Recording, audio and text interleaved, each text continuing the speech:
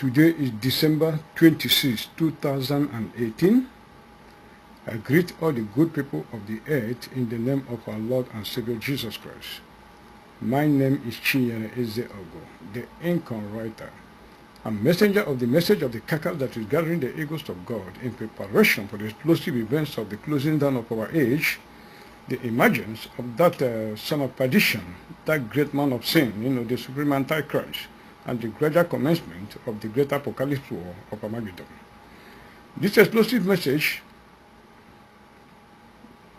my last message, that is the explosive message of the eve of the Christmas, the message I preached on the 24th of December is still reverberating all over the globe, This wonderful follow-up edition is the part B, the concluding part of that two-in-one series that I told you about, that started on the 24th of December 2018, that decoded the origin of the Fulani race and Charles Darwin missing link and the puzzle of where King got the wife he married.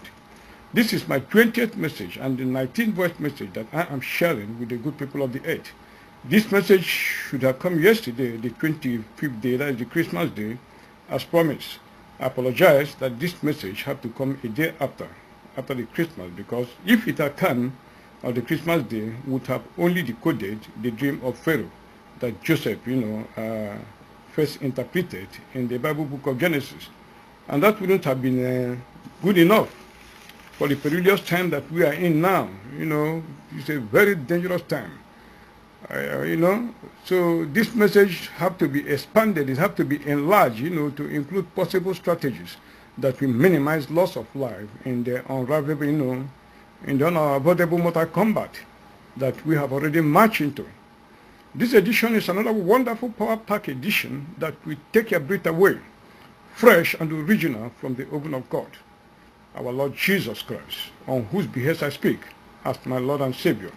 In this edition, apart from the issues of the interpretation of Pharaoh's dream, we will see the, all-conclusive evidence that Buhari, the supposed Nigerian head of state, is actually late as Nnamdi Kanu, the leader of the indigenous people of Biafra, has been shouting and pointing to, to the fraud of his body double for a very long time, So the evidence I provide here will prove him right. He's very much right. So I dedicate this edition to my loved and beloved parents, late Augustine Umezrike Ezogu, and my beloved mother Ezinne Anna Ezogu, the sun-clothed woman of Revelation chapter 12, mother of the man-child. The man-child is not our Lord Jesus Christ, as some people think. Man-child is only, a messenger of our Lord Jesus Christ, a king follower of our Lord Jesus Christ. I dedicate this edition to Leah Sharibu, the Dapchi school girls that died in that arranged kidnap, the remaining Chibok girls in captivity, and the ones that are late. I dedicate this edition to all our heroes and heroines presently in various detention centers all over Nigeria. Benjamin Onwuka, the Jewish worshippers arrested in Abia State. Our brother languishing, this is our brother who have been languishing in a detention for a very long time with Chidebe Onwudiwe in those days. People tend to forget him, that was framed by the DSS. That is Siki Kile Turugede. I remember you today, and the Lord will remember you so that you come out of that dungeon. And numerous others.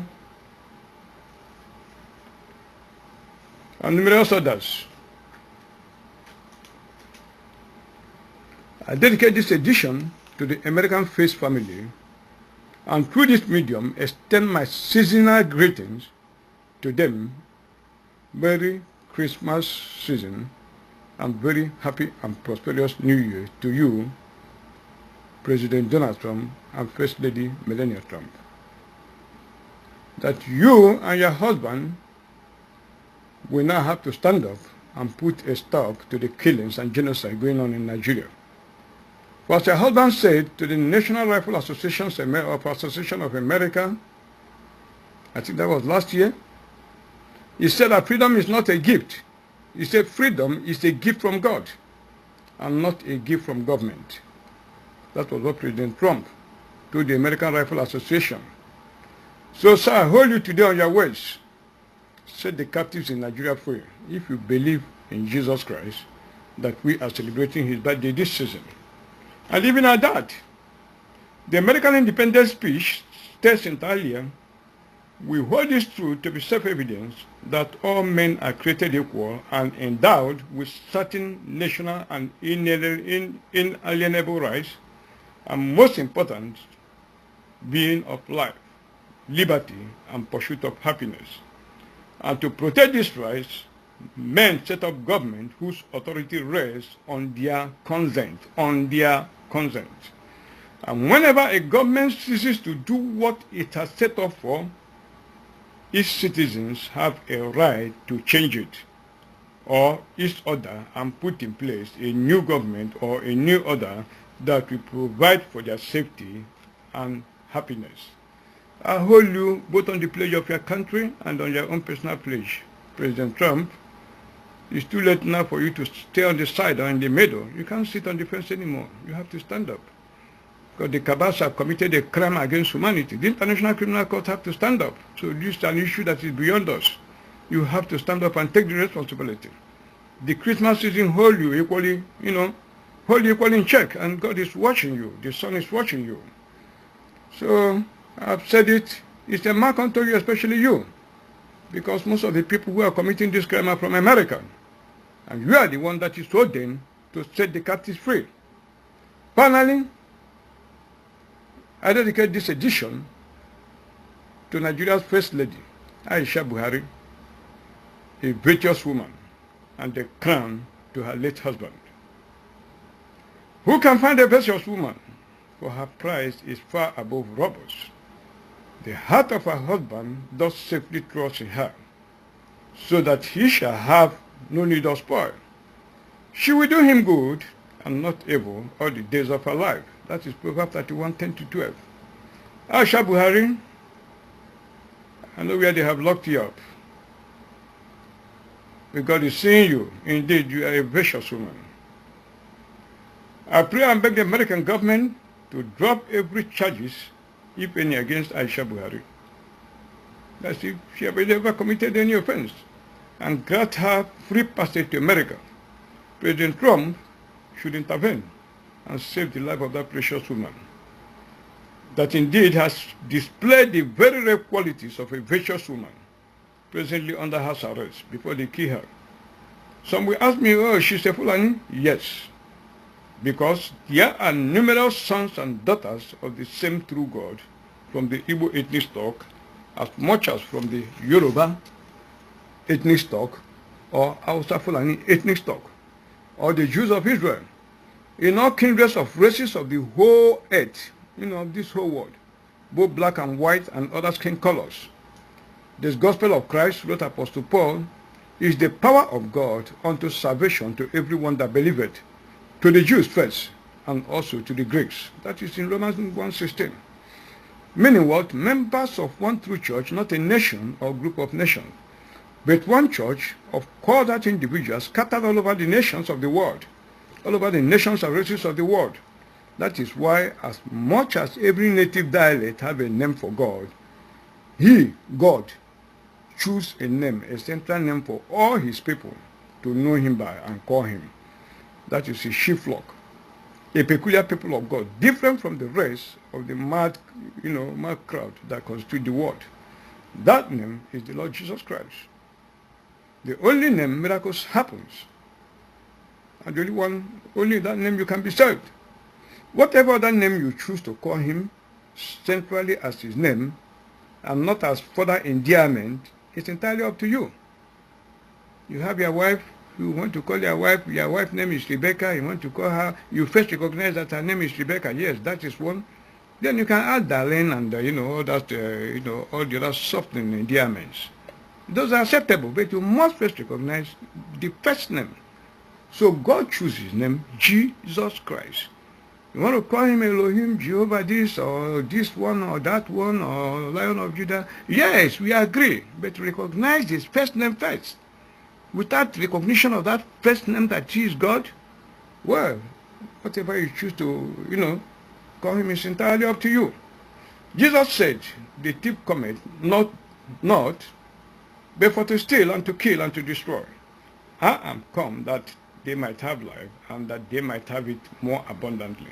That is the special Christmas gift that the Lord has given you, all his children.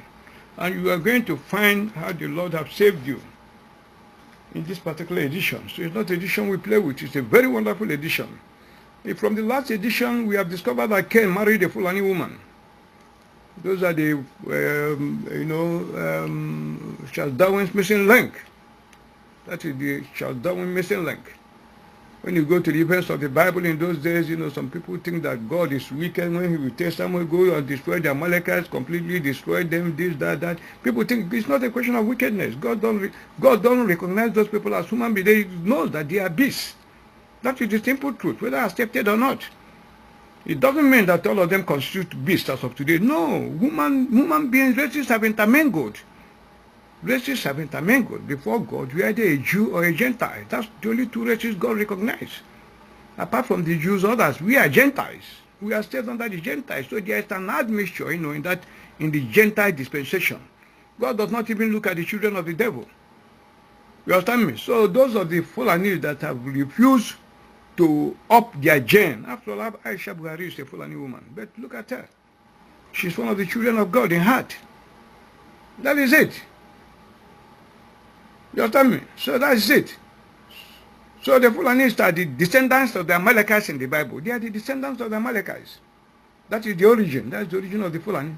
That is the reason God asked Saul to utterly destroy them. Because he does not see them as human beings. They are beasts. Check their actions through the works of the Fulani herdsmen and Boko Haram and ISIS. Go and look at all their works. Does it dignify human beings? Can you do it as a question of human beings? So that is why Biafrans will have to, you have to stand up. You see, with this war you are going to fight, wickedness is a question of determination. If they can butcher and open, follow them and butcher and open, that is the only way out. Mad, mutual assured destruction. So I'm going to expose all the other faces you are not seeing. What I've been holding, like Obasanjo, they go and dance. They think Nigeria will keep on coming forever. But this is the last dance. This is the dance of death. There's nothing that is going to save Nigeria. I'm going to expose every device they use to hold this country in bondage. So we are going to say it.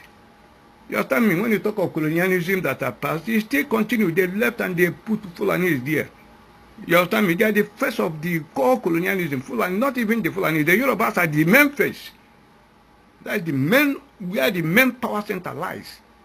They just use the Fulanis to cover up. So when you think of the dangerous people, they are the Yorubas. They are the most dangerous. So that's not let me go into the body of the message so that you don't waste much time. So I've told you, wickedness, if you allow these Amalekites to slaughter you and take your possessions and finish you up because you want to play decency, you want to allow the dead Buhari to keep all his service ships, you want to allow Idris, the police, Inspector General of Police, to continue to frame your people and arrest them under cultism. They are the cultists, they are disempowering you, destroying them. Look at what they are doing in Zamfara. They sent 2 helicopters before, sent armies, yet these Fulani herdsmen, they are still holding the people and collecting taxes from them. Go and look at it. Internally displaced people, they are killing them all over the place so that they will take over their place. That is what is happening. And people are here thinking that we are wasting time. If you waste time and allow the Amalekites to destroy you, it's okay with God. When you stand up, one of you will kill 1,000 of those people. They are animals, they don't know anything. So the war powers that is supporting them, when the mutual assured destruction comes, the war powers will back out. So that is where we are. So, what is it? The so-called, what is it? Petroleum, subsidy they have been paying. Shebia, blow the lid off. We are going to set a panel. I don't know that will come and talk how we got the money to build Globacom. All those criminals, Otedela and all those people. We are going to national, the assets will be seized. They think it's a joke. Look at it. Otedela to sell off a 4 years stake in 25 billion there. You are crazy. Anybody that is going to buy it, you're wasting your time. We are going to nation all those things. We are going to seize all of them. Because they are the products of fraud. They are the product of fraud. So let me go into today's edition, because I understood the last message was very lengthy, and I don't know, I don't know how you squeeze out some of these points, because I always intend this to be very clear so that everybody can understand it. Even if you want to write a book, you have 1 or 2 things and it goes. So, I can turn out so many books, but this is a warfare, we are in a warfare. There's no time. If you say you want to write, the things are happening in a speedy way, so there's no time. Since 1998, I've never slept in the night up to this moment. We have been fighting these wars in secret places, Now, it's only now that people are saying it. So what I'm saying is not just I stand up, to come and say one thing or the other. It's not the way it is. Some people will see me, I'll be going through newspapers and all that. That is not what happens. This is as a result of spiritual warfare. If I tell you that the Hausas are carrying out their jihad and I don't come to the physical to get the physical evidences through the actions of government, through the news that comes out to show you the reality that actually these people are coming, you will not understand me. You will not understand me. So no matter what I do, I have to come down to really take the evidences in the physical to really show you what is happening. So when you see me going newspaper, I'm not just reading newspapers for you. If you say I'm reading newspaper, go and pick your own newspaper and read. People bring a message, it costs a lot of time, it costs a lot of pressure, it's not easy to really put up there's always a message in whatever I'm saying. I just don't open my mouth and say it. So it's not a very easy thing. Those who rise, lecturers, they know what it takes to put up a lecture. You understand me? Look at yesterday here, 24 days for yesterday, 24th. That wonderful one, you don't know the pressure I went through. Even this one is more dangerous than that one. The pressure from the forces of darkness, you understand me? It's unbearable. You can't imagine what somebody goes through. But that is by the way. Let's go to Pharaoh's dream. Pharaoh's dream, Genesis 41, 1 to 32. We listen, because the Old Testament, the New Testament is repeating itself. Even if these Israelis are calling the Jews Elohim, they're in idolatry. The gospel is going back to them. It's the gospel, all these things I'm talking, that is what God blinded them. God kept them. Go and look at the parable of the lost sheep. God took them, advanced them to a particular place, and he kept them there, came back to come and bring us, the Biafrans on the other side. You understand me? Because if God had not left the Israelites where they are, their followership with God have made their intellect to so develop that if God had continued with them, then the Israelites would have been out of this world. They would have been flying. But God kept them there. Let me go and bring this one that I have lost. And he came back to pick us, and we are coming with the Lord. We have come and we have even passed the Israelites. So we are the people that are going to tell them that Jesus is that Messiah that we are expecting. So after this therefore coming, the gospel goes back to the Jew. So these things, these replications of what they see in the Old Testament, that Judaism that they believe in, they are going to see all of them repeat in the New Testament. You talk about Apostle, so look at Apostle Paul, who wrote, he was Saul before. When you come today in the modern day, look at it was the persecution of the Christians. That was in the Old Testament, that was in the New Testament, in the Bible edition. But in this Biafran dispensation, look at T.Y. Danjuma. He is the modern day Apostle Paul. And nobody will call him T.Y. Danjuma again. All documents on T.Y. Danjuma remains valid. But his name has become, P.Y. Danjuma. Paul Danjuma. And no more T.Y. because he's converted. And those are the strong armies of the Lord. So people must put a procedure in place to reconcile P.Y. Paul, Apostle Paul Danjuma of our Elders Forum, Apostle Paul Theophilus Danjuma of our Elders Forum. We put a forum to reconcile her with, to reconcile him with our late brother's wife. That's agreement. We reconcile and forgive. God has forgiven you. That's why you are doing a very big, mighty work for the people of God. You are standing, They think it's an easy thing. It takes the power of God to move a man like P.Y. Danjuma, who have all the money, but still is taking his life. Because of what? Because of God. Look at President Trump, multi-billionaire. He's not taking salary. What is motivating him? What is motivating him? Power of God. And people are here joking. People are here joking. Look at the pressure is going on. After we preach a message on that nonsense shutdown of government that the Democrats are dealing with war and all these criminals. I will show you what they are planning. Don't worry yourself. I will preach that message. When I preach how the 2015 election was conducted, people will run away. They talk of election. Okay, there's no problem. If they want to conduct about election, there's no problem. There's only one thing I tell the next chairman, Yakubu. There's only one thing you have to do. Only one thing. You say you want to conduct the election, okay, we agree. We will take the election, we agree. But there's one thing I want you to do. Go and publish on the internet all the whole state, the whole registered voters in the whole state and the addresses. Publish all of them in the internet. state by state, publish the whole world, the number of polling booths you have, all of them and their locations. It's not that it's supposed to be a free information. Go and publish all of them, both special centers you created and everything. Publish them on the net for the whole world to see. That's all. That's the only thing I require from you. Just go and publish it. Then we shall see. I've already preached a message on how 2003 election was conducted. I've preached many messages which I sent to indigenous people of Biafra to put in their radio. They don't put it in their radio because they are businessmen. They want to share Biafra. You understand me? That's the problem they have. They want to share Biafra. You put the, you are putting the cart before the horse. You understand me? I talked about Lana Lute.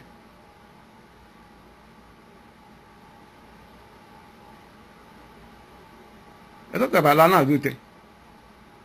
Pleasure before business. That is what is killing them. Biafra is not coming that way, people are thinking. It's not coming. Nnamdi Kanu is an anointed man of God sent from heaven. But Uchemofo and all of them, they converted that medium into business organization.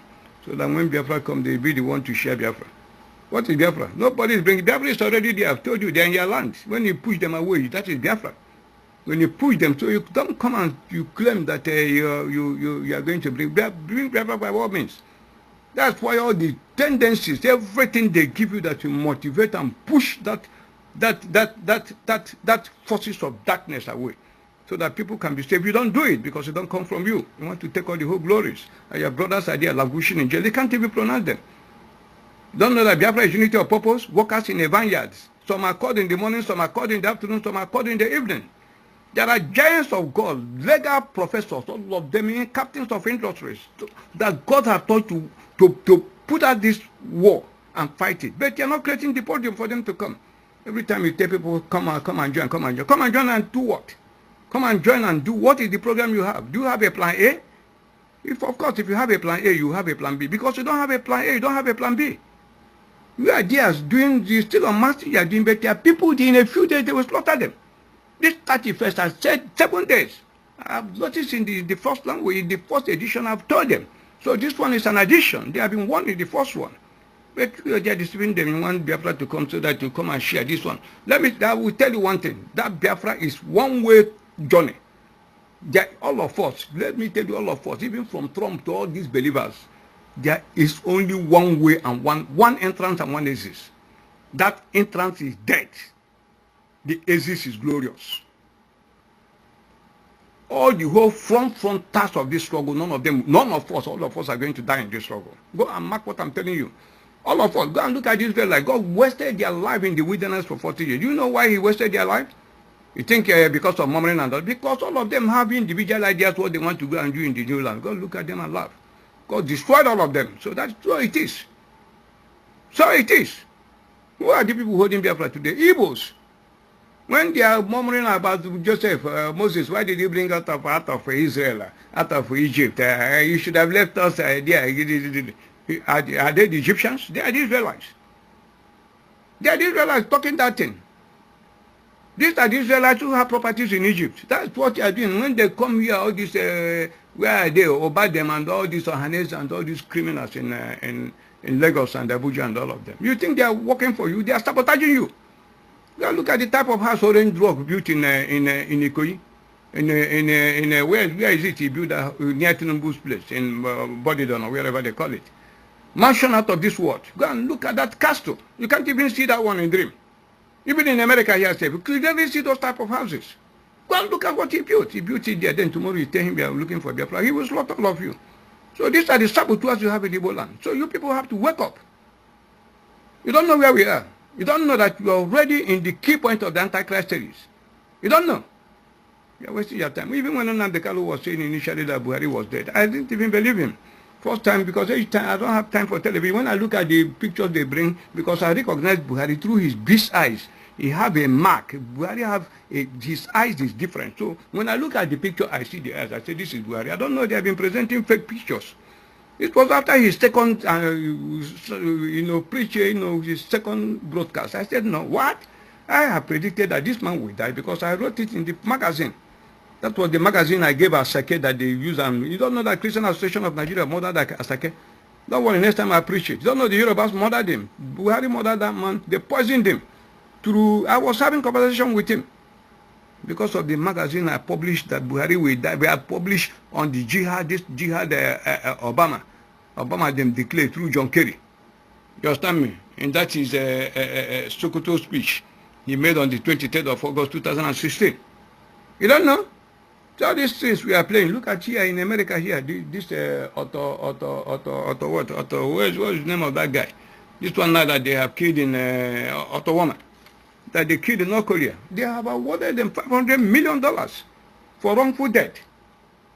So the issue of the final restoration of Biafra have to come from Biafrans in America. We are going to sue the American government. We are going to sue them at least for.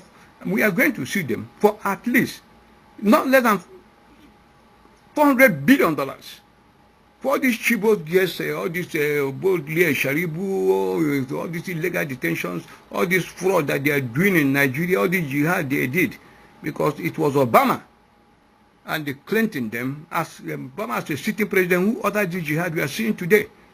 So we are going to sue all of them and get money for these people. But Nnamdi Carlos has the bond. We are going to sue the American government. So the Biafrans in America will have to initiate that court case. As we are suing them, we are equally going to sue the Nigerian government for 500 billion naira. We are going to sue them. Buhari and all co with Obasanjo kidnapped the children. If Obasanjo don't take me to court for this accusation, I will take him to court.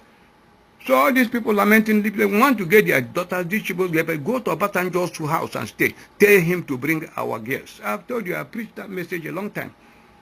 Even at IPOB, I gave them the tape of how the exchange was done, how they did everything with Daura and all that and all that. They don't want to play because it doesn't come from them. Anyway, that's by the way. Let me go to what I'm coming from, Pharaoh's dream. And it came to pass, that I'm reading from Genesis 41, 1 to 32. And it came to pass at the end of 2 full years that Pharaoh dreamed, and behold, he stood by the river, and behold, there came up out of the river 7 well-favored kine and fat flesh, and they fed in the middle. And behold, 7 other kine came up after them out of the river, if favored, and lean flesh, and stood by the other kine upon the brink of the river. And the if favored and lean flesh kine did eat up the 7 well-favored and fat kine. So Pharaoh awoke, and he slept, and dreamed the second time, and behold, 7 ears of corn came up upon one stalk, rank and good. And behold, 17 years, and blasted, I want you to know, and blasted with the east wind, sprung up after them. And the 17 years devoured the 7 rank and full years, and Pharaoh awoke, and behold, it was a dream. And it came to pass in the morning that his spirit was troubled, and he sent and called for all the magicians of Egypt, and all the wise men thereof, and Pharaoh told them his dream, but there was none that could interpret them unto Pharaoh. These are fresh messages nobody has preached in this world since the foundation of the world began. So the world have to pay very serious attention. Then spake the chief butler unto Pharaoh, saying, I do remember my fault this day. Pharaoh was wroth with his servant, and put me in ward in the captain of the guy's house, both me and the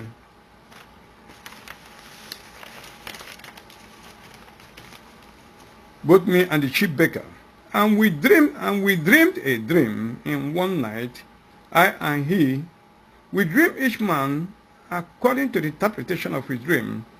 And there was there with us a young man and Hebrew servant to the captains of the guard. And we told him, and he interpreted for us our dreams. To each man according to his dream he did interpret. And it came to pass as interpreted to us, so it was me he restored unto my office, and him he hanged. Then Pharaoh sent and called Joseph, and they brought him hastily out of the dungeon, and he shaved himself and changed his raiment, and came in unto Pharaoh. And Pharaoh said unto Joseph, I have dreamt a dream, and there is none that can interpret it. And I have heard say of thee that thou canst understand a dream to interpret it, that thou can understand the dream to interpret it. And Joseph answered Pharaoh, saying, It is not in me, God shall give Pharaoh an answer of peace. And Pharaoh said unto Joseph, In my dream, behold, I stood by the bank of the river, and behold, there came up out of the river 7 kine, fat flesh, and well favored, and they fed in the middle. And behold, 7 other kine came up after them, poor and very ill-favored, and lean flesh, such as I never saw in all the land of Egypt, for bones. And the lean and the ill-favored kine did eat up the first 7 fat kine.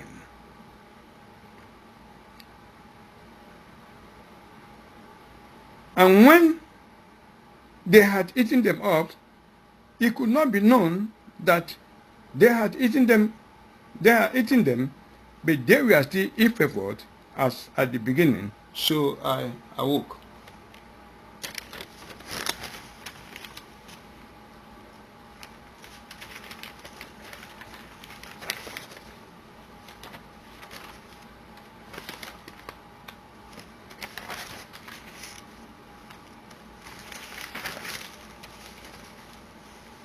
And I saw in my dream, and behold, 7 ears came up in one stalk, full and good.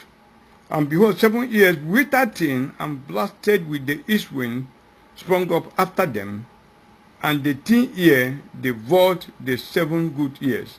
And I told this unto the magician, but there was none that could declare it for me. And Joseph said unto Pharaoh, The dream of Pharaoh is one. God has shown Pharaoh what he is about to do. The 7 good kine are 7 good years, and the 7 good years are 7 years. The dream is one. And the 17 and ill-favored kine that came up after them are 7 years, and the 7 empty years blasted with the east wind shall be 7 years of famine. This is the thing which I have spoken unto Pharaoh. What God is about to do, he showed unto Pharaoh. Behold, there come 7 years of great plenty throughout all the land of Egypt. And there shall arise after them 7 years of famine, and all the plenty shall be forgotten in the land of Egypt. And the famine shall consume the land, and the plenty shall not be known in the land by reason of that famine, for it shall be very grievous. And for that the dream was doubled unto Pharaoh twice. It is because the thing is established by God, and God will shortly bring it to pass. This is Genesis 41 to 32. So behold, I will interpret this dream today in the name of Jesus. Before I came to America, I used to publish, I have some journals. I have this Anointed Treasure magazine. I used to have Anointed Treasure journal. I used to publish in those days, to reveal the secret things of darkness. And I used to publish another one, Time Star magazine, and the last one was East Wind, East Wind newspaper, So the mission statement, my mission statement of the Anointed Treasure journal, which is an event, an end-time event decoder of the Income Writer series. That was a bi-monthly publication that deals exclusively with unearthing and decoding the end-time critical events of global interest. I'm reading my mission statement. One of such critical events is the country Nigeria, actually the center of the world that is a dream in urgent need of interpretation, as in the biblical Egypt in the story of Joseph. The power of intellectual capital is the ability to breed ideas that ignite value, says J.P. Morgan Chase. The country Nigeria in particular and the world at large at this critical period as humanity inches into a climate situation urgently needs innovators, producers of knowledge, wise men and women who can discover, interpret, and communicate their interpretation of Dream Nigeria and other global events to the people. For as Wallace Stevens noted, after the final no, there comes a yes, and on that yes, the future world depends.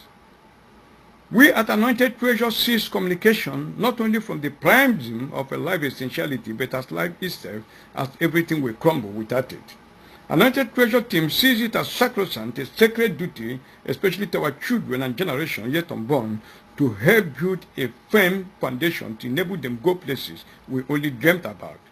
That firm foundation will only be possible by the correct interpretation of Dream Nigeria, as Joseph successfully did in Egypt, and implementation of that interpretation into progressive ideas that hold the solution to the poverty of our people. A solution which can only come from within through the special grace of our Lord Jesus Christ, who inspired the revelation in this place. To him be the glory. You understand me?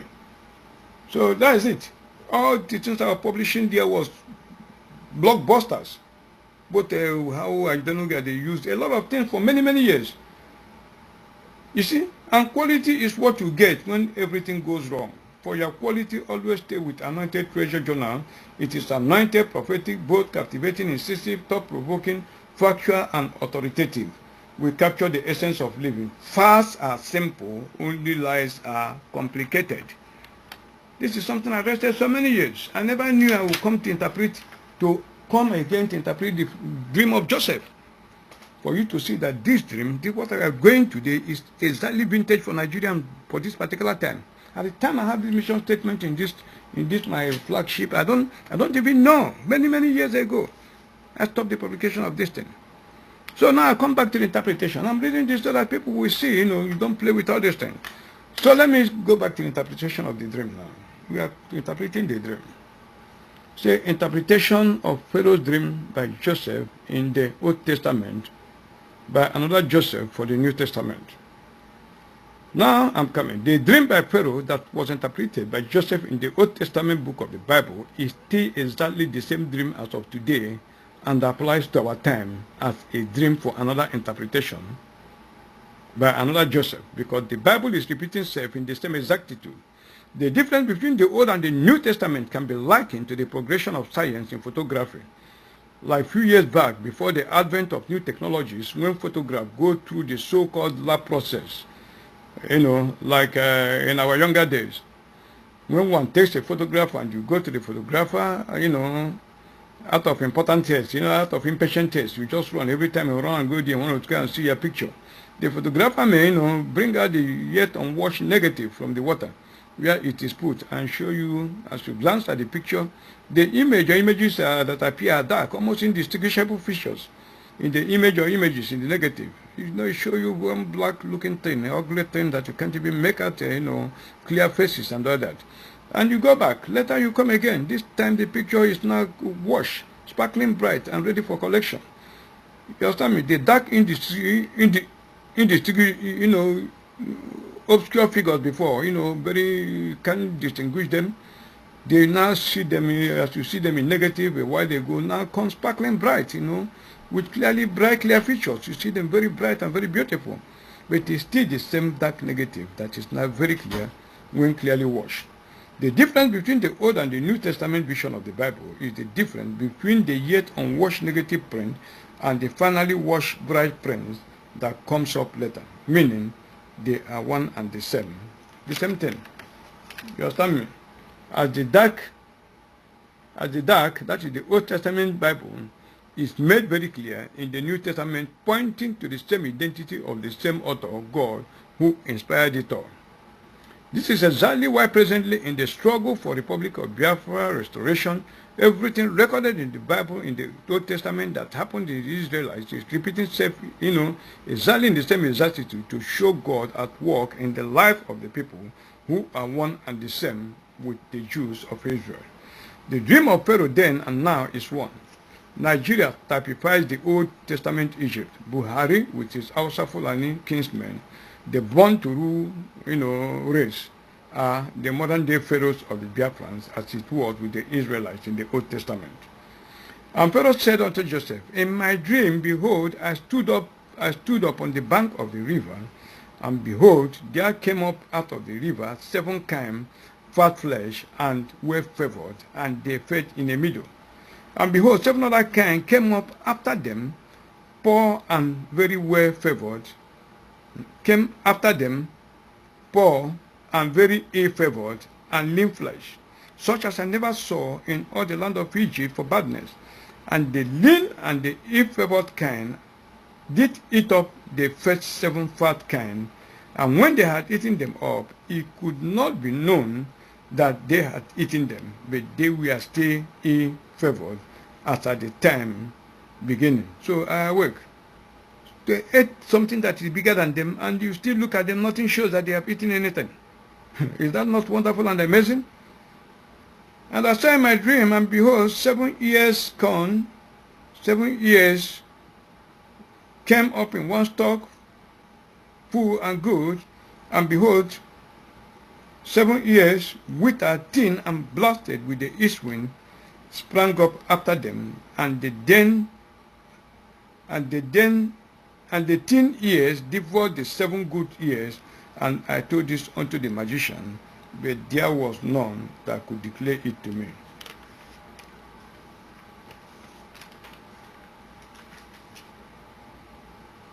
And for the dream was doubled unto Pharaoh twice.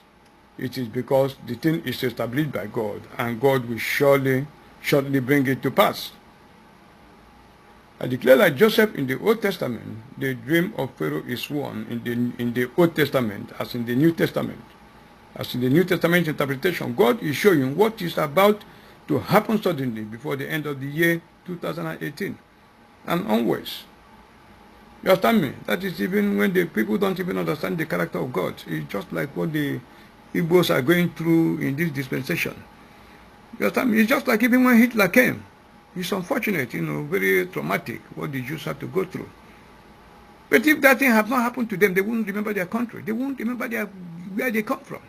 If it had not happened, there would be nothing like the Jewish state we are talking about today. That is God for you. You don't know the nature of God. So when you try to be more kinder than God, you perish. That's the same thing the Biafran businessmen, all of them are going through. They want the massacre that happened to the Jews to happen to them. Before they will now remember, yes, we have to go for our home base. But I pray in the name of Jesus, please, for the sake of your people, don't let it be so. So, the 7 good kind are 7 days. I told you on the 24th that the jihad is going to commence on the 31st. I told you that. The 7 good kinds are 7 days, representing 7 Igbo-speaking states in Nigeria and Benue, Plateau, in the Middle Belt, and so on and so forth. And the 7 good years are the same as above, so the dream is one. And the 17 and ill-favored kind that came up after them are 7 days of tortuous peace. And the 7 empty years blasted with the east wind is 7 days of the last days of the year 2018. Days of open jihad of the Fulani worldwide empire and their allies against especially the 7 Igbo-speaking states in Nigeria, namely Imo, Anambra, Enugu, Ebonyi, Abia, Rivers, and Delta State. The dream is one. The jihad is anchored by that is when you hear the 7 lean flesh kind. It's representing, is typifying the 7, Muslim core state of the Northwest, the seat of the Caliphate. That is what it testifies. This is the thing which I speak unto you today, dear friends. On what is about to happen swiftly unto you, which the Lord God revealed. There comes 7 days of uncertainty, uncertain peace and tension throughout Nigeria in the first week of the last 2 weeks of the year of 2018. And there shall arise after that 7 days to the commencement of the Fulani worldwide open jihad against the Biafrans. And if they are not squarely confronted by the Biafrans will be swallowed up.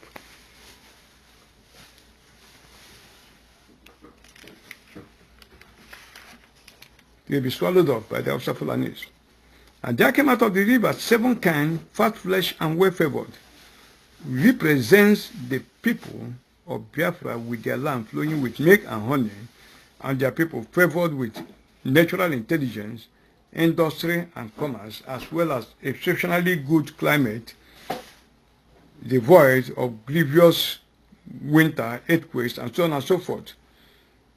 They remained in their original land and homes without encroaching in the territory of others to dominate them or enslave them.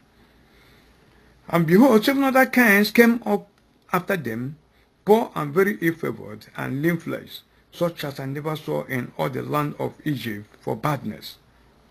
Now remove Egypt and put Nigeria there. And it will read, and behold, 7 other kinds came up after them. Note, came up after them means those ill-favored kinds left their own place and came after these 7 fat flesh kinds in their own land. You don't know what is happening today? Poor and very ill-favored and lean flesh, such as I never saw in all the land of Egypt. Now, in all the land of Nigeria, go and check the activities of Fulani herdsmen for badness. Very important to note that the dream is about agricultural produce and animal husbandry. Bearing that in mind, which ethnic tribe in Nigeria is more vicious, such as I never saw in all the land of Nigeria for badness?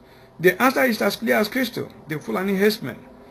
And the lean and ill-favored kind did eat up the first 7 fat kind. And the lean and the ill-favored kind represent the Fulani cattle or cow, ill-favored, with bad topography, dry desert and inclement weather.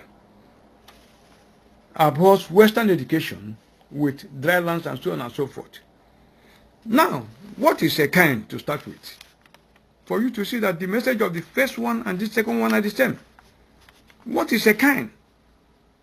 A kind means plural cow, the mature female of a bovine animal, especially of the genubos. English Oxford Dictionary, plural noun, archaic, cows collectively. Collins Dictionary, plural noun, archaic, cows, cattle. Have you seen it? King James version of the dictionary definition is a kind, plural of cow. But cow, you can, you can see the, cow. So you can see the dream is talking about cattle or kind. 7 ears came up in one stalk. All this is about corn. It's referring to farm crops, meaning that this dream is about Fulani herdsmen and the Christian farmers, meaning the so-called farmers-herders clashes that is predominant in Nigeria today. And the lean and the ill-favored kind did eat up the first 7 fat kind, meaning that the ill-favored kind attacked the fat flesh kind, meaning that the Fulani herdsmen suddenly attacked the 7 Igbo-speaking states, especially in Nigeria. Now, what actually triggered off the sudden attack? Which brings us to the second dream. Why did they attack? What caused that attack? Which brings us to the second dream. I want people to listen.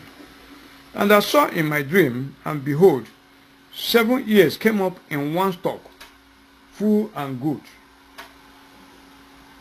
And behold, 7 ears withered, thin, and blasted with the east wind.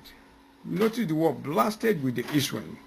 Sprung up after them, and the 10 ears devoured the 7 good ears. 7 ears came up in one stalk, full and good, represent the 7 Igbo-speaking states. 7 ears withered, thin, and blasted with the east wind represent the 7 states of the northwest, the seat of the caliphate that is spearheading and leading the jihad. What triggered up the jihad is blasted with the east wind. That is what caused all this, what is going to cause the jihad. Blasted with the east wind. Go and look at that ear of corn. It says blasted with the east wind. Now, what is the meaning of blast? Blast is a destructive wave of highly compressed air spreading outward from an explosion. Example, they were thrown backward by the blast. Synonym, shock, wave, pressure, wave. The blast from the bomb. East wind, the land of the rising sun, former eastern Nigeria. Can't you see what triggered off the jihad? They were thrown backward by the blast from the bomb of the east wind, so to say, meaning Nnamdi Kanu, the leader of the indigenous people of Biafra, unmasking of Jubril Buhari's double. That is what triggered off the jihad. I want the whole world to listen. President Muhammadu Buhari is dead.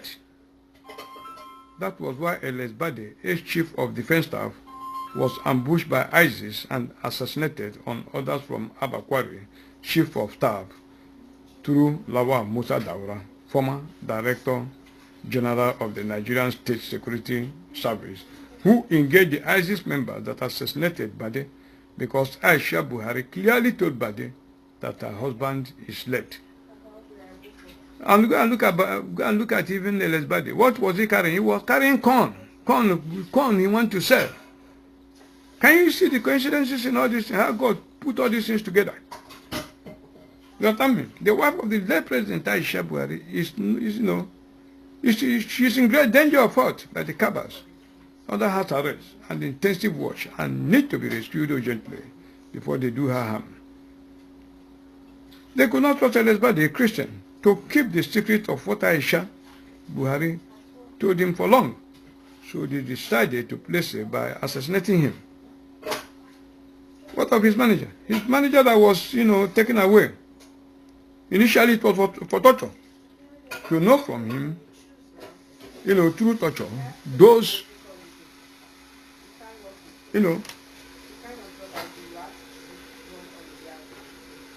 those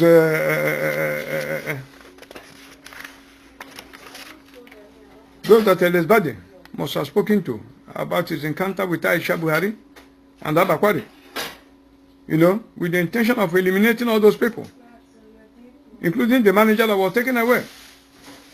You understand me? But when they realized that the information has already gone out, it had already been published in the paper that L.S. Bade met with Aisha Buhari, they had to release him and try to make it to look as if it was a kidnap. It was not a kidnap.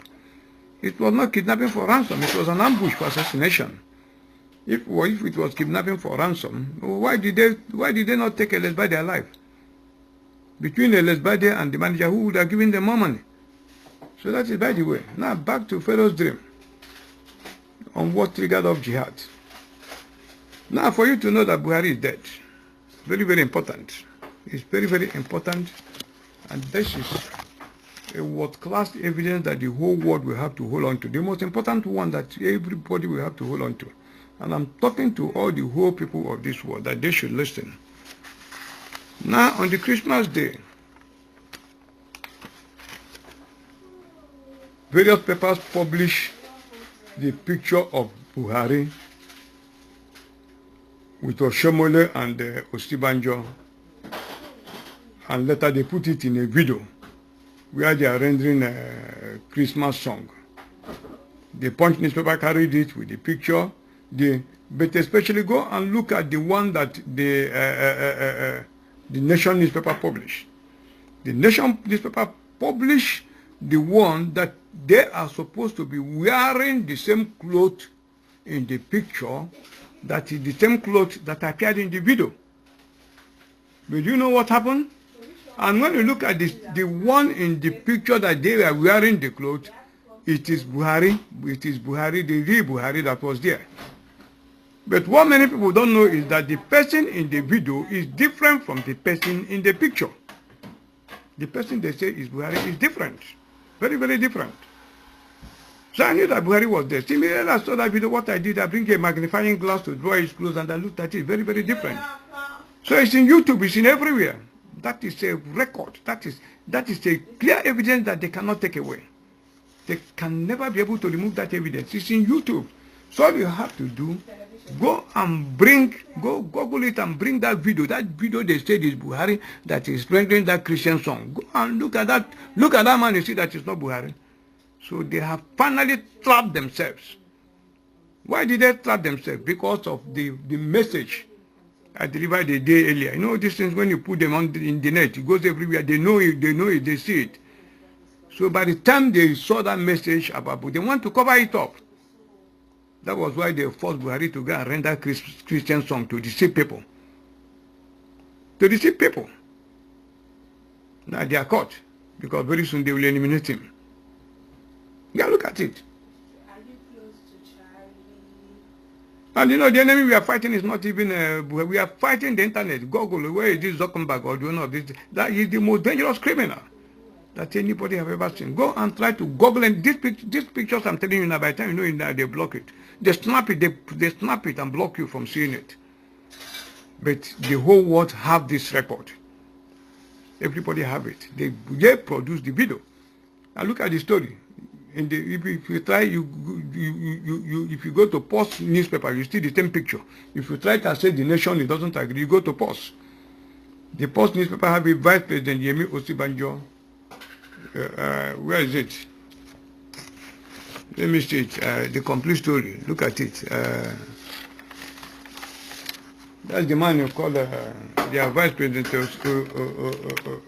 Osibanjo, man who called the man of God. Look at that video. If you go to the video, you see there, Buhari sings Christmas song with Osibanjo Oshomole.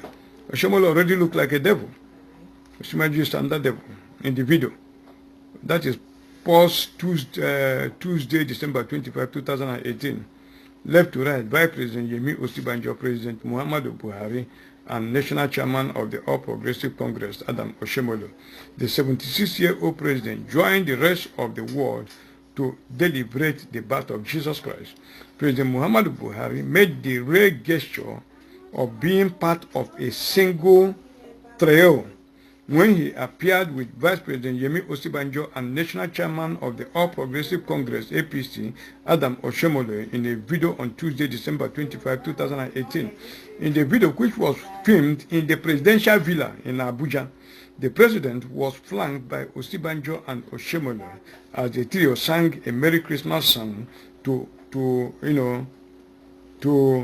join millions of Nigerians and the rest of the world in celebrating the birth of Jesus Christ. The 76-year-old president, a Sunni Muslim, exclaimed, "Wow," at the end of the 22-second video that was posted on his official Twitter account,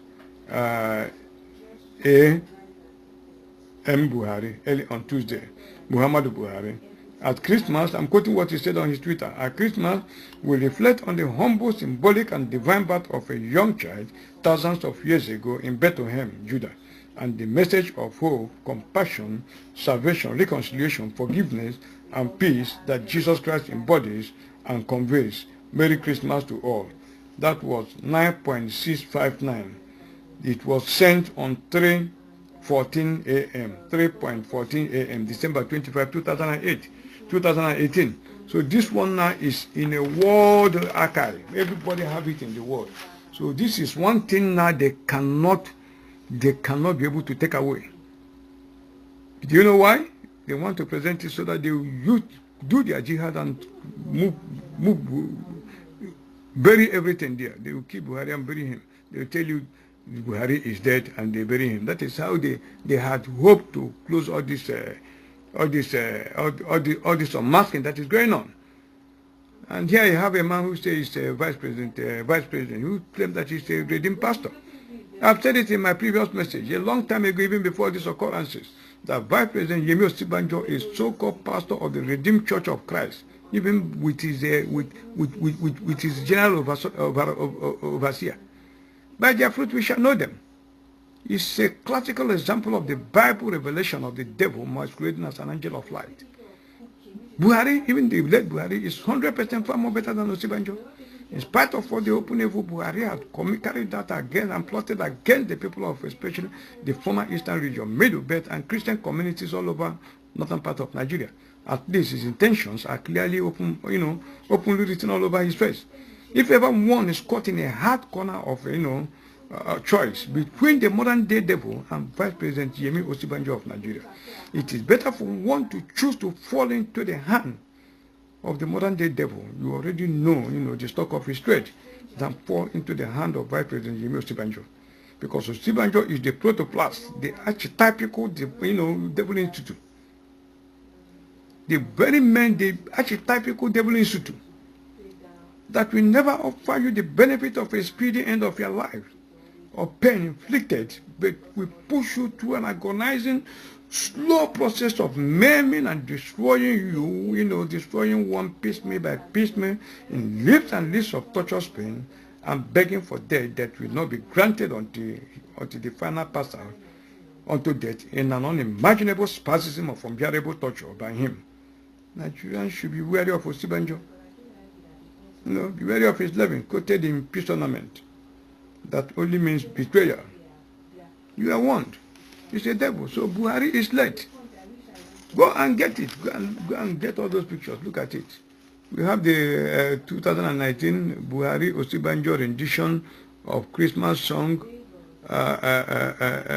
This one is by the Punch of December 2000 Punch of December 25, 2018. You have video Buhari Osibanjo Oshomole sing Christian song. That one is Punch too. That one is Punch. You have video Buhari Osibanjo Oshomole sing Christmas song. You have it in Vanguard. You have it in all the national newspapers. So it's all over the place. So that is one clear evidence that Buhari is dead. The final evidence. So now they go and get that video. They brought it. The film was filmed in Asoro. So they brought it themselves. So it's not a thing now they will go and retrieve. So I even have it. I have it. I will have to bring it out, store it somewhere else that is not even on the phone again. So I can always reproduce it from all the whole pictures they brought from the various newspapers. So they can't take it back. So the man they showed in the video is not Buhari. So that is it. It's a very explosive thing. So when I say the jihad is coming at the end of this month or this, they can even do it anytime. They can even carry it out tomorrow because of this expose. So people are there joking, thinking this man is just saying, he's just blowing grammar, all these false prophets. That's what they will say. But look at it, you're finished. So because they know now that the information that this man have already spoken and somebody have already gone to the press to say it, so they have to turn around to release the manager they took away and claim that it is ransom. Now from 20 million, you took 3 million. Can't you see what is happening? People are joking. So don't worry, I'll speak on Elizabeth's death. Not today, because today's message is even more lengthier. So Buhari is dead. So that's so Buhari is dead. Now look at it. How prophecies are progressive. Buhari's death brings us to 5 centuries old puzzle prophecy of the French astrologer Nostradamus. This prophecy, I first decoded this prophecy on 13th of September 2017. That was in the prophecy that I saved Nnamdi Kanu. That was why his 28 men were killed, who rescued him by all means. Because of the message, that message, I have to stay 2 days without going anywhere. And that was the first message. That was what made me to evolve this system of communication. It was Nnamdi Kanu. That's when I have to type it all throughout. More than a day it took me to type all those stories and send it to all the people I know, both the people I know that know him, so that they will get it to him. That was why they forced and rescued him. That was why they knew that these people are coming to kill him. God gave me the revelation.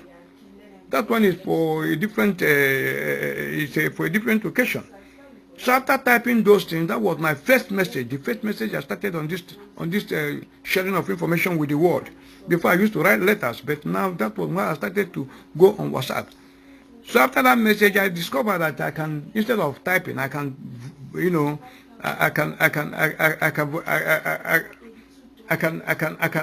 I can voice it, That is how I started this voice message. So that I will still repeat that message, because it's very important, but it's not for today. So in that particular message, I interpreted the prophecies of Nostradamus, the French astrologer. You understand me?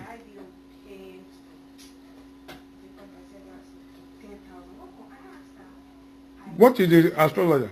Nostradamus' prophecy on the event that will lead to the coming of the Antichrist and World War III. When he wrote Mabus, M-A-R-B-U-S, Mabus, M-A-B-U-S, Mabus will soon die, and there will happen a dreadful destruction of people and animals. Suddenly, vengeance will appear, 100 hands, thirst and hunger when the comet passes. Look at the years this man lived. Look at the years this man lived. Did you not see the comet pass? After the comet, what did we see? We saw the super blue blood moon. Super blue blood moon, early January of this year. Super blue blood moon after the comet. Didn't we see it? Look at exactly that man's prophecy. I repeat it again. He said, Mabus, and look at how he spelled Mabus. M-A-B-U-S.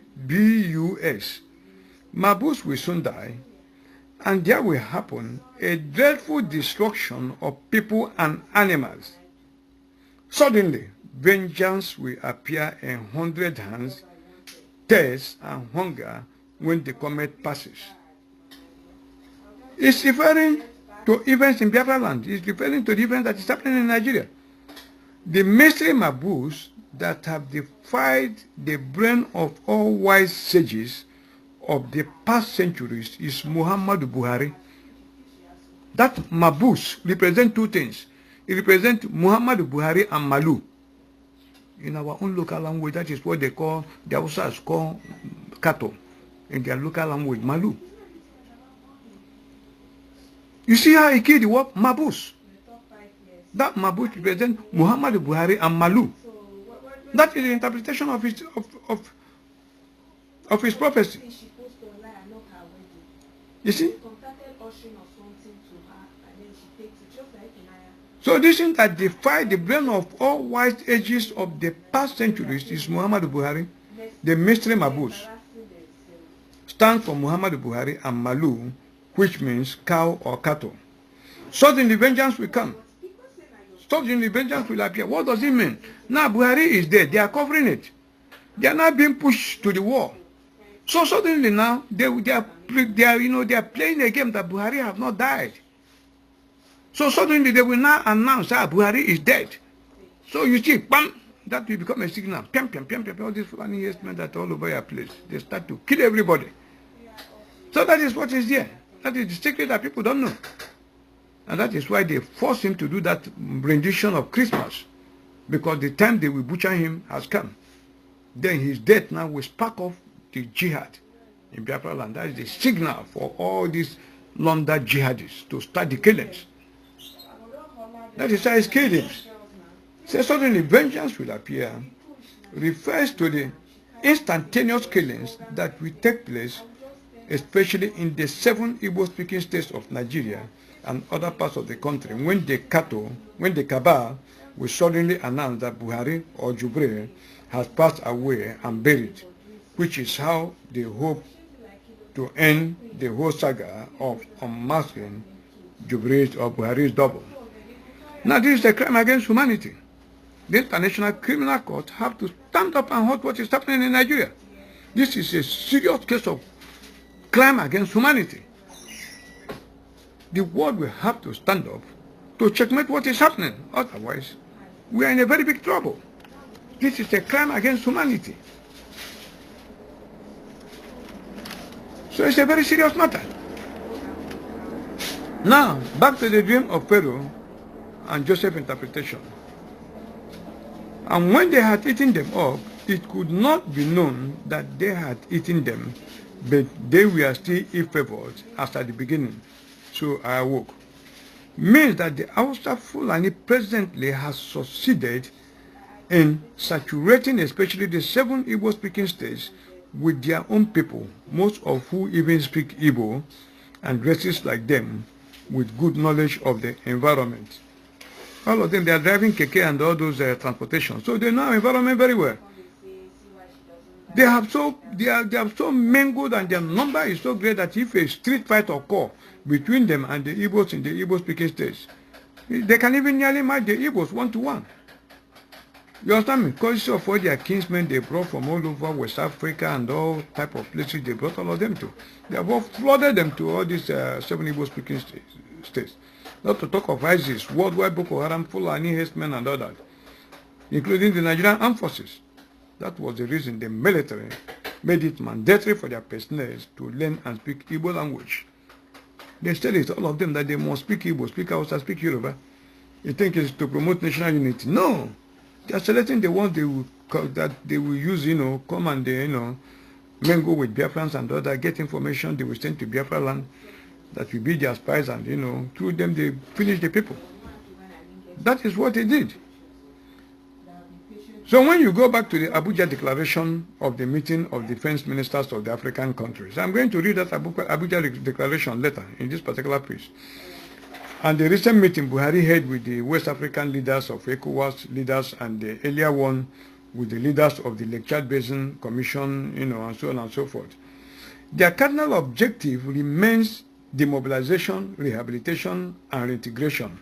Meaning, demobilization means destruction of Biafran. Rehabilitation and reintegration means killing them and disposing their corpses safe way, without traces, and replacing them, reintegration with numerous Hausa Fulani, Igbo look-alike that has since been assimilated in the core Igbo-speaking states that I mentioned, those Igbo-speaking 7 states, that dresses like them, that when they are being devoured or eaten up, it could not even be known that they have been eaten up. People will be looking. They don't even know that the people have been slaughtered. That is what the dream means. You understand me? That it means they have eaten them, but they were still ill-favored as at the beginning. Nobody from outside the world, will even notice that something has taken place, that a lot of people have been killed. That's why they are killing you. They occupy your houses, dress like you and move like you. Anybody that come to ask about you, they bring the person in and slaughter the person too. So that is it. When you call your phone and you, out of curiosity, want to go there, they kill you. You understand me? So they become the main original body double of the Igbo look-alike. Apology to Jubre. Then when that happens successfully, you understand me? The election will not only take place successfully all over Biafra land. That is why all these Yoruba look-alike camp president, they are telling you they are going to be good free election, violent free election. They are people who are privy to the plot to slaughter you and replace you with these people.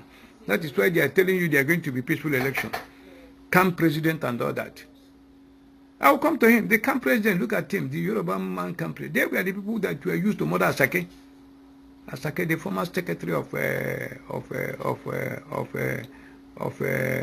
Khan. People don't know what they are saying. Don't worry, I'll preach. When that one comes, I'll preach on that one. So, election will not only take place successfully all over Biafra land, then IPOB one-way traffic demand for a date for referendum. They will give them a date for referendum. Come and take a referendum. And when they do the referendum, what will happen? The referendum will go on with one Nigeria. Then they close shop. But they don't know that people who voted in the so-called referendum are not Biafrans. They have been swallowed up. That's why you have all this crazy stuff of Operation Python dance, crocodile smile. They are going to carry all the whole dead bodies after harvesting the organ. They carry them and throw inside the river. Crocodile will eat them, carry them and go and throw where they have stopped all these crocodiles and all that. So they dispose their body, in a way that no record will show. You understand me? So that's why when you give them something, go and play on your radio and people to be safe. They cannot. They will not, because they claim that they are the ones that they are the ones that are wise. They want it to come through that their rigid stand, referendum, which is not possible. But it's good that the Igbos anchor on there. Let them start to, liberalize. They have to accept, continue, opposing views. They have to, let it be an open place. Biafra should be a modern day station that everybody in the world will key in. Let it be a platform we will use to solve the challenge of gods, the God that is God. Let him answer by fire. that will reveal those things. Let it be on Radio Biafra. Nnamdi Kanu will moderate it. They have to change tactics, be accommodating, and all contesting views, you accept them. You understand me?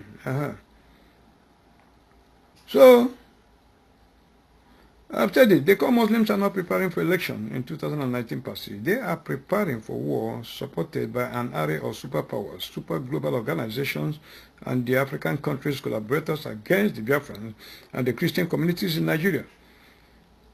But the Yorubas, remove the Yorubas, I will still tell you about the Yorubas. The Yorubas are a miscreant, you don't bring them in at all. They are not victims, they are on the side. They are collaborating with these people. I've talked about them last.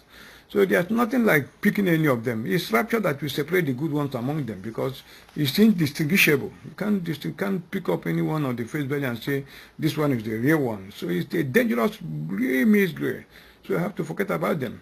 So Buhari or whatever is there went and illegally withdrew without the authorization of the Nigerian Legislative Assembly of Senate and the House of Rep a whopping sum of $1 billion. And when you talk about the legislation, we have a useless Senate. What is the value of Nigerian Senate? They are useless. When this man came to present the budget, can you imagine? That will tell you that APC and PDP are the same thing. They organized PDP instead of going to critical issues to unmark this man. They started weighing him. That was the plot. So that the man will come and present the budget and go. They are useless. There is a useless house. They are not useful, especially the Senate. Nigerian Senate is valueless, it's useless. They are the ones killing the people. They have no use for the people. So you don't depend on them. You don't look at PDP or they can't serve you. They are nonsense. So the presidential election will not hold. Without Jibril coming to contest, the man from Sudan, they have finally killed, they have nailed themselves by the video they released of that Christmas song. So it's gone. Whopping sum of $1 billion he released. Did he ever do anything with it? He was keeping it to finance his war. After that one, he went and took another $1.6 billion. Just like in the first broadcast, I talked about how Babangida, I made a mistake, I said $40 billion. It was not $40 billion he spent in the election, about 40 billion naira. That was what Babangida spent in that election. Election of Abiola. After spending such money, he still went and annulled that election. Now look at this one. He took $1 billion in the guise of equipping Boko Haram. After that one again, he went and took 1.6 billion again after that one. He says it's a Council of State that approved the money. You want to use it and pay off Paris Club. Then it's the presidency that pays off Paris Club.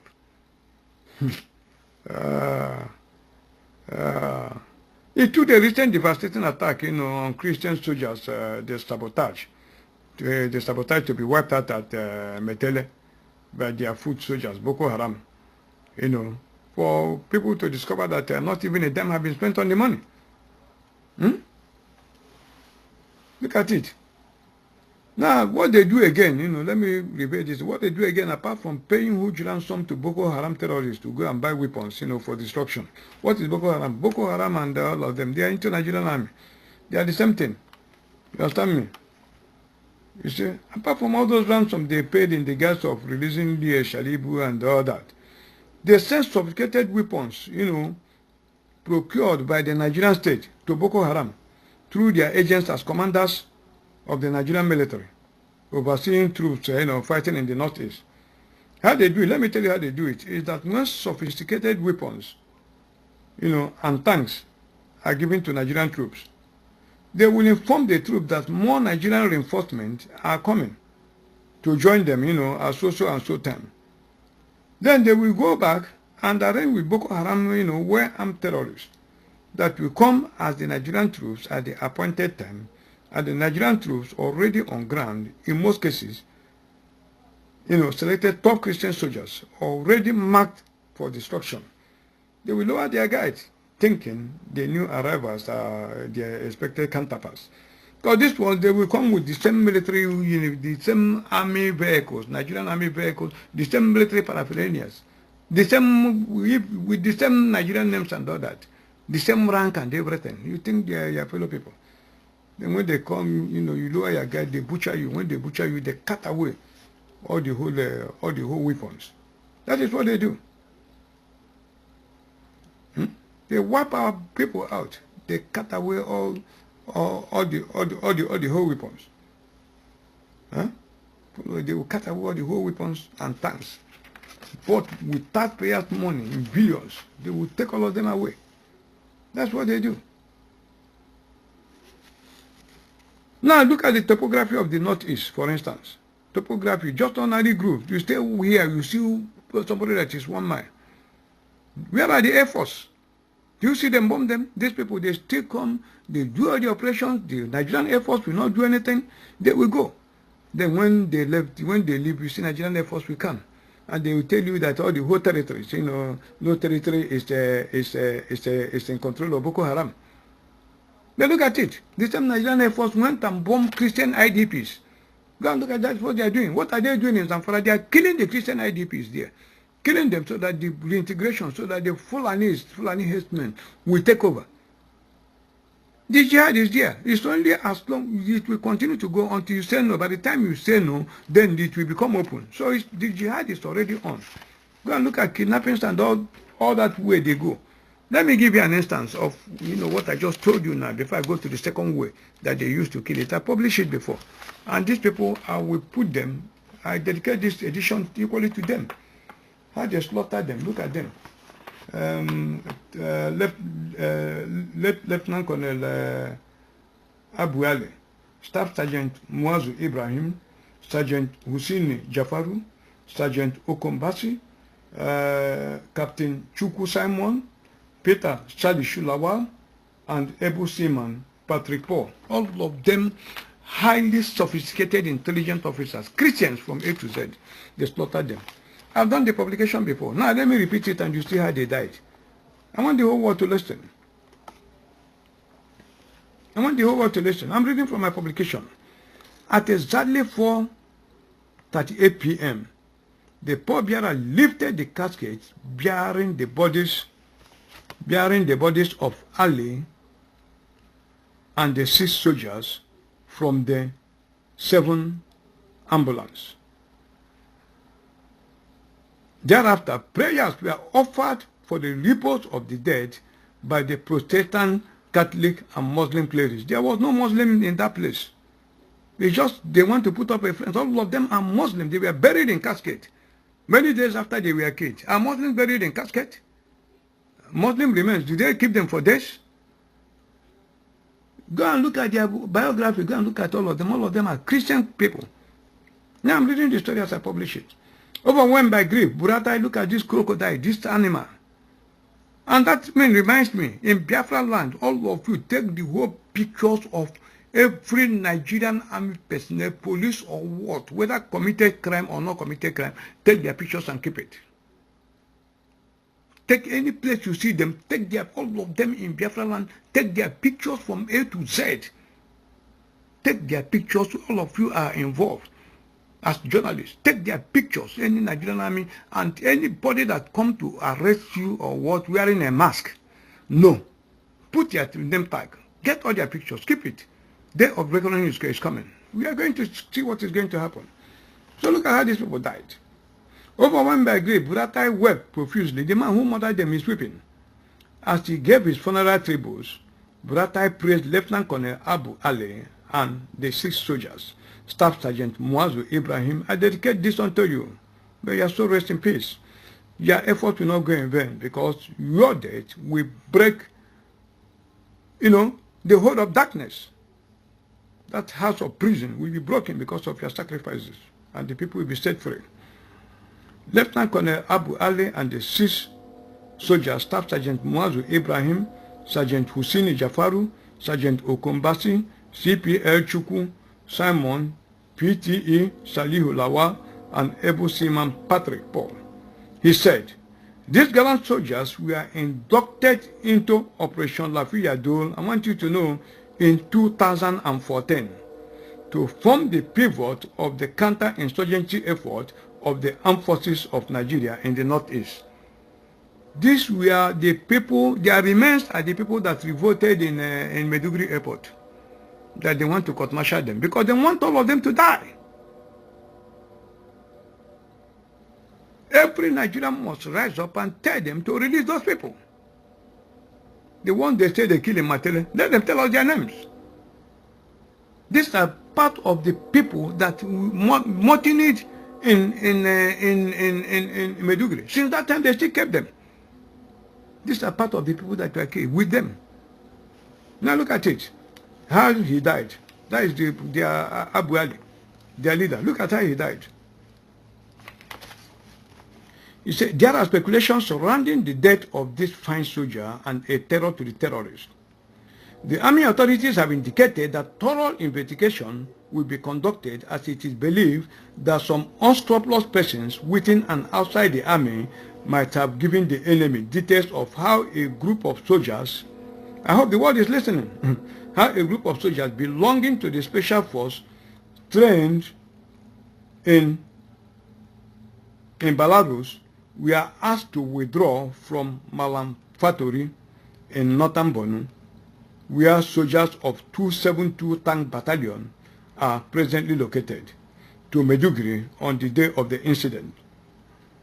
It has gathered that although the order to withdraw from the operational area where the special forces have been since June did not go down well with the soldiers, given the sensitive nature of the area, the troops had to obey the last order and go to Maiduguri about 5 p.m. on Friday. Sunday Sun gathered that the Special Force team was to participate in a special operation in the Sambisa forest. Sources said Malam Fatori, which is a border town between Cameroon and Niger Republic and major stronghold of Boko Haram, from where the terrorists launch attacks against the army almost on a daily basis. What happened was that there was a signal that 50 soldiers of our special forces were to be withdrawn from Malam Fatori to Maiduguri, a source told Sunday Sun. Continue, the source said, the reason was that they were to embark on a special operation at Sambisa Forest. Although we were not happy when we received the signal, given the nature of the security situation there and the role the members of the special forces are playing there, the soldiers had to comply with the order. A senior officer who was sent to oversee the effective withdrawal of the troops from the area did not look too relaxed when he came, because he was in such a hurry that he even left without his soldiers, which was very unusual. He was supposed to have left with the soldiers, but somehow he left without them and drove on this dangerous road alone with his escorts, which was very unusual. However, another source who simply described the incident as unfortunate said that the officer and his team had to go ahead of the soldiers after their vehicle developed some problems and needed repairs. The source said that before leaving Malam Fatori, it was agreed that they meet up with them at Difa for onward movement to Maiduguri, which they did. The source continued, and so that night about 8 o'clock, the terrorists, who were mostly Cameroonians, Nigerians, and other nationals that had been operating in the area, decided to attack as usual. The soldiers fought back, and the shootout lasted about 2 hours. And when the terrorists could no longer withstand our firepower, they retreated. But the soldiers didn't know that some of the terrorists were hiding close by and only buying time. And so when the commanding officer felt that the area was cool and calm, he decided to come out of his tank to boost the morale of troops, which he usually does after such operation, and to find out number of casualties of his side. After greeting the soldiers and urging them to keep the fighting spirit very high, he then was walking back to the tank when the terrorists, who had been looking for him for some time, fired a volley of shots at him and killed him in the process. Expectedly, his death has affected the morale of the troops. Have you seen it? Now, the Nigerian Army inquiry, how many years ago did this thing happen? How many years since 2014? What happened? What happened since, look at, since you killed, since this thing happened, since the man died in about 2015 or what happened? Where is the inquiry? Of course, they told them, don't worry, after the shootout, he will come out to come and display. That is when you get him. That was how Boko Haram hid. They went and hid themselves and killed them. That is the racket they are playing there. That is number one. Let me give you an example. So you see, Biafrans, all of you withdraw and just leave them. Let Boko Haram be coming. It doesn't really matter. Let us go and defend our fatherland. That's the racket they are playing. Look at another example, if that one is not clear. You see how military officers are led to their death. Sunday Vanguard, June 21, 2015. Sad killing of Major Timothy Fambia, shot from behind. Extras. Now let me read it. You see, Major Timothy Fambia story is known to military commanders because the operation in which he took part was both strategic and very sensitive. Fambia was a native of Gwoza in Yobe State. He was a Christian. Intel extracted from and some made available by the 10 members of Boko Haram suggested that their leader Abubakar Shekau was hiding somewhere around the hills in Gwoza. Top military commanders brainstormed, and after hours of thinking out how to approach the battle, an action plan was hatched. But because of the hilly nature of some parts of Gwoza and the need to be dexterous in prosecuting the operation, someone with a good knowledge of the area of operation was needed to be part of the lead of operation. Enter Major Fambia. Now here was a young man who was on a course at Nigerian Command and Staff College, Jaji, in faraway Kaduna. Words got to him that Shakiru was hiding around the hills of Gwoza, but the top commandants were hamstrung in proceeding. This was in July 2014. That was how Fambia came into the picture, because he was very familiar with the topography of this town. He volunteered to be part of the operation. The idea was to capture Shakiru alive, but fortunately, as in some of our operations, we believe some people from within, even among the officers' corps, may have leaked the information to the terrorists, a source said. Mind you, it was from this battle that the story of Shakiru's killing filtered out. There were conflicting reports that he was injured during the gun battle, that Fambia was shot in the head from behind. You see what I mean? Shot in the head from behind. A top military source lamented, in Fambia's death, Nigeria lost one of the best special forces officers. Have you seen the caliber of people they are killing there? You understand me? The source went on, we suspect that Major Fambia may have been killed by one of his own men because he was shot in the head from behind. Have you seen it?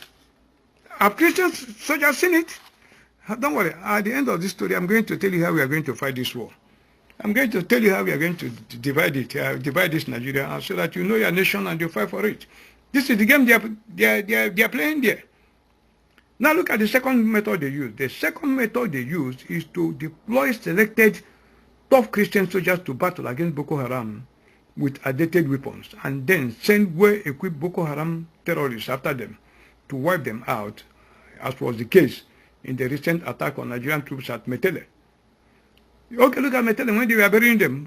Buhari did not go there. Vice President did not go there. Buratai did not go there. And yet, more than 100 soldiers, the news survey that up to 150 soldiers were killed. But they said it's only 37 soldiers that were killed. Yet, none of them go there to represent them.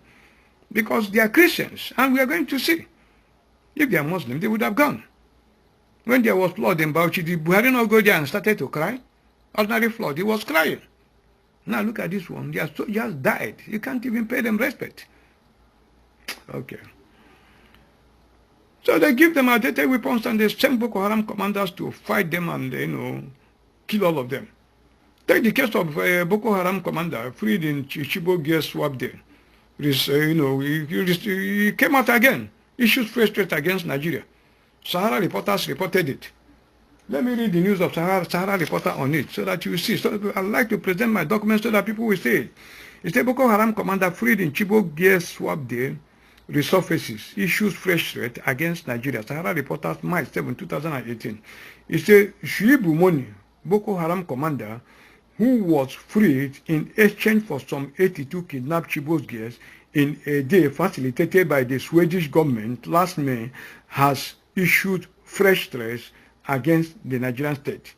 A video exclusively obtained by Sahara reporters shows Moni and some members of his team displaying firepower in Sambisa forest. Moni, who spoke in Hausa and Arabic, stated that contrary to claims of the Nigerian government that Boko Haram fighters have been chased out of Sambisa forest in Borno State, that day Boko Haram terrorists remained firmly on ground, he subsequently threatened to unleash further violence on Nigeria in coming days. Moni made no mention of the recently kidnapped Dapchi school girls. The girls are believed to be in the custody of another faction controlled by Abu Musab Abanawi, the splinter group recognized by ISIS. Have you seen it? You understand me? Now let me read the story. I'm going to read to you the true story of Motele attack by a surviving soldier. This is by Vanguard of December 10, 2018. I want the world to listen to this story. Very interesting story. The soldier that survived it, here is the account. It is contrary to claims by the Nigerian army that 23 soldiers died in the recent attack by Boko Haram insurgents on Nigerian Army 157 Task Force Battalion in Motele, Borno State. One of the soldiers who survived said no fewer than 200 people lost their lives in the incident.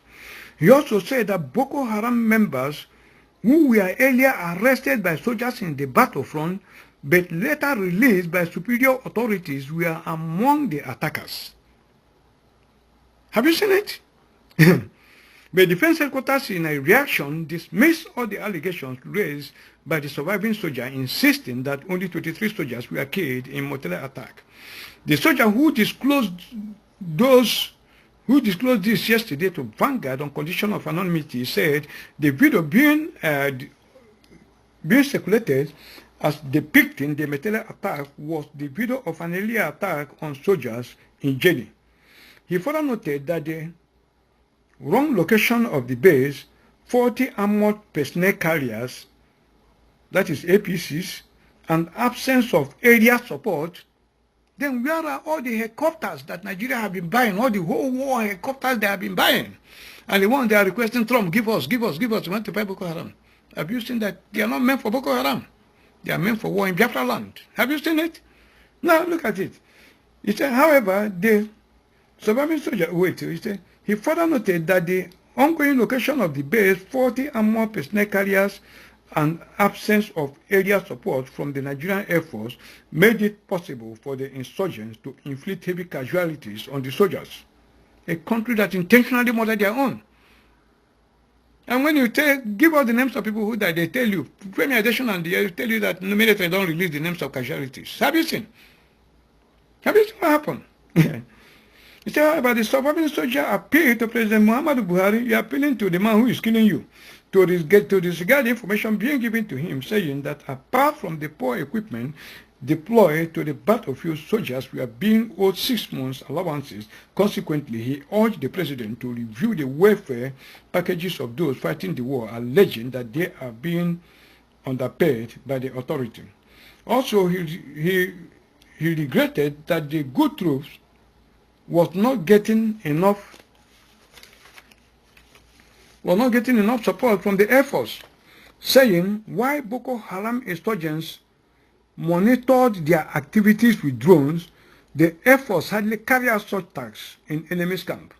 Continuing, the soldier who said the army does not have an accurate data of those on the war front added that the Air Force always attribute alleged inability to support them to poor visibility.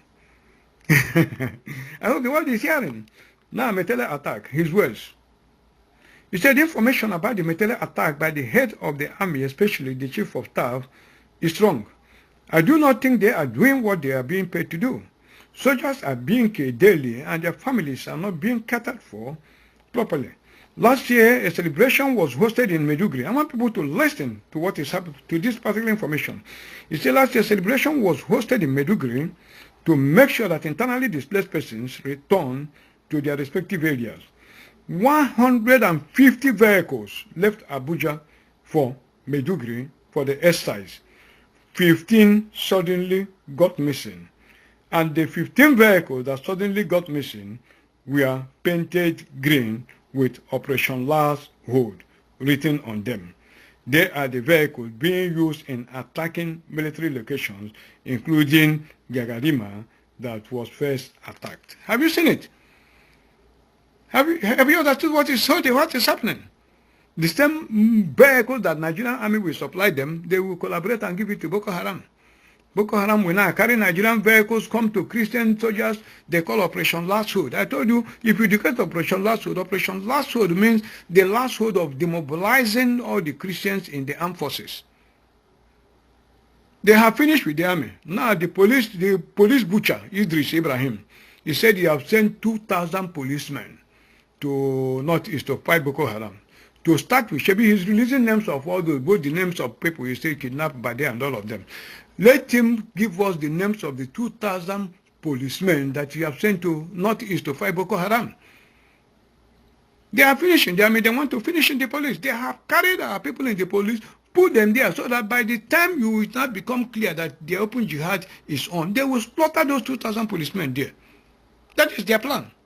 That is why now all those 2,000 policemen, they have to go away. People must insist. If you know you have a family there, tell your family to come back and come out of the army. Let them compile their names. We are going to pay them when our country comes. I will even support them with the money I will make from worldwide publications I will do. They should live with or without their weapons. Every Nigerian army, when we define the territory, you live with or without your weapon. Come to Biafra land. I've told you this jihad, when it starts, even the whole of Yoruba land will be saturated with blood. They think they will go free. They will not go free because they are collaborators.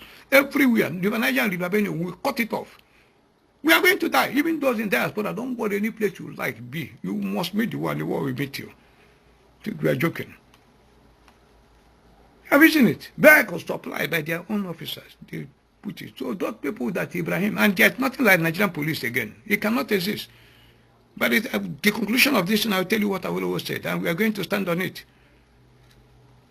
He said the attack led to the death of a captain and 11 others, but they told the press and others that we lost only 7 soldiers. Even if 7 soldiers died, was it right to describe the figure as only?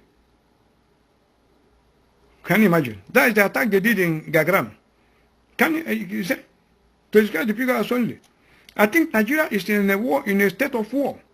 For us to lose about 11 soldiers and they call it just 7, it is not true. Then state of war, his comment on state of war. Gagaram was attacked the second and third time. Minari was attacked and we lost 13 soldiers and officers. Others who ran into the bush are still missing. The fight against the insurgents became intense with attacks on many locations. Between Gudumbalu and Gamasa, we lost many soldiers, but it was unreported in the press and to the presidency. No fewer than 200 soldiers were killed and the truth was never told. Jelly was also attacked. Many soldiers died and some are still missing. The question I am asking today is, does the army headquarters actually know the total strength of soldiers fighting in the northeast? I don't think so. Since the material attack, many soldiers are still missing. Some corpses have been recovered, while many have not been recovered. How do they know the total number of soldiers? I was surprised when the chief of army staff came out on the television and said only 23 people, only 23 people died. Let's assume that 23 soldiers died. Was that enough to call them the number only? It is inhuman. What I know is that when a general loses in a battle, he is supposed to be court-martialed, retired, or jailed. But some of our commanders failed and we are then promoted. It shows that we are very wicked and we have lost it all as a nation. What about the people that died as a result of his action? He said we are poorly fed. Now listen, he said look at on their diet. He said on our welfare, the federal government has released ration cash allowance and operational allowance. It has not been given to us. We are only paid as at when due. They pay 10,000 naira in cash and 45,000 is being given to the commandant for feeding. What are we being fed? They feed us beans every day in the morning. At noon, we are giving rice while we eat gari for supper. Now look at their diet. Does the Hausas eat gari? Does the Yorubas eat gari? Is it not amala they eat? Now have you seen it? Who are the people that eat gari? Is it not the Biafrans? Let the scale drop from your eyes. You know, it doesn't, no matter how you hide, God will always expose you. Now look at it. We eat gari. People have developed diabetes because of regular intake of carbohydrates. Some soldiers now have challenges with their eyes because of what we eat. We are not properly fed, but they will come out to tell Nigerians that soldiers are well paid. The issue is not about deploying more people to Northeast. People have stayed in the Northeast for 4 years without being rotated. Have you seen it? Like the people that mutinied in Medugri. I'm not reading the script now. Have you seen it? You can't rotate them because you want all of them to die. They don't want any of them to survive because they are all Christian soldiers. They want all of them to die. Why they bring their own people and pack all of them, go and look at all the armor tanks in the east, all the whole barracks in the east, brand new. All the whole weapons, all the whole armor tanks, the American government supplied them in the past through Barack Obama and all the ones they got from Pakistan, the 200, more than 200 boat trucks, the Jordanian government donated to them and all the ones from Saudi Arabia, they pack all of them in the southeast. Even go and look at some of the, you know, the vehicles they use. Go and look at them, you see them, the Sultanate. They write it boldly there, the Sultanate in the south. In Biafra land, in Port Harcourt, you see it, Sultanate.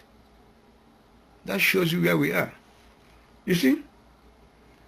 He said the use is not about deploying more people to Northeast. People have stayed in the Northeast for 4 years without being rotated. Some had never seen their families. Some who had no chances of seeing their families have died. They should forget about sending people to the Northeast and equip the soldiers properly. I want the president to heed the advice. Who is the president? He is the main chief terrorist himself. He is already late. What we need is not to send people to Sambisa. The president should ask what the army leadership did with money for the procurement of weapons. Did they actually buy new weapons or refurbished weapons? Army on the defense. Now, look at it. He said the armor personnel carriers we have cannot run for 10 to 15 minutes. Look at upon all the money we are withdrawing.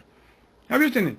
So the APC we have cannot run for 10 to 15 minutes without overheating or stopping in the bush. The anti-aircraft artillery AA also has the same challenges. We cannot shoot for 3 minutes without stoppages. But Boko Haram shoots for more than 2 straight hours without stoppages. Now the question I'm asking, is the army supposed to be on the offensive or defensive? I know that an army is supposed to be on the offensive. There is no need for us to be on the defensive all the time. We lack equipment. Soldiers have overstayed in the battlefield. There is a standing order that soldiers who have spent 3 months will be allowed to have 2 weeks to visit their families. What suddenly happened to the standing order? You understand me? Okay, now recognition for Colonel Sakaba. That is their commander that died there. He continued. He said, soldiers who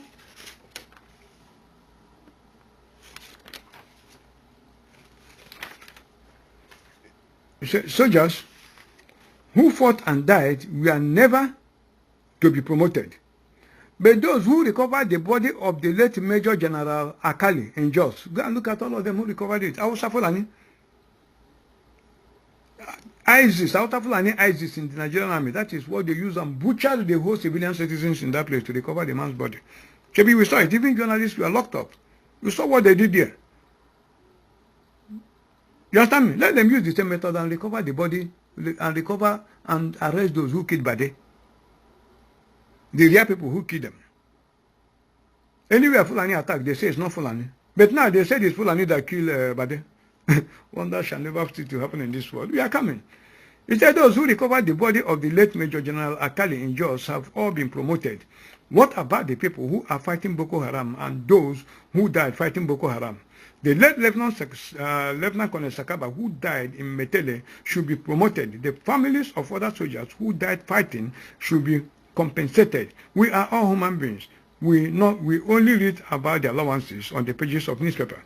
It was reported that we are entitled to 2,000 naira daily for feeding, while 5,000 naira is for the operational allowance for 30 days. The federal government said the soldiers in the northeast are being paid 95,000 naira. It is not true. We are only being given 20,000 naira as monthly allowances, and it is not regularly paid.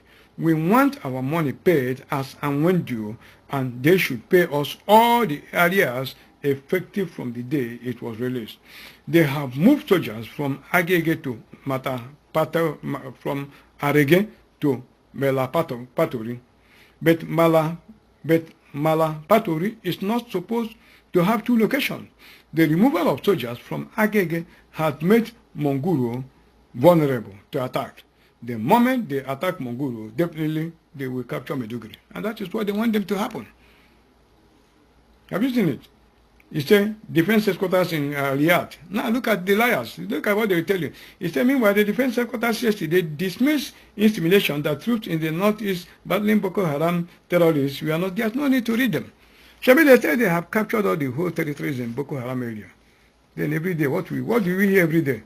Boko Haram kill 1 million, kill 3 million, kill... You understand me? So whom are they working for? Last 3 days, the defense secretary says today dismissed insinuations that troops in the northeast battling Boko Haram terrorists were not properly paid, adding that there was no iota of truth in the allegation that soldiers wounded in Metele attacks were paying for their drugs. It also denied that over 170 soldiers died in the recent attack carried out by the terrorists at Metele village in Borno State, reaffirming that only 23 soldiers died with 31 others wounded. Whom are these people working for? You see that they are the Boko Haram. The Director of Defense Information, Brigadier General John Anyam, when they read there, they put an Igbo man there so that tomorrow all the things they will heap, it will be here. It will be on his head. After all, I brought the Igbo man. Have you seen it? Reacted to the allegation while speaking to Vanguard on the telephone, insisted that the military authorities were fully responsible for all the needs of the troops in the northeast and asked the general public to disregard the allegation he described as not only baseless but also unfounded. He said it is not true that our troops are feeding themselves. The allegation that their allowances are not being paid are also and also that they are paying for their keys is baseless and unfounded. Where are they getting their keys from? Where are they buying their food from? And where are they getting the money to feed themselves from? Is it not true, people? It is not true. People just want to bring corruption to everything we are doing. I think the allegation came after the attack in Metele. While we are fighting a battle, and these people, insurgents and terrorists, are getting more and more doing because they are now getting support from Islamic State of West Africa province. So we are fighting ISIS, we are fighting ISWAP altogether. So we are now, Nigeria is fighting a world war. So that's what they are telling us, is Nigeria is now fighting the whole Islamic world. So if we are fighting the Islamic State of Syria and Iraq, then we Biafrans, we have to go and solicit for war powers to call Israel to come, and we now start to negotiate on how to defend ourselves. So the issue of Nigerian case is no longer a local terrorist, it's not a local issue again. It's an international case. This is by the admittance. The United Kingdom has said that we are fighting the Islamic State of Syria and Iraq. Chief of Army Staff himself, he said it. So we have to sit up. Each region we have to go and seek for external help. You see, you see where we are? You see it?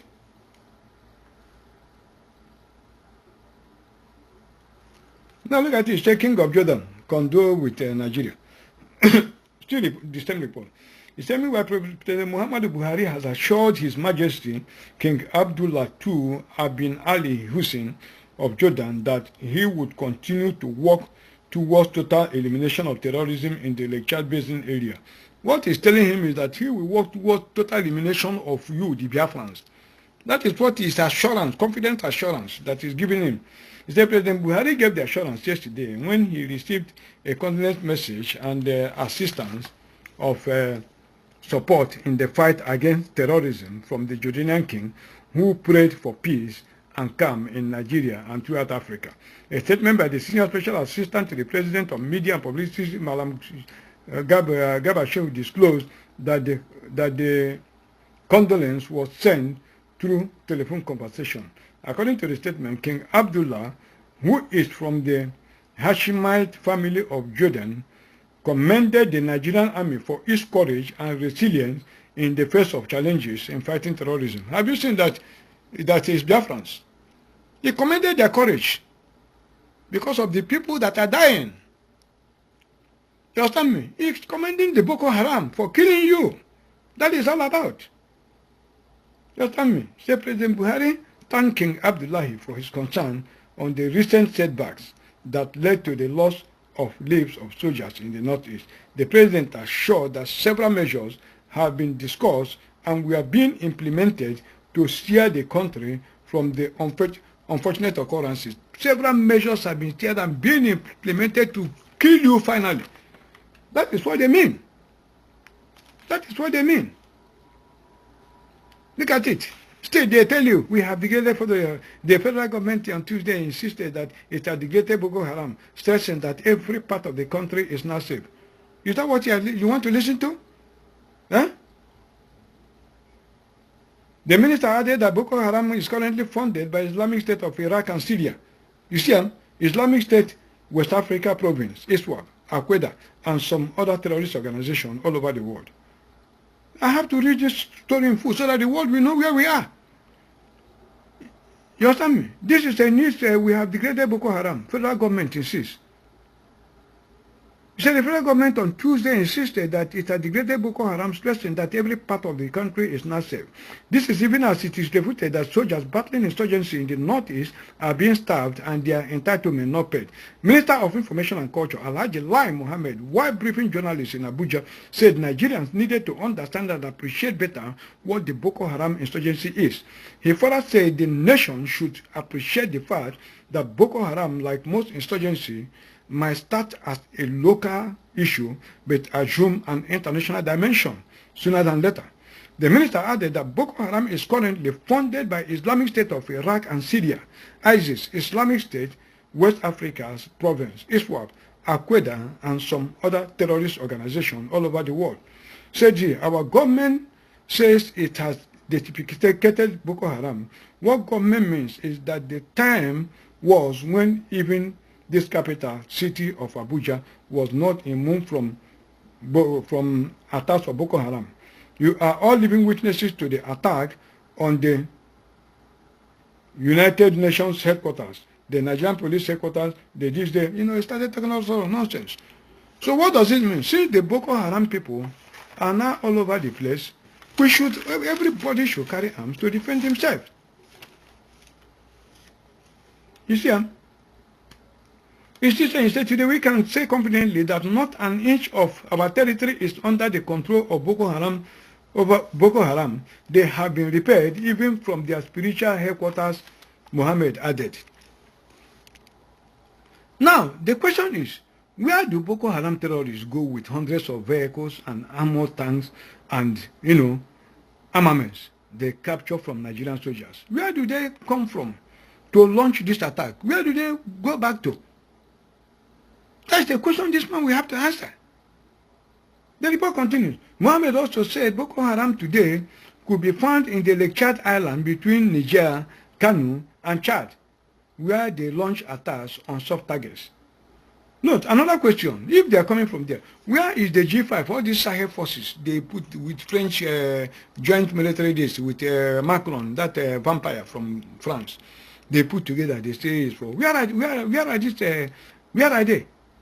And West African Sahel leaders, the G5 bloc, with Mali, Mauritania, Burkina Faso, Niger, and Chad. Where are the more than 4,000 armed French troops?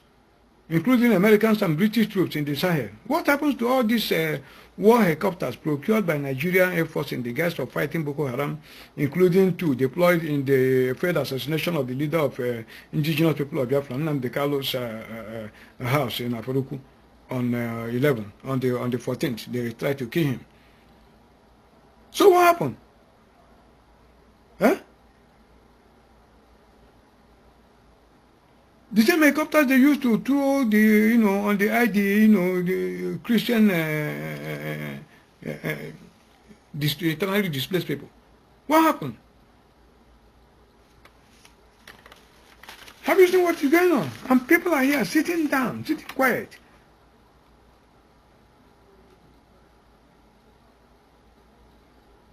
He said, we are confident that we have contained Boko Haram. We have made every inch of Nigeria safe in the sense that it was not like before, where Boko Haram control. That was nonsense. He said, recall that a little over 3 months ago, precisely on July 14, 2018, we launched a national campaign against fake news. What? Can you imagine this crazy man? Fake news is when you are telling them the truth. It becomes fake news. Who is the fake news? Is it like Mohammed Buhari or the rest of us? Just by yourself. Buhari come and address Nigerians, you say cannot. Fast as simple, only, truths are simple, only lies are complicated. And you talk about fake news. Can you imagine?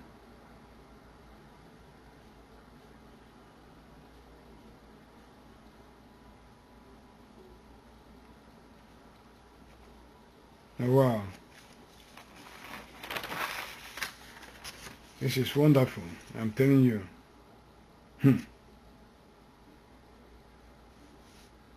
Wow. So the police IGP, look at it, say deployed, look at it, look at police deployment in that place. There are many deployments they have done in the Northeast. So they have to bring all those people back. Look at it. Now, deploy special forces to enhance security operation in Bayelsa State. Can you imagine? NAV, Nigerian Air Force. Let me read it. It said the Nigerian Air Force have deployed its special forces to Bayelsa as part of its efforts to enhance the security of lives and property in the Niger Delta region. You understand me? Not in the Northeast, but in Bayelsa State, in Biafra land. The Chief of Air Staff, Air Marshal Sadiq Abubakar, disclosed this yesterday during an official working visit to the Bayelsa Mobility Command in Egua, the state capital. Abubakar, who also paid a costly visit to the state governor, that foolish man, Seraki Dixon. All those people, they are slaughtering their people, they can't say anything. Because you looted so much money, you think they will leave you when you go, and you go with the money. We shall see what happens to you later on.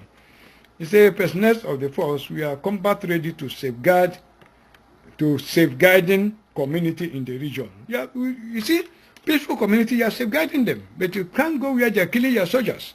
The same Air Force that can poor visibility, but then you have clear visibility in Bayelsa State and the whole of Biafra land. Have you seen it?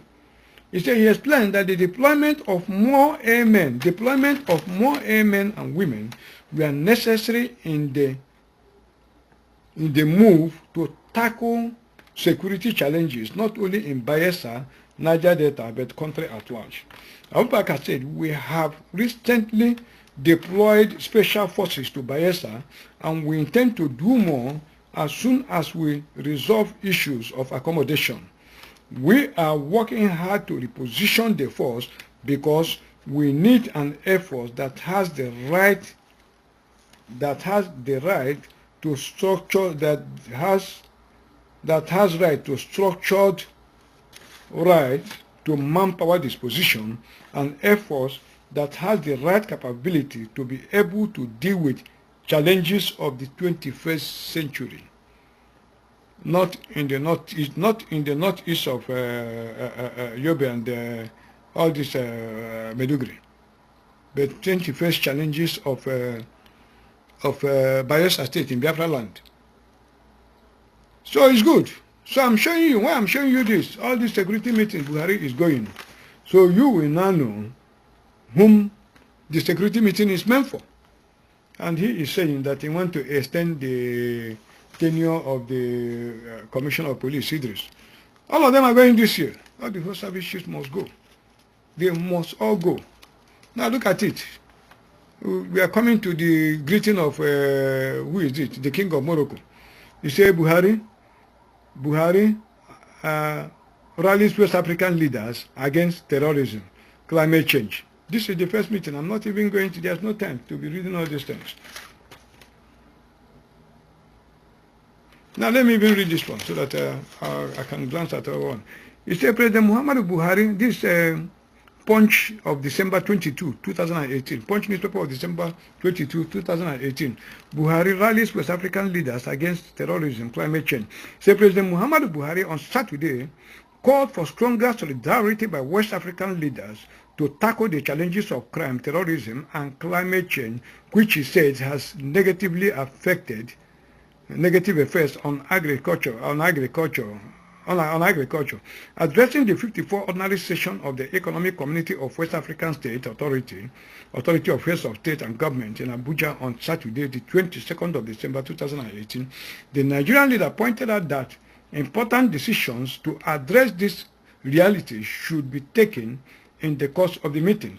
According to him, the meeting of the economic leaders was a clear testimony to their collective resolve and commitment to the effective integration of the West African sub-region. They want to bring all the whole West African sub-region together as a Muslim country.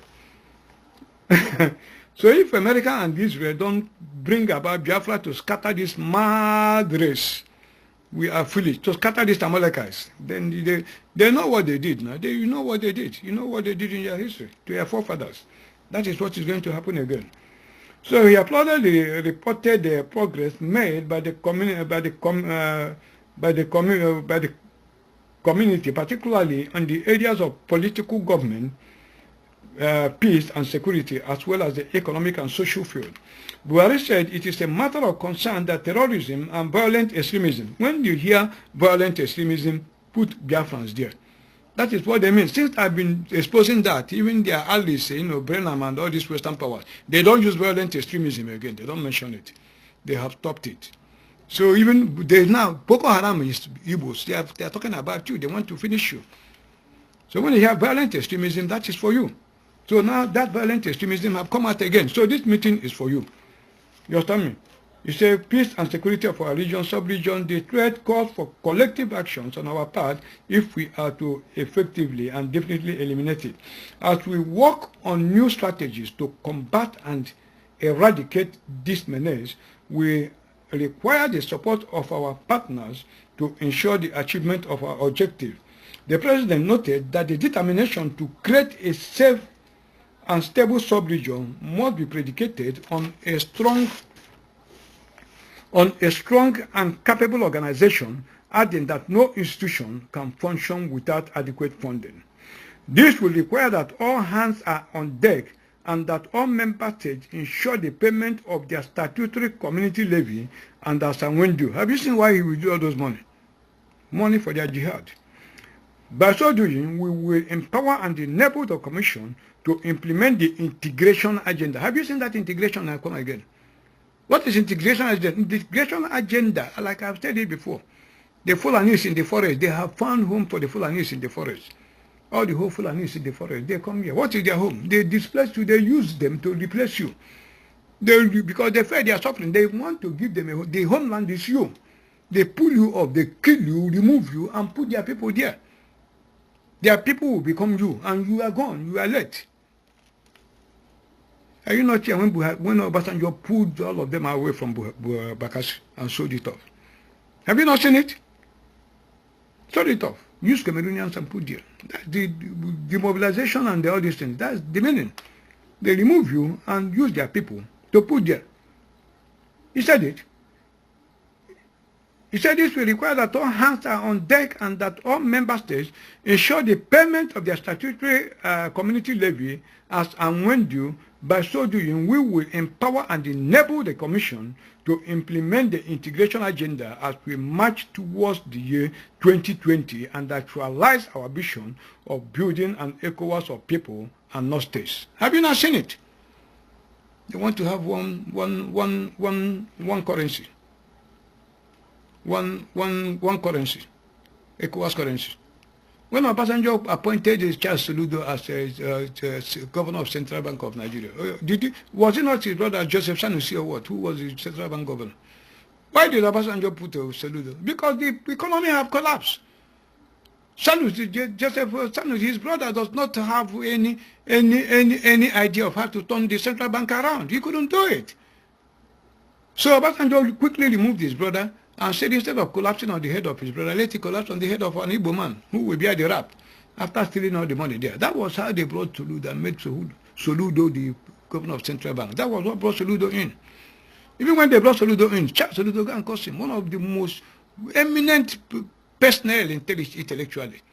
But the problem with Obasanjo, the people that worked for Obasanjo blackmailed all of them. Till today, they're all Obasanjo's dog. Soludo, all of them, there is no one. Ngozi, this one running up and down. Ngozi is a question coming to contest. Don't mind how all of them are Obasanjo dog. They're all Obasanjo dog that lick his vomit. All of them from it, even Ngozi Okonjo-Iweala, all of them, they were the people, Soludo and Ngozi Okonjo-Iweala, were they not the people that buried all the whole atrocities, all the money Obasanjo stole? They went after looting the money, they put it into the Nigerian, sold off the banks, integrated it with foreign banks, mixed it up so that they cannot locate their loot. Then all their money internally laundered through all this, what do they call it, build, operate and transfer. That was how Yorubas laundered all their money. And you are looking for it, you cannot find it. That was what happened. The only person that escaped Obasanjo clutches was the late Dora Akunyili. All of them, both to Chibok, all of them, Osuji, all of them, till today, Ezekiel Ezog, Iwanyang, all of them. Iwanyang, all of them.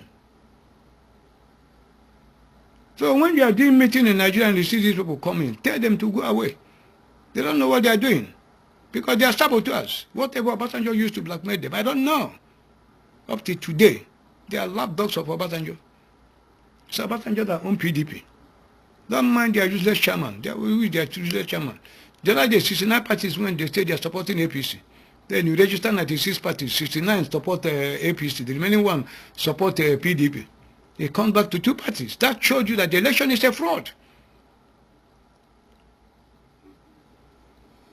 I think I told you it's Obasanjo's program is pursuing. What is Obasanjo's program?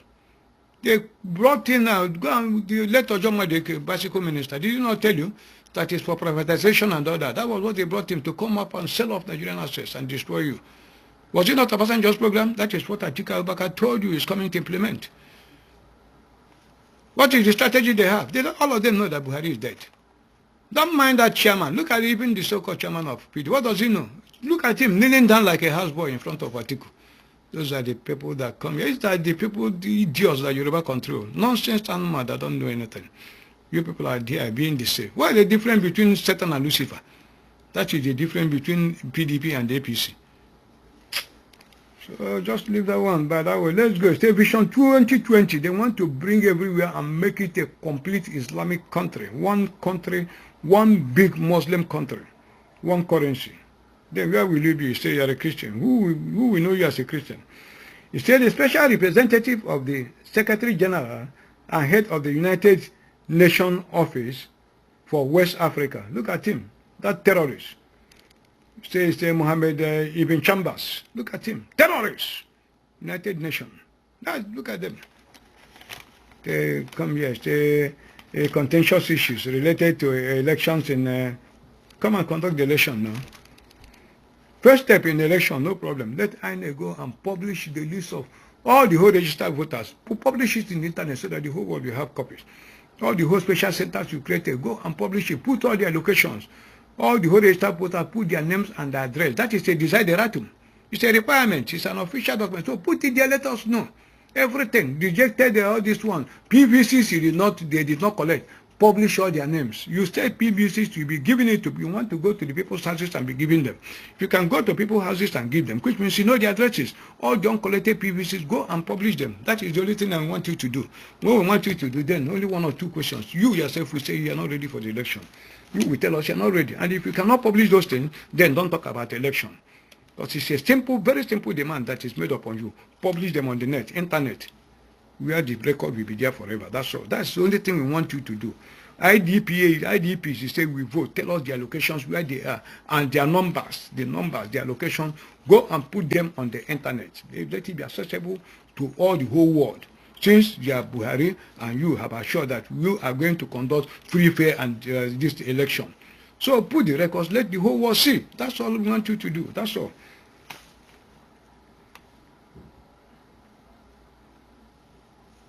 So we look at that terrorist chambers. He says United Nations are coordinating efforts with the ECOWAS Commission to ensure appropriate support to those countries in their effort to organize free and fair. Look, Satan will organize election.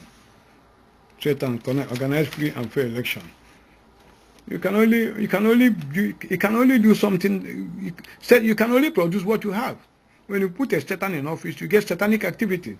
After that meeting, look at the second one again. Buhari convenes meeting of heads of state and government of LUCBC. That is nation November 28, 2018. All these meetings are for their final jihad. I will not read this one. Then I'll read this one for you. This one is that one I mentioned that is Abuja Declaration. I want you to get this one now. This was by December 15, no. Let me read this one for you. It says federal government seek 28 countries' help to stop ISIS. Others, Punch, June 24, 2018. I want the world to listen to this very news. This is the Abuja Declaration, and that is what they are implementing now. All these meetings you see they are doing, it is to implement what they discuss in this meeting. Look at the news. It said the federal government, through the Ministry of Defense, is currently perfecting strategies in collaboration with the defense ministers of 28 African states to establish a counter-terrorism force. Counter-terrorism force, and every day Boko Haram is growing in strength and in boldness. They don't even go to attack civilian targets. They go and attack military barracks, the main base. And they are putting forces. They want to, oh God. When the rat start to visit the cat in his own house, then you know that something is wrong.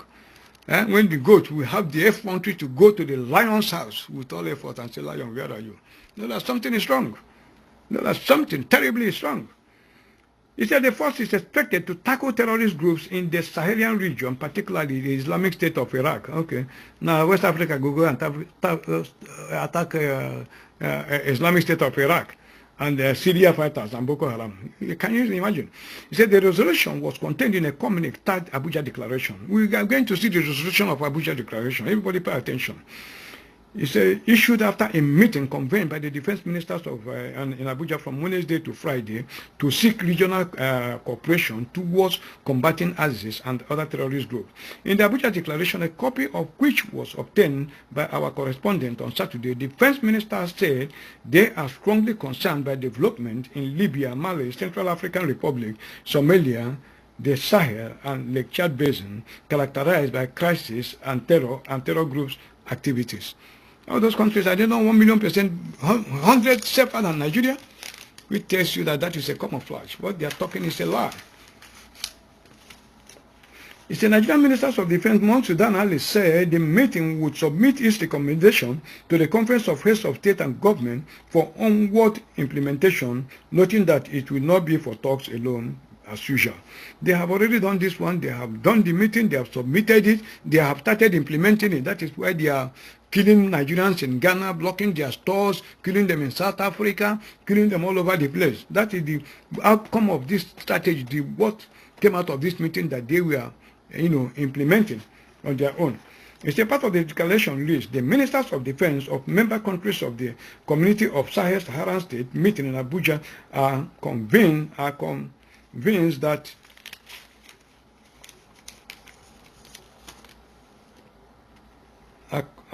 that security in Sahel-Saharan areas is a major concern. We are concerned by the regional upsurge and expansion of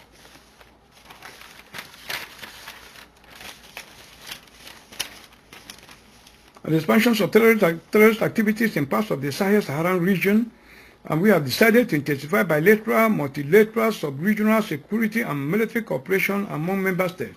We here agree to the following measures which we will submit to the Conference of Heads of State and Government. There will be a continuation of the fight against residual mercenaries and foreign combatants in the region. They have already submitted all these ones. Residual mercenaries are the Niger Deltas, IPOBs. We are the people that are referred as residual, the people that are on the ground, residual mercenaries. Those are the people the meeting is for. You understand me? So they are the people they are calling residual mercenaries. We agree on the call for the rapid opening of the Sahel-Saharan counter-terrorism centers with a view to accelerating cooperation in the views in the various areas related to the fight against terrorism. We will support all regions'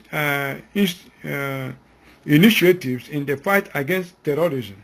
We will support the implementation of strategies for the resettlement and return of conflict displaced persons, with particular emphasis on the socio-economic reconstruction of affected communities. You don't understand what they mean. All these IDPs, like in the center, North Central and all of them, the Fulani herdsmen, they go there, they bomb them so that these IDPs will never return again. They got IDP camp, they kill all of them. So that's what they are talking about here. When you finish them, their Fulanis will go there. There will be reintegration, rehabilitation. They will rehabilitate them there. And reconstruction, they reconstruct the place. And they take over. That's it. He said the 12 ministers also agreed that every country would implement, everybody to listen.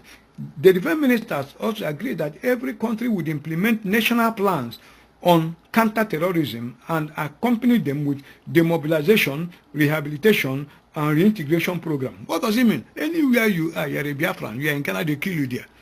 They demobilize you there and finish you. It's a global cooperation. I've told you before how they piped our gas line. They said all of them should have gas free as long as they support this war. I've told you. That was why they brought ammonia from Morocco. They want to use it to poison all the whole waters in the east. Was that not where they started? Ministry of Agriculture, how Duobe gave the order.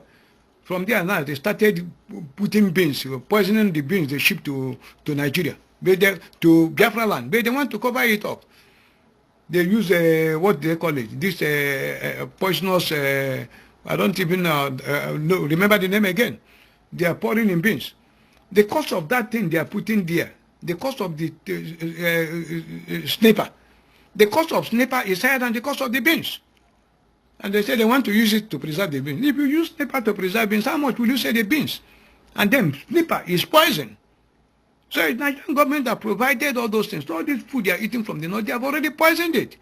They say they want to deworm your children. They want to give you inoculation for this, for this. They are killing all of them. So that's what is happening.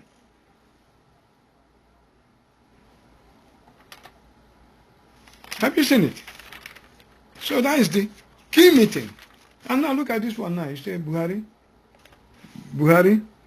sub-regional leaders meet over Boko Haram this day, December 15. This just recently.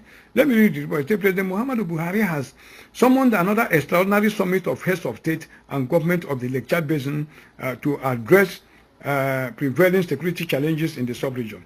President Buhari stated that the meeting, which is a follow-up to a similar one held in Jedema, the Chadian capital, in November, was convened for the adoption of a report of the LCBC Security and Defense Committee on Boko Haram insurgents. It's on you. How many meetings within a second? And every day, go and bring to this paper, Boko Haram kills soldiers, Boko Haram. So what is the value of all this meetings? The value is final jihad. This final jihad already that have set on you when they want to announce that Buhari is dead. When they want to announce that Buhari is dead, they are just putting all their people so that immediately they announce it, killing start. And we are here talking of election. Look at their gathering. It's according to the Nigerian leader, time has come for the evil of Boko Haram to be brought to a definite end, and has expressed the hope that the security summit would take the right decision in this regard. This is a fight to finish. We must and we will, by the grace of God, wipe out terrorism from our sub-region. These are the same people, when you capture them, you release them. The same people you are building a special detention camp for. The same people you don't prosecute, you don't kill them. A Biafran soldier shot a Boko Haram suspect and they commercialized him and sentenced him to death. So whom are you deceiving? Whom are you deceiving? Whom are you deceiving? You're only deceiving the people that are sleeping. So you're not talking about Boko Haram. So they have told you that it is fight to finish. So when I'm saying what I'm saying, you people think I'm joking. He said the president observed that their participation in today's summit was a clear demonstration of the collective resolute commitment of the sub-region to the fight against the common enemy. Who is the common enemy? You are the common enemy. And the restoration of durable peace and security in the sub-region. About 4 years ago, when Lieutenant Colonel Omar was begging Buhari, don't deploy fighter jets in Niger Delta, that when you do it, the whole place will be on fire and all that. Buhari assured his Muslim brothers. He said that the measures he will take in the Niger Delta and the southeast, that it will bring peace for a very, very long time. That they will enjoy peace. What is he talking about? Demobilization. Demobilization. That is what he's talking about. Finish you. So I have already told you here is fight to finish against their common enemy. You are the common enemy. You say this was necessitated by the response of attacks, particularly on the military and the abduction of civilians for ransom across our borders. Who are the people now doing kidnapping? Abduction. Is it not Fulani henchmen? How many Fulani henchmen have you sentenced to death? How many have you jailed? How many have you arrested? How many have you prosecuted? But every day police will tell you they have arrested 100 cultists in Benue. They have arrested 1,000 criminals, cultists. That is the method they are using to eliminate all the young people that will fight for you. They are demobilizing you. But yet, the Fulani herdsmen that are occupying people's places, renaming their properties, renaming their lands and everything, no way. Boko Haram that is killing Nigerians, no support from the Air Force. Yet Nigeria have all manner of crazy helicopters from all manner of crazy heads of state of this world. And yet people are sleeping. Sleep, no matter where you are, sleep. My own, I've already signed my death warrant. So I know I'm going to die, so it's not a problem for me. So you that think you are sleeping, you must wake up. You will die. You will not survive it. Either you die as a hero or you die as a fool. I've told you, it's only one way, one way, not two ways. You say international terrorists who have infiltrated our region. Our meeting today will consider the report of the committee we set up during our last summit on the way forward. President Buhari thanked the countries for meeting the deadline assigned to it, and you see what he said, deadline assigned. There's already a deadline assigned to it, and they expressed the hope that their recommendation will bring a new dynamism in the fight against Boko Haram and their affiliates.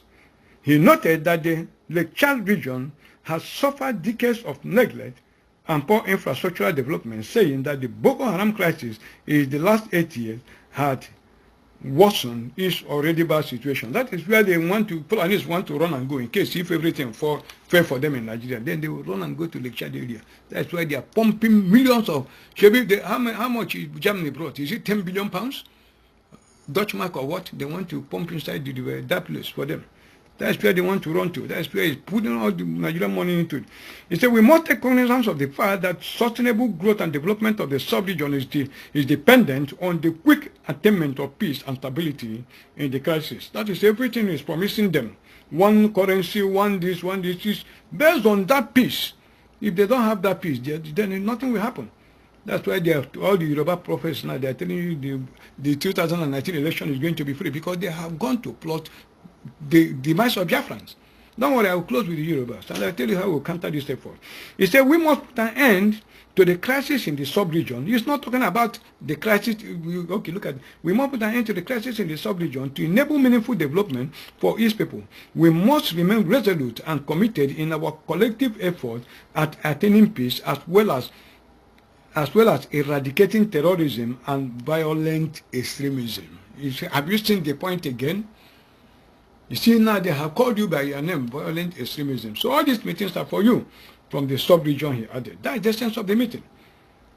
You see, the time has come for the evil of Boko Haram. Have you seen it? This is a fight to finish. You say of violent extremism for the sub-region, he added. This time has come for the evil of Boko Haram, this is a camouflage, to be brought to a definitive end. I am sure that this summit will take the right decisions in this regard. This is a fight to the finish. We must and we will, by the grace of God, wipe out terrorism from the sub-region. That is, they want to wipe you out from the sub-region.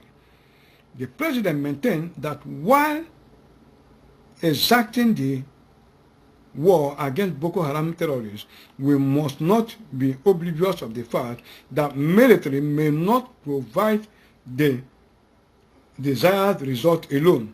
According to the Nigerian leader, there is the pressing need to pressure simultaneously both military and developmental approaches to the challenges of the region. He said the region leaders must work towards strengthening of civil military cooperation in the fragile areas of the region to accelerate implementation of the regional stabilization strategy. You understand me? When they are killing your people here, they'll be romancing the other ones. You don't even know what is going on. You think you're safe. You don't know that they have finished you. He said our military strategy must be complemented by the mobilization and deployment of adequate resources to ensure the reconstruction, rehabilitation, and rebuilding of civil authorities, as well as the provisions of relief and succor for the affected. He's talking about their people that is affected. You will die, they finish you. He said the interbasin water transfer project to recharge the disappearing Lake Chad would also go a long way in the restoration of substantial peace and security to the areas. Later on, I tell you why they brought in the water bill and all those nonsense they were doing in the National Assembly. That's from that day. So President Buhari used the opportunity to pay tribute to the gallant troops who remain focused and committed to the task of ensuring the safety or stability of the region. He urged them to remain steadfast in executing the war with the highest sense of honor, professionalism, and patriotism. He lauded the efforts of parties and the larger international community for their valuable support contributions in helping with the resultant humanitarian crisis. We thank you for intelligence sharing and operation in our determination to defeat Boko Haram and its affiliates. We, however, solicit greater cooperation and additional assistance to the LCBC, IMO, and JTF to completely end the menace of Boko Haram and eradicate it from the sub-region. Such an outcome would add to global peace and security. In an address, the Executive Secretary of the Lake Chad Basin Commission, Maman Nuhu, called for accelerated action on the implementation of the regional stabilization strategy in areas within the Lake Chad region affected by terrorist activities. He said a coordinated and well-sequenced implementation of the strategy is essential in order to break the vicious cycle of stranded insurgents' repentance returning to the bush to take up arms because they are unable to make a smooth transition back into the society. So both you, Nuhu expressed delight at the recent renewal of the mandate of the multinational joint task force operating in the lake. What is their use? They are the Boko Haram people. They are the Boko Haram people. They are using them against you. He said the African leaders attending the meeting include President Mohamed Issoufou of Niger Republic. Go and look at him. Core Muslim state. Professor Faustin Archange Tonadera of the Central African Republic. Go and look at it. Idris Deby of the Republic of Chad. Go and look at it. Etaya Tabon of the Republic of Benin. Go and look at it. President Paul Biya of Cameroon was represented. Also in attendance were the Ministers of Defense of Lake Chad Basin Commission, member countries, and the Chief of Defense Staff of Lake Chad Basin Commission. The news agency of Nigeria now reports a communique on the new strategy to be adopted in the fight against Boko Haram is expected at the end of the meeting. It's against you. You understand me? Now look at it. It's Benue Elders. Let me just read one or two of this, and I'll try to.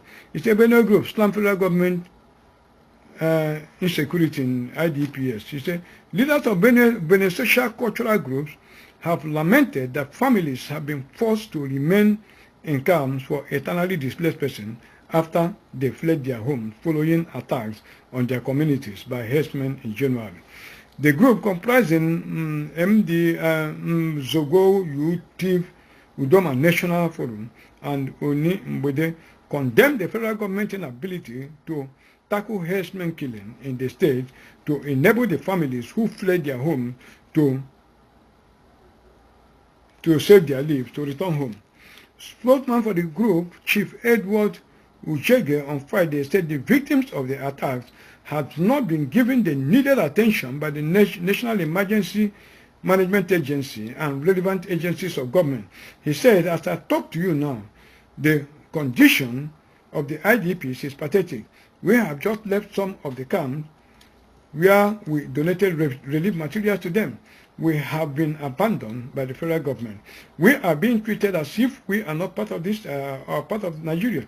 There is no presence of NEMA officials in the camps, if not for the regular assistance from the state government and spirited individuals. The condition of the IDPs would have been more pathetic. He added, the report we gathered today from the commander of one of the camps has proved the military was wrong because we were informed that more people have returned to the camp to save their lives. For instance, where the military claimed that 24,000 people, IDPs, were returning in the camp, we found out that over 30 IDPs were there. Ugeje appealed to President Muhammadu Buhari to intervene. Now I want you to see the next report. The NEMA is not there and all that. So all these United Nations, where do they concentrate all their money from? Not is they want to go and, people, victims of Boko Haram and all that in the only Hausa. Now look at people that are here in the North Central. Nothing. Nothing for them. Now look at the next report. Very important to look at the next report. It's a military engaged armed herdsmen in gun battle in Benue. Have you seen it? Just listen to this report. It's the truth of the joint military operation Wide Stroke. At the early hours of Friday, reportedly engaged suspected armed militant herdsmen in fierce gun battle in Anyibe, in the local government area of Benue State. Saturday, Vanguard gathered that the armed herdsmen has sneaked into the area from neighboring Nasarawa State and set up a camp in the area, preparatory to launching an attack on the community when the troops were alerted of their presence.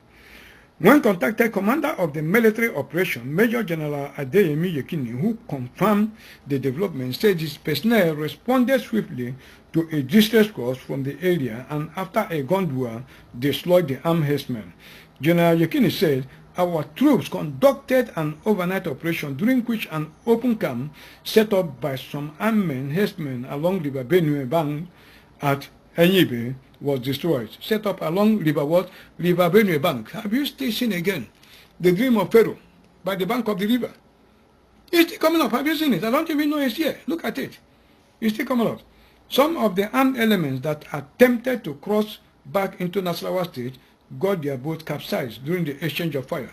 It is therefore likely that the armed groups might have suffered some casualties during the encounter. Our troops that participated in the operation did not sustain any casualty and no civilian was killed during the incident, contrary to the rumors purporting civilian casualties. The latest development is coming just after persons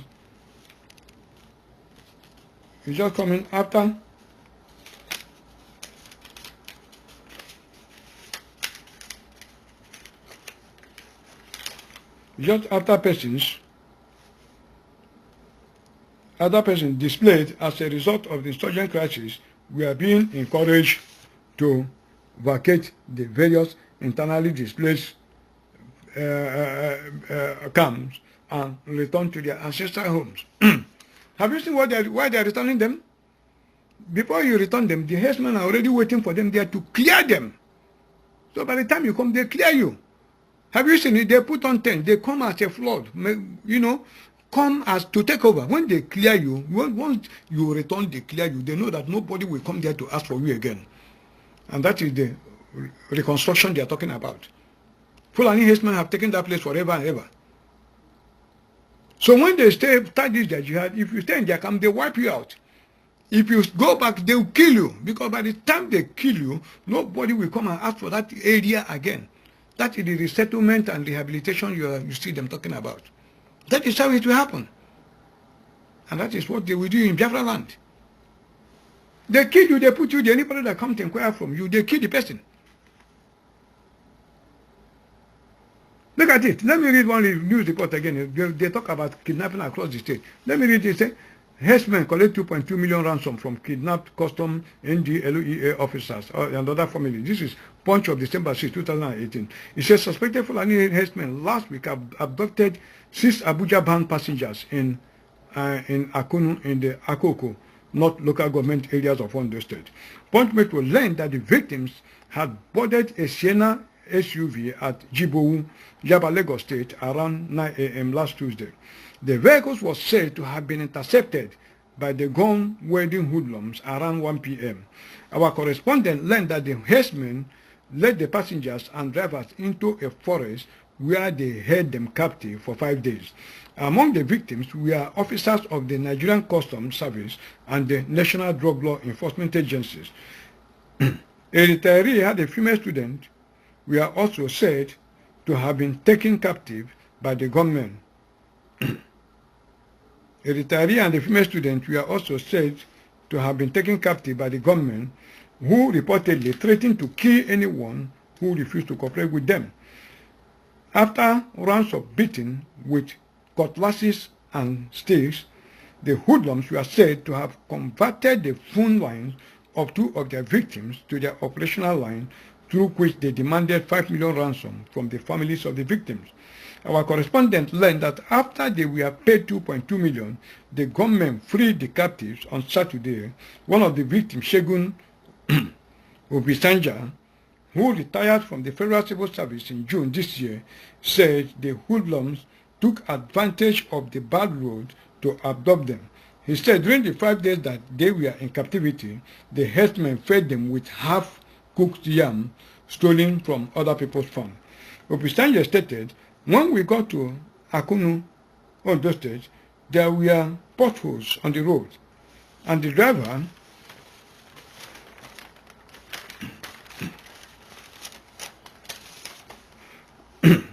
had to slow down. It was at that point herdsmen came out of the bush. They were 11 in number and were heavily armed. 2 of them had cutlasses while the others had guns. They blocked our vehicle from the front and the back and began shooting into the air. They led us into the bush. We were 6 in number, including a lady who would be about 24 years old. We walked into the bush for over 4 hours, after which they asked us to wait.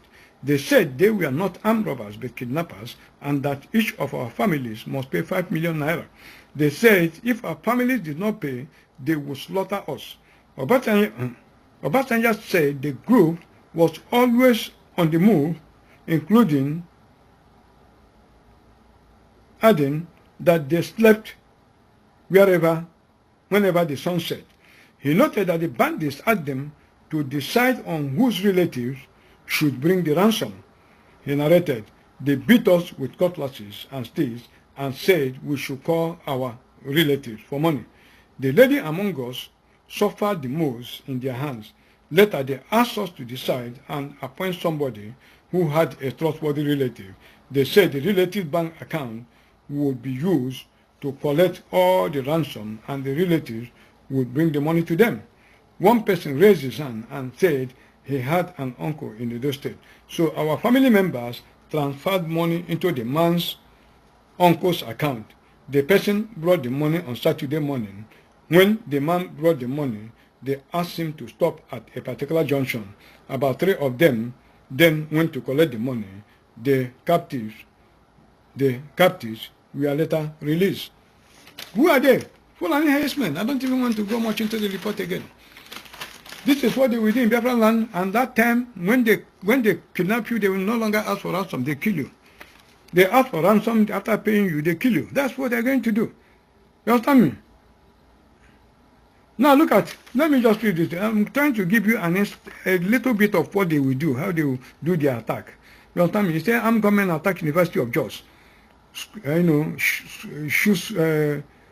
Jos school, shot students dead in hostel. You understand me? They say, while Federal Republic of Nigeria celebrated its 58th year of independence from the British Empire, this was in October 1, 2018.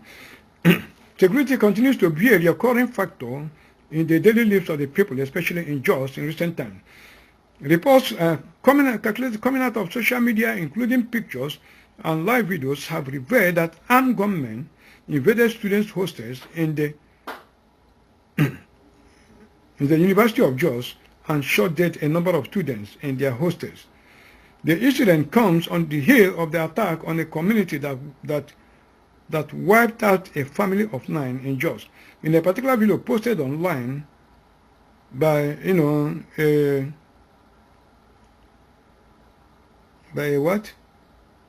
a sub-delivering zone, students could be seen running from soldiers and Fulani herdsmen as gunshots were heard in the background, to scenes of students fleeing through bushes for their lives. So I told you before that they will attack all churches and they will attack the schools. People think I'm joking. That's what they're going to do. In motorcycles, they will come and they will butcher everybody. In market, they will round up your marketplaces and shoot everybody dead. Bombing, sending all the suicide bombers. Let me now read that article again. Luxury bus drivers. Bus drivers, commuters lament highway attacks. This is son of December 20, 2018. He said, Onitsha transport operators under the aegis of Association of Luxury Bus Owners of Nigeria and commuters have lamented rising incidences of kidnapping and armed robbery attacks on the country's highway. The duo regretted that drivers and passengers were being targeted by hoodlums suspected to be Fulani herdsmen who blocked the highways, rob and kidnap victims at will without any challenge from security agencies. The National Chairman Association of Luxury Bus Owners of Nigeria, Chief Joseph Ijofo, while briefing newsmen, recalled that the robbers always attacked the drivers and passengers along Benin bypass, Lagos Abeokuta Road, Omotosho, Ulubade, Aziz, Abuja Kefi, Abuja Kaduna, Abuja Nasarawa, Makurdi, and Elele Port Harcourt highways, among others. He said that the security challenges facing the group were enormous, urging security agents to intensify patrol and surveillance on the nation's highway to curtail the activities of the men of the underworld. He also said that the core became imperative following the incessant attack his members and commuters were facing almost on a daily basis. He said that the frequent attacks were affecting the economic and social activities of his members and Nigeria in general, and urged that drastic measures be taken to overcome the security challenges. He recalled that the criminal elements operated unmolested, with dangerous weapons, including sophisticated guns and matches. They blocked the road, divert vehicles and passengers into the forest, and unchallenged and unleashed terror on them. Sometimes the victims are held for up to a week. Some of them operating at Benin bypass even confessed to a victim, one Anthony, recently, that they were Fulani herdsmen who had lived in the bush for many years. They also claimed that the security operatives know that they occupy those forests, and so nobody could come to their rescue unless they parted with ransom or they lost their lives. The disturbing aspect of a recent Benin bypass attack was that a victim who returned from the United States of America vowed never to come back to Nigeria again unless the security challenges improved, he claimed. Ejiofor described the recent killings of the former Chief of Defense Staff, Elias Bade, as a sad development and condemnable in all ramifications. He noted that Bade's killing was one of such dastardly acts on the highway. A joint patrol of the Nigerian Army, Navy, Police, and armed security personnel should mount surveillance and carry out regular patrols, and they will never do it. Now look at it. How many checking points do you have in Biafra land? Port Harcourt to Aba, a journey of 30 minutes. You have not less than 40 checking points on the road. But then look at what is happening. The soldiers are equally the kidnappers. Boko Haram, they are no longer in the bush. All of them are in Biafra land. They are the people you see everywhere. So, let me try as quickly as possible and just round up one or two things. He said, Apenifero Hanes, the PDP, knocks Olusegun for wooing Yoruba with 2023 presidency. He said, the Pan-Yoruba social political groups, Apenifero Hanes and Dibo, the national chairman of the People's Democratic Party, which is Secondus, and the African Action Congress on Sunday forwarded a statement credited to Vice President Yemi Olusegun that the victory of President Muhammadu Buhari in the 2019 presidential election would guarantee Southwest presidency in 2023.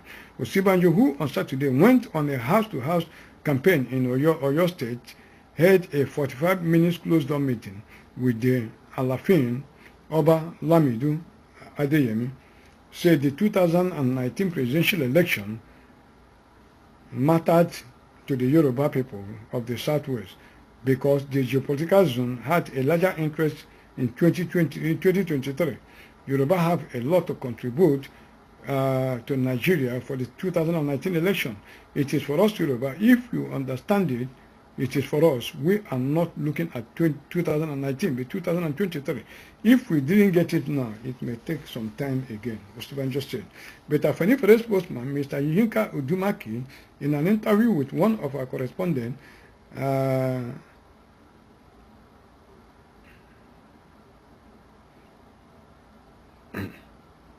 turned out what the Yoruba people had gained since Olusegun became the vice president. He noted that Olusegun has so far opposed all the things that were clear to the Yoruba people, including restructuring. Odumaki said, in the 4 years that he, Olusegun, had been vice president, what has he done for the Yoruba people? When they killed, forget about what they said, they have been long in all these things, you know. But that treachery of the Yorubas will come to an end today in Jesus' name. We are going to face them. They have been doing all these things all along. Let me read another report first before I say what I want to say about the Yoruba. The Igbo are to Nigeria what Israel is to the world. Ohaneze, Vanguard, December 25, 2011. Mr. Ohaneze Ndibo has said that Nigeria will continue to wallow in abject socio-political, economic development and blindness until an Igbo man becomes the president, and that the Igbos are to Nigeria what the Israelis are in the world today. The spokesman for the Ohaneze Ndibo, Uche Achi Okaga, said this to a statement by Olusegun that the Southwest would produce the president in 2023 after President Buhari, saying, I do not expect Professor Olusegun to say a different thing. The 2023 Yoruba presidency is a plot, presumably well hatched, and efforts are being executed to win it successfully, as dramatized in the public pronouncement earlier by Fashola, and now the bleeding utterances of Olusegun.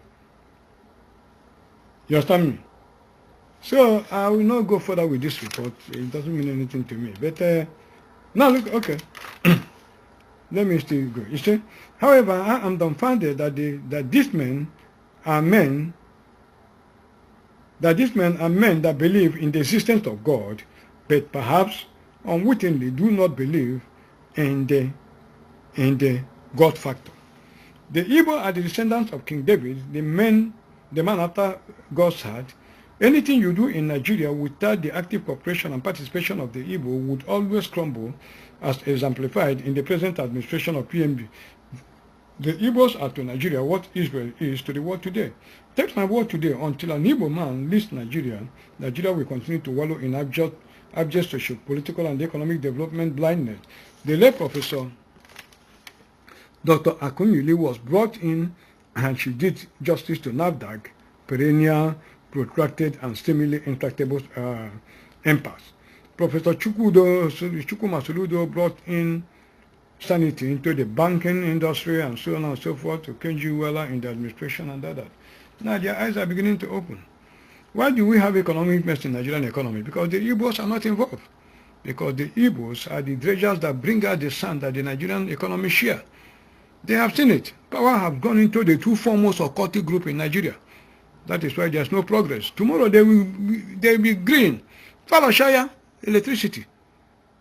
You are here. Tomorrow you talk. 4 years you are still blaming people. Look at what Batinaji did there. Treacherous people. People don't know that they wanted to. All this thing Buhari is doing is the tip of the iceberg compared with what the Yorubas did when Obasanjo was in power. I always said it. I wrote a letter to the National Assembly that time through my senator representing my constituency. I told him all the plot of what these people want to do to the clerk of the assembly, and the table that is in front of there. That was what made the Yorubas to back off. I'll read a newspaper publication of that thing. The man who sees tomorrow's politics. Go and check at it. Go and check at it. This is in December 11, 1999. Hallmark newspaper and a lot of other newspapers publish it then. I will read a little extract of that news report. Out of how it started. Because of time, I just read a little. I'm writing, I wrote on it. I said the hidden agenda of the Afenifere, and that edition was captioned Afenifere, the scam of all scams. Afenifere, you see, that they went and buried their head into. Scam burger, that is a scam. So the hidden agenda of the Afenifere is among warranted suspicious from the other tribes, claimed Chief Ayo Opadoku, one of the leaders of Afenifere, on an NTA program on Friday, October 8, 1999. I want you to know the date. I disagree with Chief Opadoku and wish to submit that the fears are not only warranted but highly ominous as a herald of the horrors that may soon befall this nation, as I will prove in this case. The Bola Tinubu saga as regard to the so-called immunity granted to an incumbent governor from prosecution by the Constitution and the adoption of Sharia law in some states of the Federation have once more shown the obvious and immediate need to have a more sovereign constitution, a constitution which can only be derived from the people in a kind of national conference. Alternatively, let there be a peaceful negotiated dispersion of the different units that makes up the country called Nigeria in order to avoid the horrors that lay ahead in the present treacherous setup. The recent forgery and perjury imbroglio that enveloped Governor Tinubu of Lagos State is not only a case of Yoruba chauvinism, but has become the unforeseen circumstances that has arisen, which is dangerously threatening to abort the long and well-planned sinister stratagem of our Yoruba brothers to secede from Nigeria. The plan is to have the Yorubas develop a country within a country. You may say a unity within the present unity, using Lagos State as its mentors by putting in place through Governor Tinubu all the basic infrastructures needed to jumpstart a modern state when the present union fails to hold. A two-way developmental stratagem of one transparent state, that is Lagos, and, one or two opaque states like Ogun State and Ekiti, as infrastructural development basis to jumpstart Oduduwa Republic. This is responsible for the efforts at independent power generation for Ekiti and Lagos State respectively, and the federal government financing of a Ekiti electricity project currently going on in Ekiti. That was then.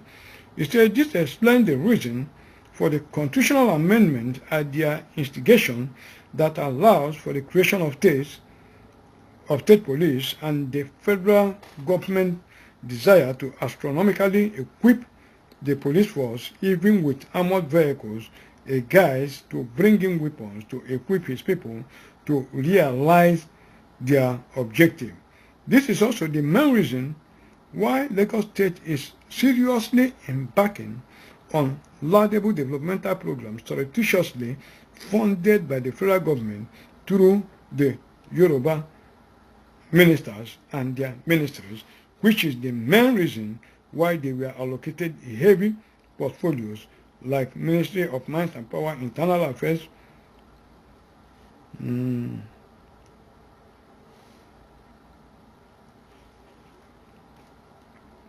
Internal Affairs, Education, and so on and so forth. This is also the main reason why many water-based parastatals were relocated back to Lagos from Abuja. Apart from the presence, the fabulously overinflated amount involved in such locations, we ate objective reasonably. Why wasn't NNPC headquarters transferred to Warri or Ogun land?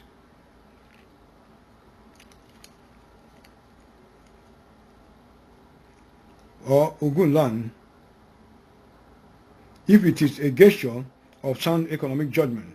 It is also the reason why Lagos State always received the highest amount, often cleverly disguised with a state from the north, from the Federation account monthly, statutorily, via allocation respectively, when it should have gone to the poorest state to make for a gradual arrival at pari passu with the more developed states of the Federation.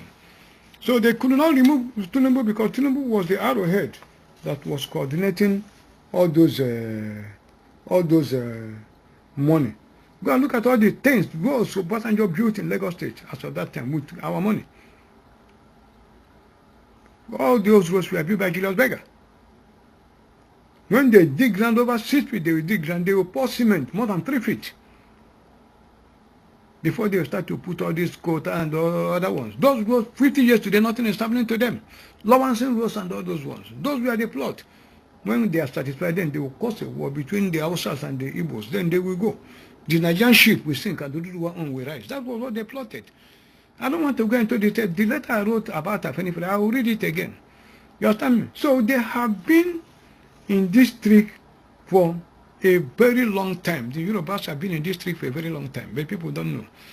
They are pythons. They are swallowed. This is what they do. They will divide themselves into three equal parts. I'm looking at Ohanese, they don't even know anything. Yorubas will divide themselves into 3 equal parts. They will push one. Okay, let me use the 2 parties now to give an example. Now they will divide themselves into 3 equal parts. They will push half to Buhari. One half will recognize Buhari. One half will recognize Atiku. The other half will remain neutral. That's the tactics that they play. So when the momentum of events will continue to swing, when they now see the one that is clearly coming to be the winner, those ones that are neutral will not jump. Boom, they support this one. Now Yorubas have supported this one. And our people, look at it. By the time Jonathan, they were doing a fundraising ceremony for Jonathan in his second tenure.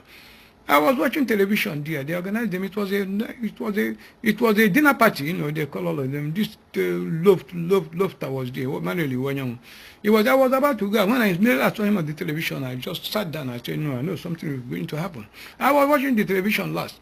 Then when he come to give support, he was the first to speak. Say, the Igbos, when they go to America, the World Igbo Congress, that they have already endorsed Jonathan, this one. No, nothing like increase, nothing like negotiation. That's been done there. When he got to the person that represented Yoruba there was Ebenezer Baba Tope, he was there. Then it was the turn of Ebenezer Baba Tope to talk. He cleared his throat. At the end of everything, he said that his brothers, the Igbos, that they have one adage in Igbo language, and that the adage is what he will like to use, that Nechidime. Using their key philosophical wisdom that you, the son, cannot use. That was the comment he made. Echidime tomorrow is pregnant. And that was it. And now look at it. The so-called election have not started. Look at all the holy boys who come. You went and you embraced Atiku. You have already surrendered, no strategy. Where are the Yorubas today? Don't even find out where they are. Yet these are the pythons that are the worst criminals in this world. I will come back to them, starting from their father Olu, and I will show you what they did, and I will use them to round up this thing. And we are going to use them to save ourselves from this jihad.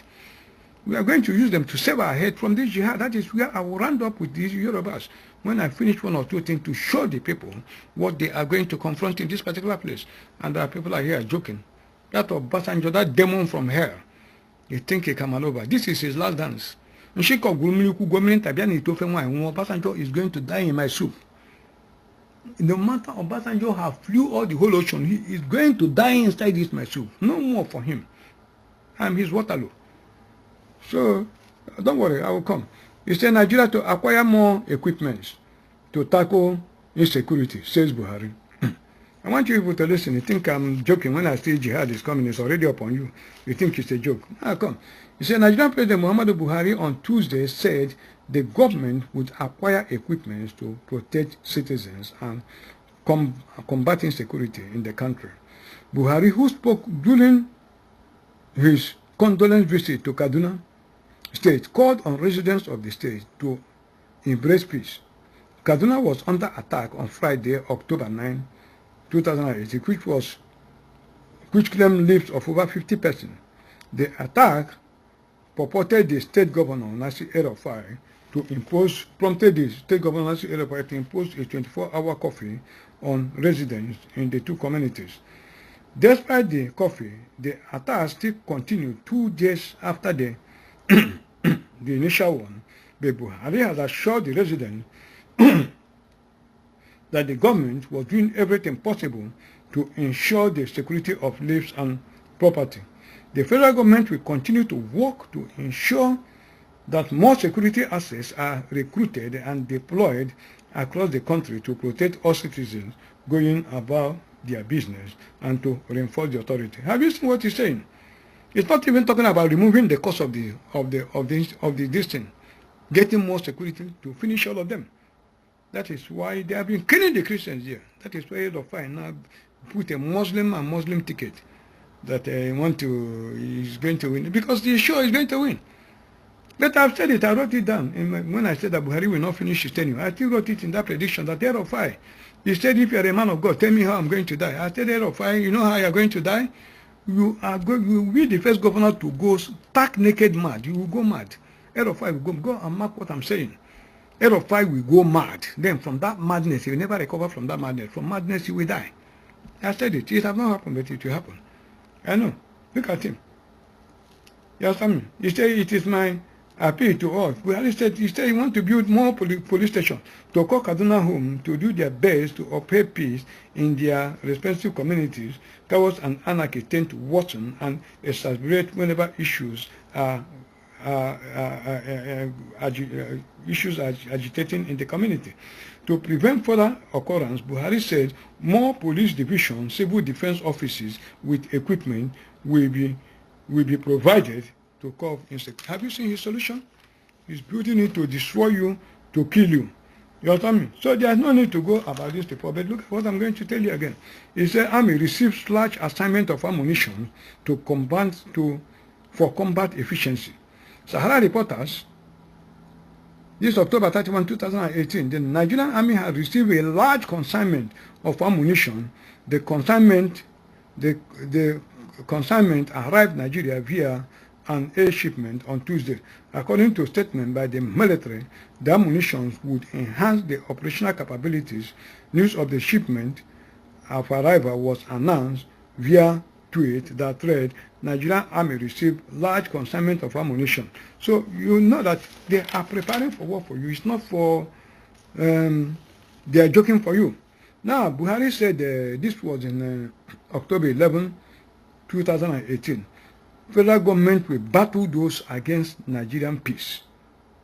Say President Muhammadu Buhari has revealed the readiness of his administration to contend with anyone who is working against the peace and unity of Nigeria. Buhari said this on Thursday during the visit of Eze Abdul Fattah Emetu Matre. This is an Igbo man, this is an Igbo man. So we are going to deal with them, all these Ezes. You understand me? Eze Abdul Fattah Emetu Matre. The Ofo of Umofo. Can you imagine? Ofo of Umofo. Umofo Kingdom, Uguta local government area of Imo State, to the state house of our. It feels as if Uguta are special in breeding traitors. Is anybody that tries to joke with the unity of this country has a problem as long as we are alive. Now you are dead. Others that will stand in here, I said the easiest way for you to die, say Biafra will not come, you die. Let others follow you, they will die. I need anybody to challenge me. Just stand up and make a public announcement that Biafra will not come. That's all. I give you 3 months, you are off. You understand me? Buhari told members of the delegation led by the monarch that his main objective of serving as an elected public officer holder is to make the country better. Our single objective is how to make Nigeria better, and we shall never get tired. That's the single objective Buhari have, to convert Nigeria to an Islamic state. Nothing. That is why he is the next Muhammad. He was rated as the toughest. You understand me? In his remark, Mota commended the president for demonstrating his love for Nigeria and Nigerians through purposeful leadership in the last 3 years. Your Excellency from demonstrated head of, all those crazy stuff of rubbish. Then after, the man promised that he's going to put light in Ariaria market or something like that. You are going to put light in Ariaria market. Then we have geometric, built by a Biafran. Geometric independent power plant. Up to now, Nigerians killed it and frustrated that man. A man, a lovely man from God, Professor Barrack, one of the best robotic engineers in the world, frustrated him since that time. Then you're talking about Nigerian progress. So, now, I'm trying to round up a little bit. I want our people to, you want to know what is their plan? I want to show you what is their plan. This is in an interview, there's one interview, they say, Oye Palaba, Niger Deltans must be relocated. This is by, interview is Alhaji Abdul Karim. He was asked, among other things, many other questions that cut across burning issues, And look at this one question that attracted me. I'll give you the date of this publication. He said, just before we round up, I'm asking the question. I want you to look at the indivisibility of Nigeria. Some groups in the southeast want to break away. There are killings by herdsmen all over. What is your view on secession? Now look at his answer. I said this man's name is Alhaji Abdul Karim Dayabu, a former national chairman of Alliance for Democracy. Also, at a point, was the president of the Kano Chamber of Commerce. That is his name. So look at what he said. I want the so-called Niger Delta people to listen to what he said. Alhaji Abdul Karim responded, secession or no secession, they must go through the path of the Constitution. Like I told you, we have been carried away by military mentality. Anything we do, we must be careful. This is my house. If I dig a well or hole and get kerosene, petrol or any mineral resources, to whom does it belong? Does it belong to me or government? Of course, government. That is the problem of the Constitution. Public interest supersedes individual interest. If you go to the Emir's palace today and dig a hole and instead of water, you get petrol, it is no longer an Emir's palace. It is for the Federal Republic of Nigeria. The Emir palace should be relocated elsewhere. The Emir should be compensated. When we started getting oil in a certain area, all the government should have done was to determine those to be affected and relocate them elsewhere. They should have been compensated adequately to continue with their lives elsewhere. If they are fishermen, you take them to other riverine areas and even provide them with fish pond. If they are farmers, you take them to the farm. You take them to other areas and get farmland to them. Then the next and final question on this. Is it too late to do it now? For instance, can the people of Bayelsa be relocated? So I responded, yes, they should be relocated. Even if it means building houses for them, you declare the area a federal government oil producing area. That would have solved the problem of agitation in the south-south and southeast. Now they allowed it and they are still there. You only give money to some of the individuals for appeasement. That was the problem of the government of Ibrahim Babangida. He chose certain people to represent them there, and he gave them money. And they keep thinking the oil is their own. How can it be their own? Look at how the governors are running the state. I keep telling you that these governors are thieves and looters of public treasuries. I am recommending that the revolution should start with the judiciary, and then the lawmakers look at how they pay themselves. 13.5 million every month. Yearly, they are making 290 million, including constituency projects. So have you seen their plan for you? They want to wipe you out. Have you seen what they are talking about? Relocation, rehabilitation, reintegration. Have you seen what they are talking about? And Vision 2020 of a united African country of Muslim states. You understand me? Then let me read. I'm rounding up. Let me read the flyers that they distributed in their mosques for you. You understand me? This is translation of pamphlet issued in Arabic and distributed in selected mosques in northern Nigeria by Fulani Nationalist Movement, FUNAM, dated November 6, 2018. He said the battle is getting closer. We call on all true Muslims. This is the time to act. This is the time for the Second Holy War. We started it in 1804. The British stopped us. We must regain the territories lost. It is against Islam to rotate power with infidels. Forget about election. That will only lead to sharing of power. Think of the kingdom that we shall rule forever. We can change the naughty history Dutchman. Therefore they did it successfully, we can do it.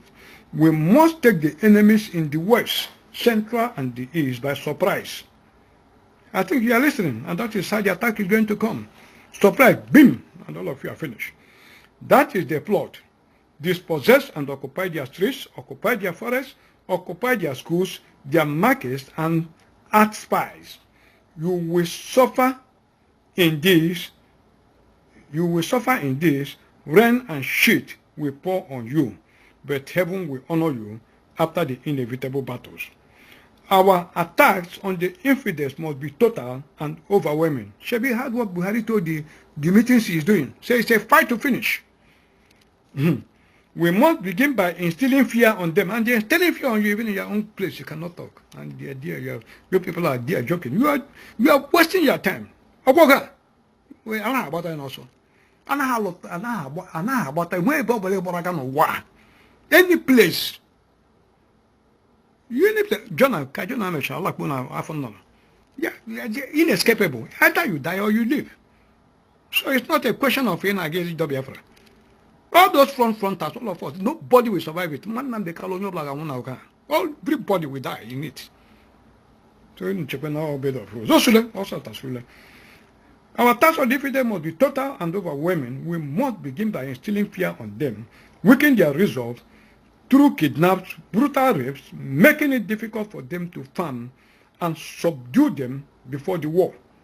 Our strategy involves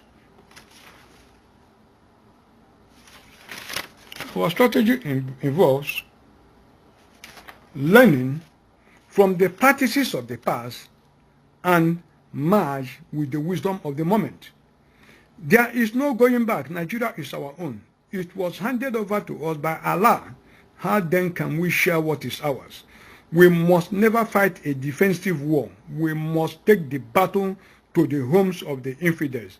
We must use everything that we have. Have you seen that they are the Boko Haram? They send the Biafrans there and tell them to fight a defensive war with Boko Haram.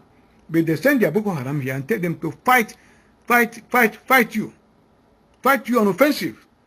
Have you seen it?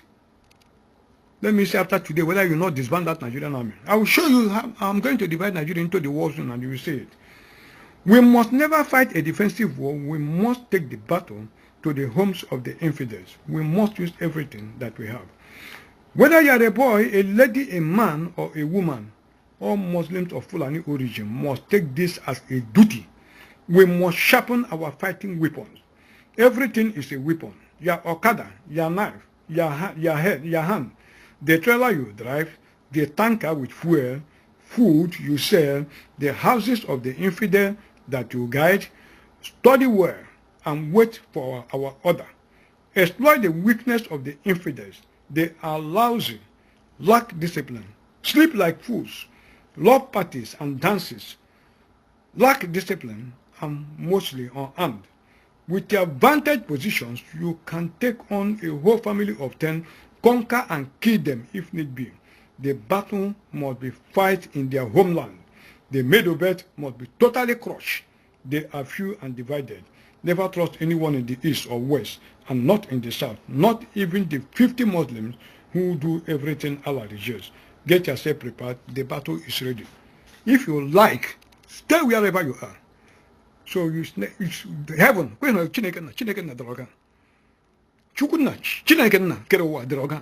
You cannot escape it. No, ever. We will never. So each and now let me tell you one thing, excuse me. Let me read the report for you, each and every. We think we are joking. I'm giving you details of report. And by the way, forget about all this, what do they call themselves, IPOB that make noise. They think, I don't need any person to shine my light. The sky you see is wide enough for every bird. All the whole birds on this earth can mount wings and fly at the same time. It can contain all of them. You don't have unity of purpose, you're not going anywhere. I don't need you. You can't eliminate me. You don't know where I'm coming from. I'm far ahead of every other principalities and powers in this earth. In this world, I will die and I will rise again. The third day, the same power that woke Jesus from the grave will wake me from the grave. Only myself and my existence alone, only me will finish the whole house of Fulani. But it's one at a time. I will die, and when I die, I'll stand up and I'll become invincible. Go and mark it, and it is going to happen. I'll finish the bit. It's 21 after time. Before that time, they finish all of you. So my existence alone is sure that victory is assured. So forget about that. I will die and I will rise again. So I'm not afraid of it. So no matter wherever you go, you are going to die in this world. You cannot, nothing can spare you. So you think you're joking. Be busy and be making your money. Be busy. Go and write and hide inside your mother's pants. This is the last war of the ages. This is why you came into this world. So if you know what is good for you, go and prepare well. All this IPOB making noise, just forget. Look, let me tell you, if I'm working for Buhari, if I'm working for the enemy, and you ask me, and the issue of IPOB becomes a problem, and it comes to my table, and maybe the head of tech calls me and say, what do I say about this IPOB? How do we dismantle the activity? I will say, give me the assignment. But I want you to do, you say, how much will it cost? I say, oh, don't give me any money. I will stop your worldwide activity without money. Without one dime, I will stop it, and I will tell you how I will stop it. For you to know, I'm one of the greatest strategicians anywhere. When you see people that are dangerous, you come to me, just forget about it. I say, I don't need money. President, yes, my excellency, I want you to do 2 proclamations. And I want these proclamations you will do, you are going to keep it. You go say, what is it? I said, number 1, just 3. Number 1, I want you to give Nnamdi Kanu a state pardon. Even though he didn't commit any offense, just tell him he's free to come back and, all these Tompolo them, all the whole locked up agitators, withdraw all their charges, cancel all their charges, make a promise, say, tell the international community that you are going to honor it. That is number 1. And you are going to keep that one. All of them in jail, just release all of them. Second one, just tell them, go to Biafra. Go south and southeast. You want to go and form your country, just go. Go, we don't want you, go and form your country. But don't cause problem in your place, just go. That's all. That's the only thing I will tell him to do. When he makes this proclamation, I'll tell Nigerian armies, just don't worry yourself. Just go, the whole border of you and Biafra, go and line up in that border. Just line up. Be nothing. Don't be very polite to them. Don't talk to anybody. Just stay on your own. Be guiding your own face. Leave their own border. Just give them 1 month. 1 month is too much. 3 weeks alone, all the whole hawks all over the world, all of them, they will fly into Biafra land. All of them, they will fly into Biafra land. You see them, all of them, all of them, they will come back, for them. All of them from all over the place.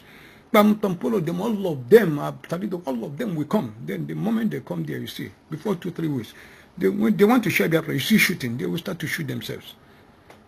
They will start to shoot themselves. You just go there and immediately they start, because of some of the conditions, don't disturb their people. You just start to shoot. You arrest all of them from A to Z. You get all of them and lock all of them up. Then the people like Nnamdi Kanu, you leave him, he will go. These people will promise international that you leave them, and the agitation will close. So forget about all these noisemakers. What do they know? So that's how I'll kill it. So let me just tell them. They think it's a lie. Let me read one report for you. It's a herdsmen operating 39 forests in southeast and south. Igbo group authority. And when you see herdsmen, let me tell you, all those herdsmen you see, anyone that is in community, that is their own, they are the army that will kill you and occupy your place. They have their families in the bush.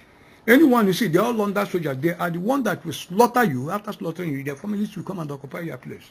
They will stay there dressed like Igbos. Igbo. Any person that comes to ask for you, they butcher the person and kill the person. That's all. That's what, let me look at this report. It said an Enugu-based group, voiced from the east, has named 139 villages and forests where armed herdsmen allegedly hide, kill, and rape women and children in the southeast and the south-south geopolitical zone. It said yesterday that after extensive investigation, it discovered that the presence armed herdsmen was higher in the southeast than the south-south, and warned farmers and other residents to be careful on how they move in the affected areas. A breakdown of the figures showed that there are 115 of such forests in the southeast, while there are 24 of them in the south-south. A state-by-state breakdown of the figures indicated that Enugu State has the highest number of such spots in 56 communities, followed by Anambra State with 23 villages, Imo 17 villages, Ebonyi 12, with Abia State coming last with only 7 spots. In the south-south, only 2 states were covered by use, with Delta State coming top with 15 hotspots, while River State, I can't even know. I swear to God, I'm meeting this thing for the first time. Look at it, the 7 Igbo states, Igbo-speaking states. The 7 Igbo-speaking states that I mentioned in that revelation. God is just using this report. I'm seeing this report for the first time to confirm what I've just said. The 7.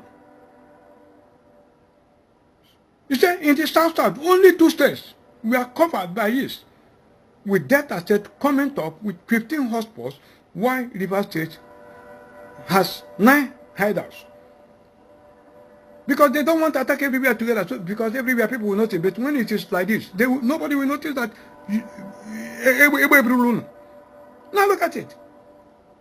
He said the forests and places where the herdsmen operate in Abia are Lokpanta, Leru, Mpa, Ohofia, Bende, Okanla, and Owerenta.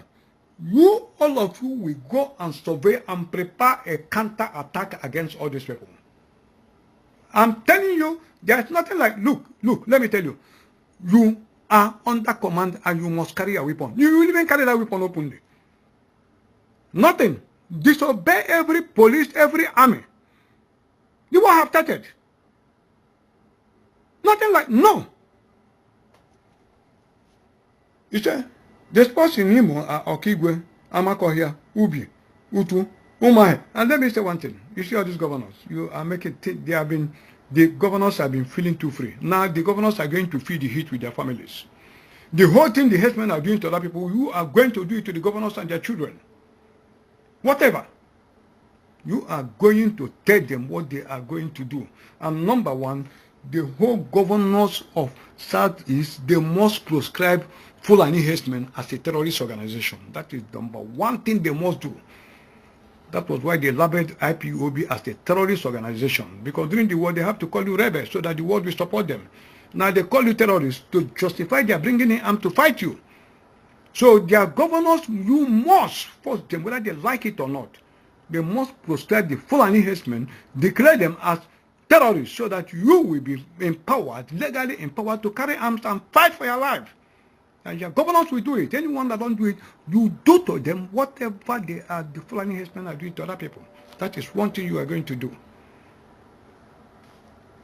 The spots in Imo, Okigwe, Amakohia, Ubi, Ntu, Umowa, Iheagwa, Olakwo, Owere Tam, Mba Itolu, Mba Ite, Uguta, Olo, Amigbo, Onimo, Ise Kenesi, Njaba, Idiato, and Mbano. I'm mentioning them. So all of you, you go and start to set your battle in Ire now. All we call a weekend. We on high before first they land. The attack will get bam. That lightning, if you remove that, their speed of thunder. 31st, when I call a church on 31st, don't go to pray for anybody. Don't go to, now I'll give you the secret of why the wall of Jericho fell down. Every person in the southeast or south, go and praise God in your own native tongue. Don't Now go Chineke and don't call Chukwu Okabiama. Call Chukwu Okabiama, you are finished. Don't call Chukwu Okabiama. Ndị na-enwe go to every street. Na-enye ndị mmadụ ego ka ha na-akọ egwu na street. Na-akọ egwu na street, ndị egwu church, ụmụ okorobịa na-enwe be beating na-ekele Chineke, be praising Jesus Christ. Gaga zonu, they put Operation Python dance, there's no problem. Gaga zonu, onye ọbụla gaga ewere mpara. Then mpara gị boarding staff, boarding, B-U-D-D-I-N-E, boarding staff. Operation boarding staff, be praising God. Let me see whether you don't use that staff and defeat them.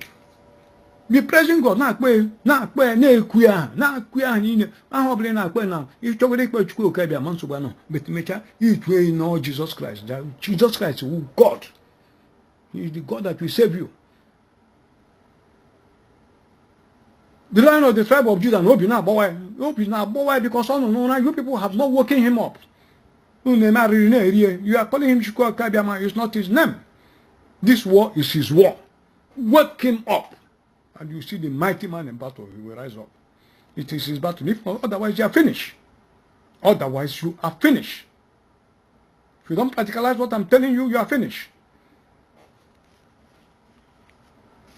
You say, according to, I will not call the person's name.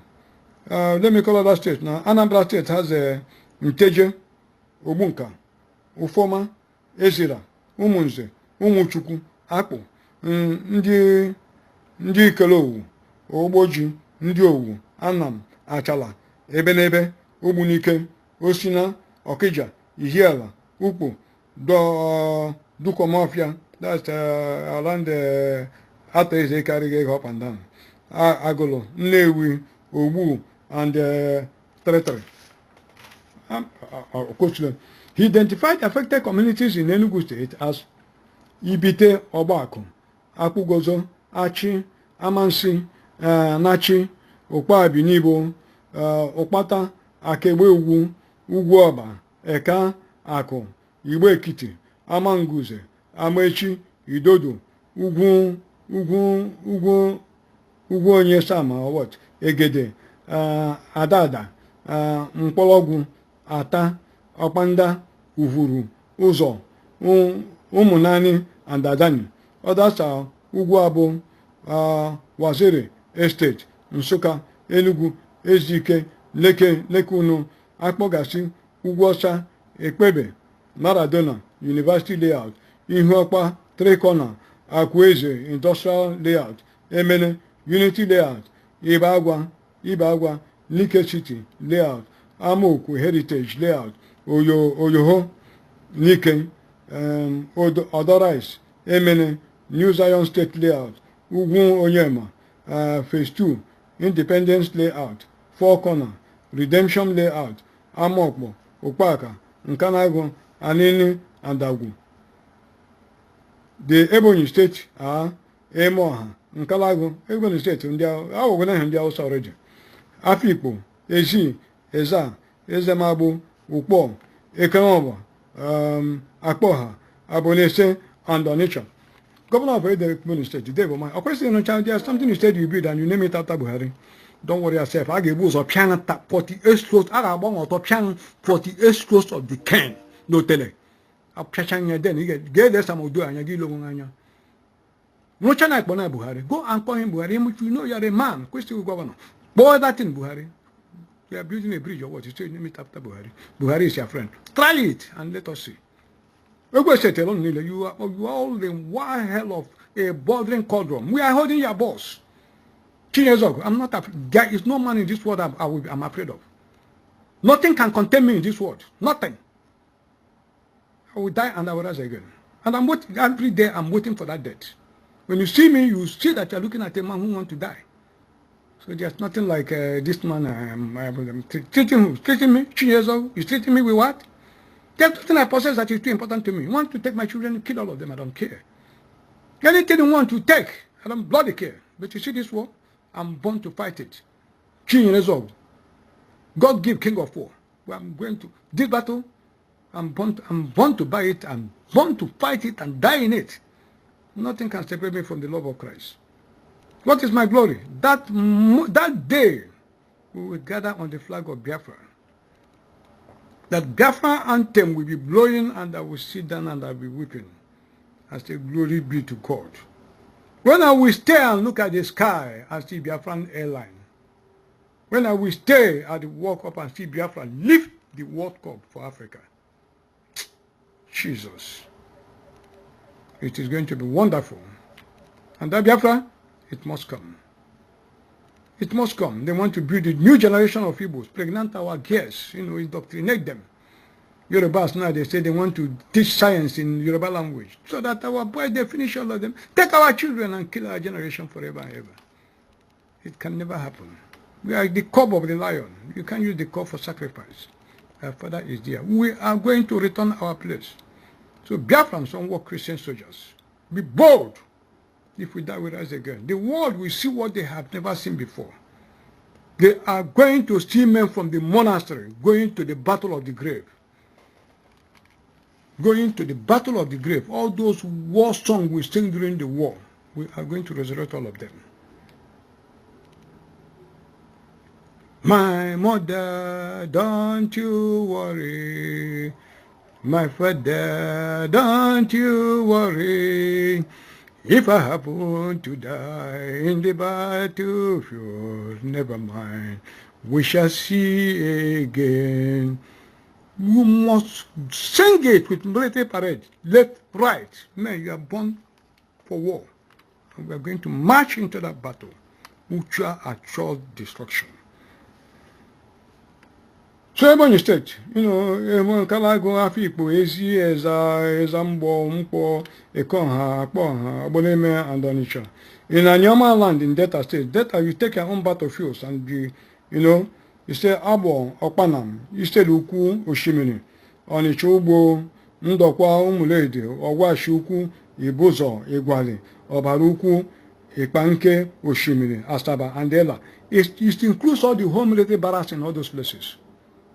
From your own guerrilla warfare, forget about Nigerian army and their police. Every picture of any Nigerian army or police personnel you see in Biafra land, get that picture.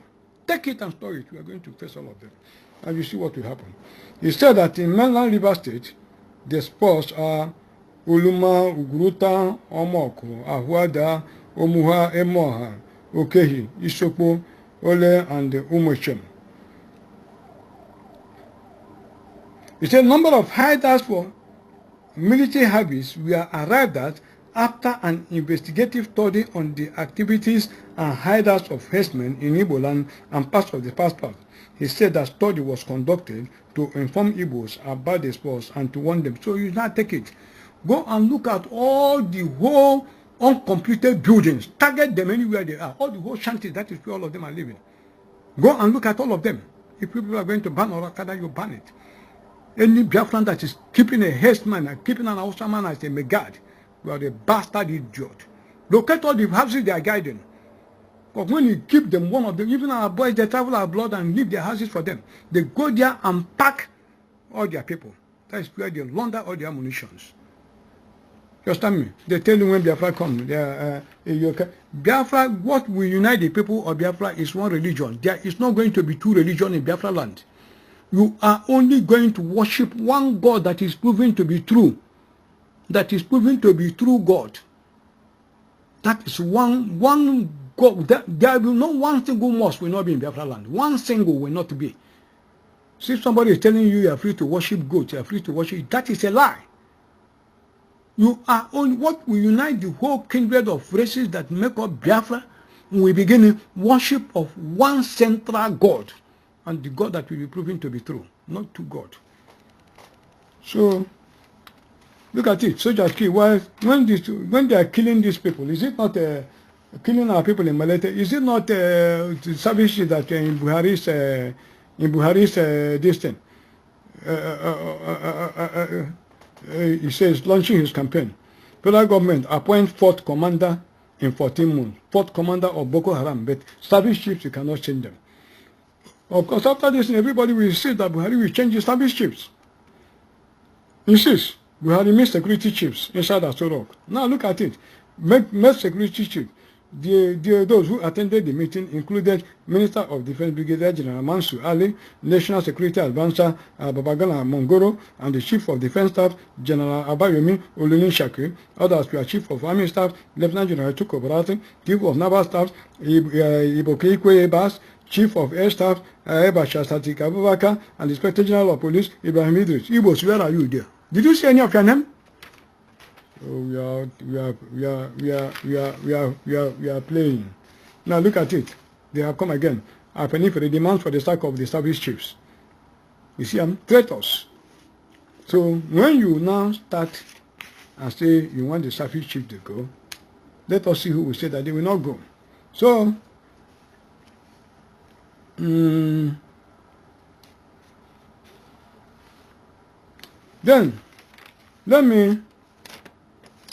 I'm rounding. Let me round up with the issue of the Yorubas. I'm coming. Because Ohanese have always deceived us and they anchored their hope on their relationship with the Yorubas. So let me talk a little bit about the Yorubas so that we now know how we are going to defend ourselves in this in this our issue.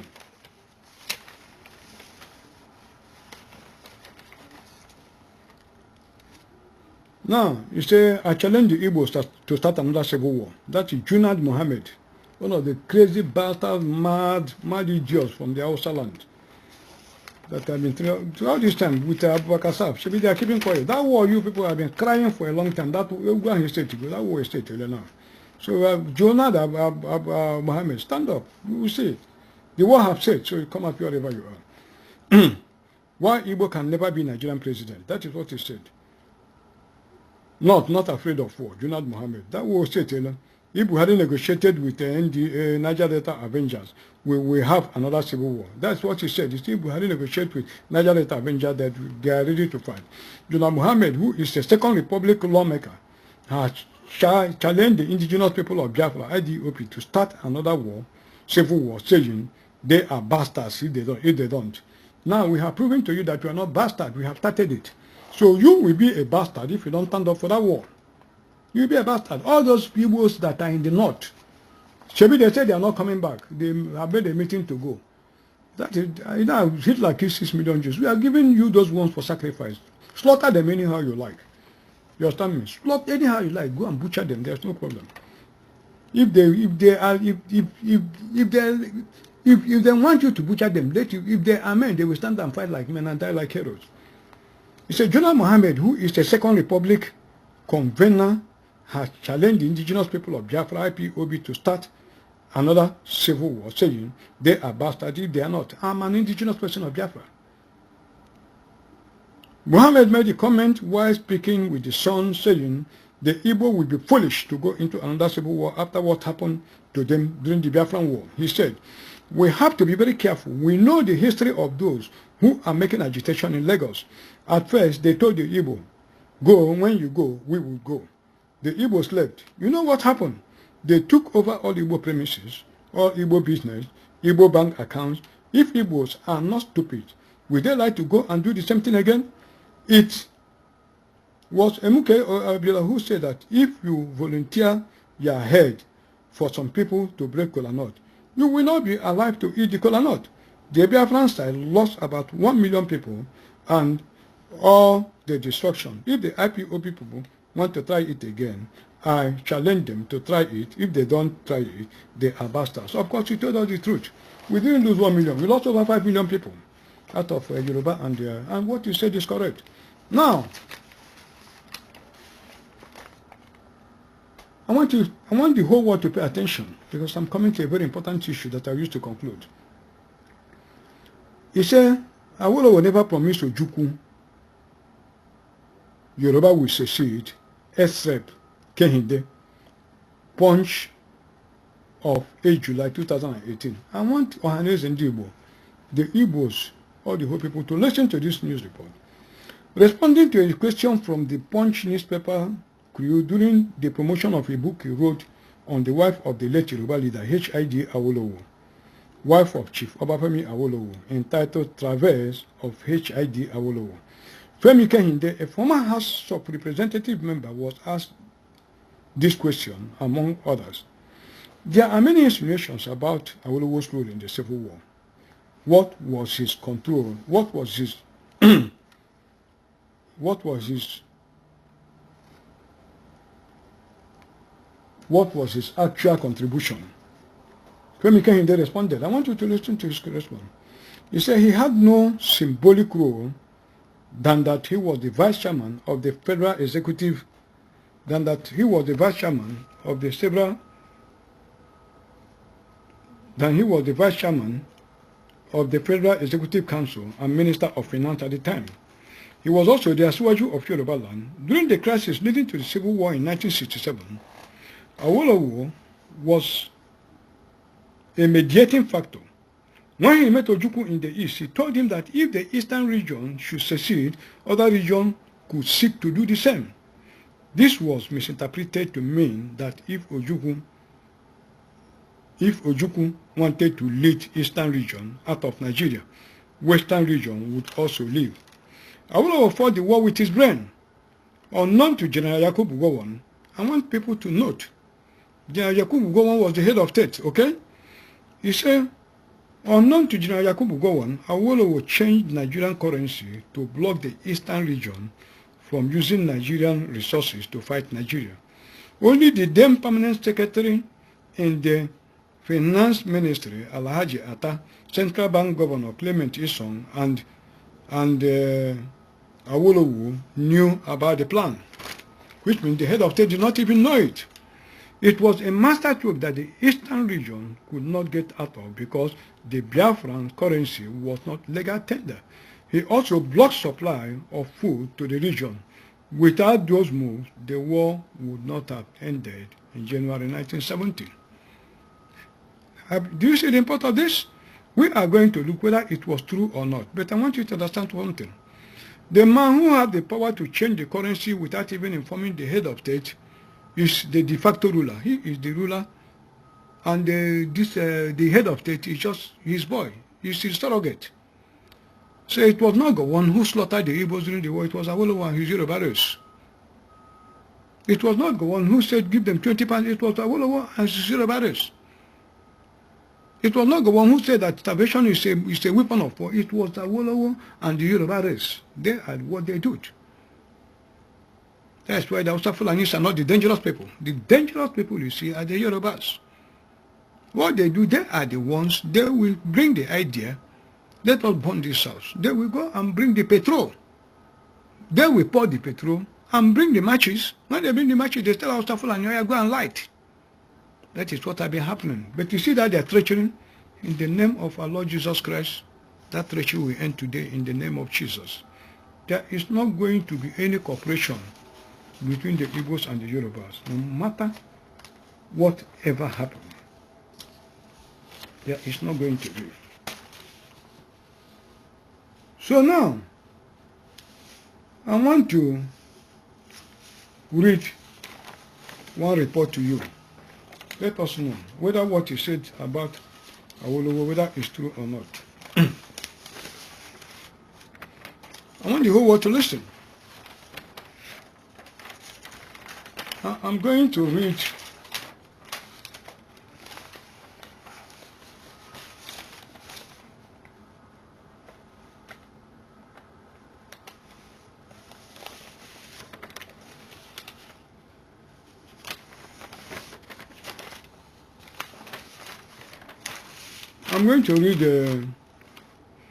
Awolowo's speech to Western leaders of thought in Ibadan on May 1, 1967. Note the date, May 1, 1967. This is published by the Daily Times of 2nd May, 1967. It was even quoted in Crisis and Conflict in Nigeria, Volume 1, January 1966 to July 1971. I want the whole world to listen to this story. Awolowo said, I'm quoting Awolowo now, he said, the aim of it, this is what Awolowo said, the aim of a leader should be the welfare of the people whom he leads. I have used welfare to denote the physical, mental, and spiritual well-being unflinchingly and unchangeably before my eyes. I consider it my duty to Yoruba people in particular and to Nigerians in general to place 4 imperatives before you this morning.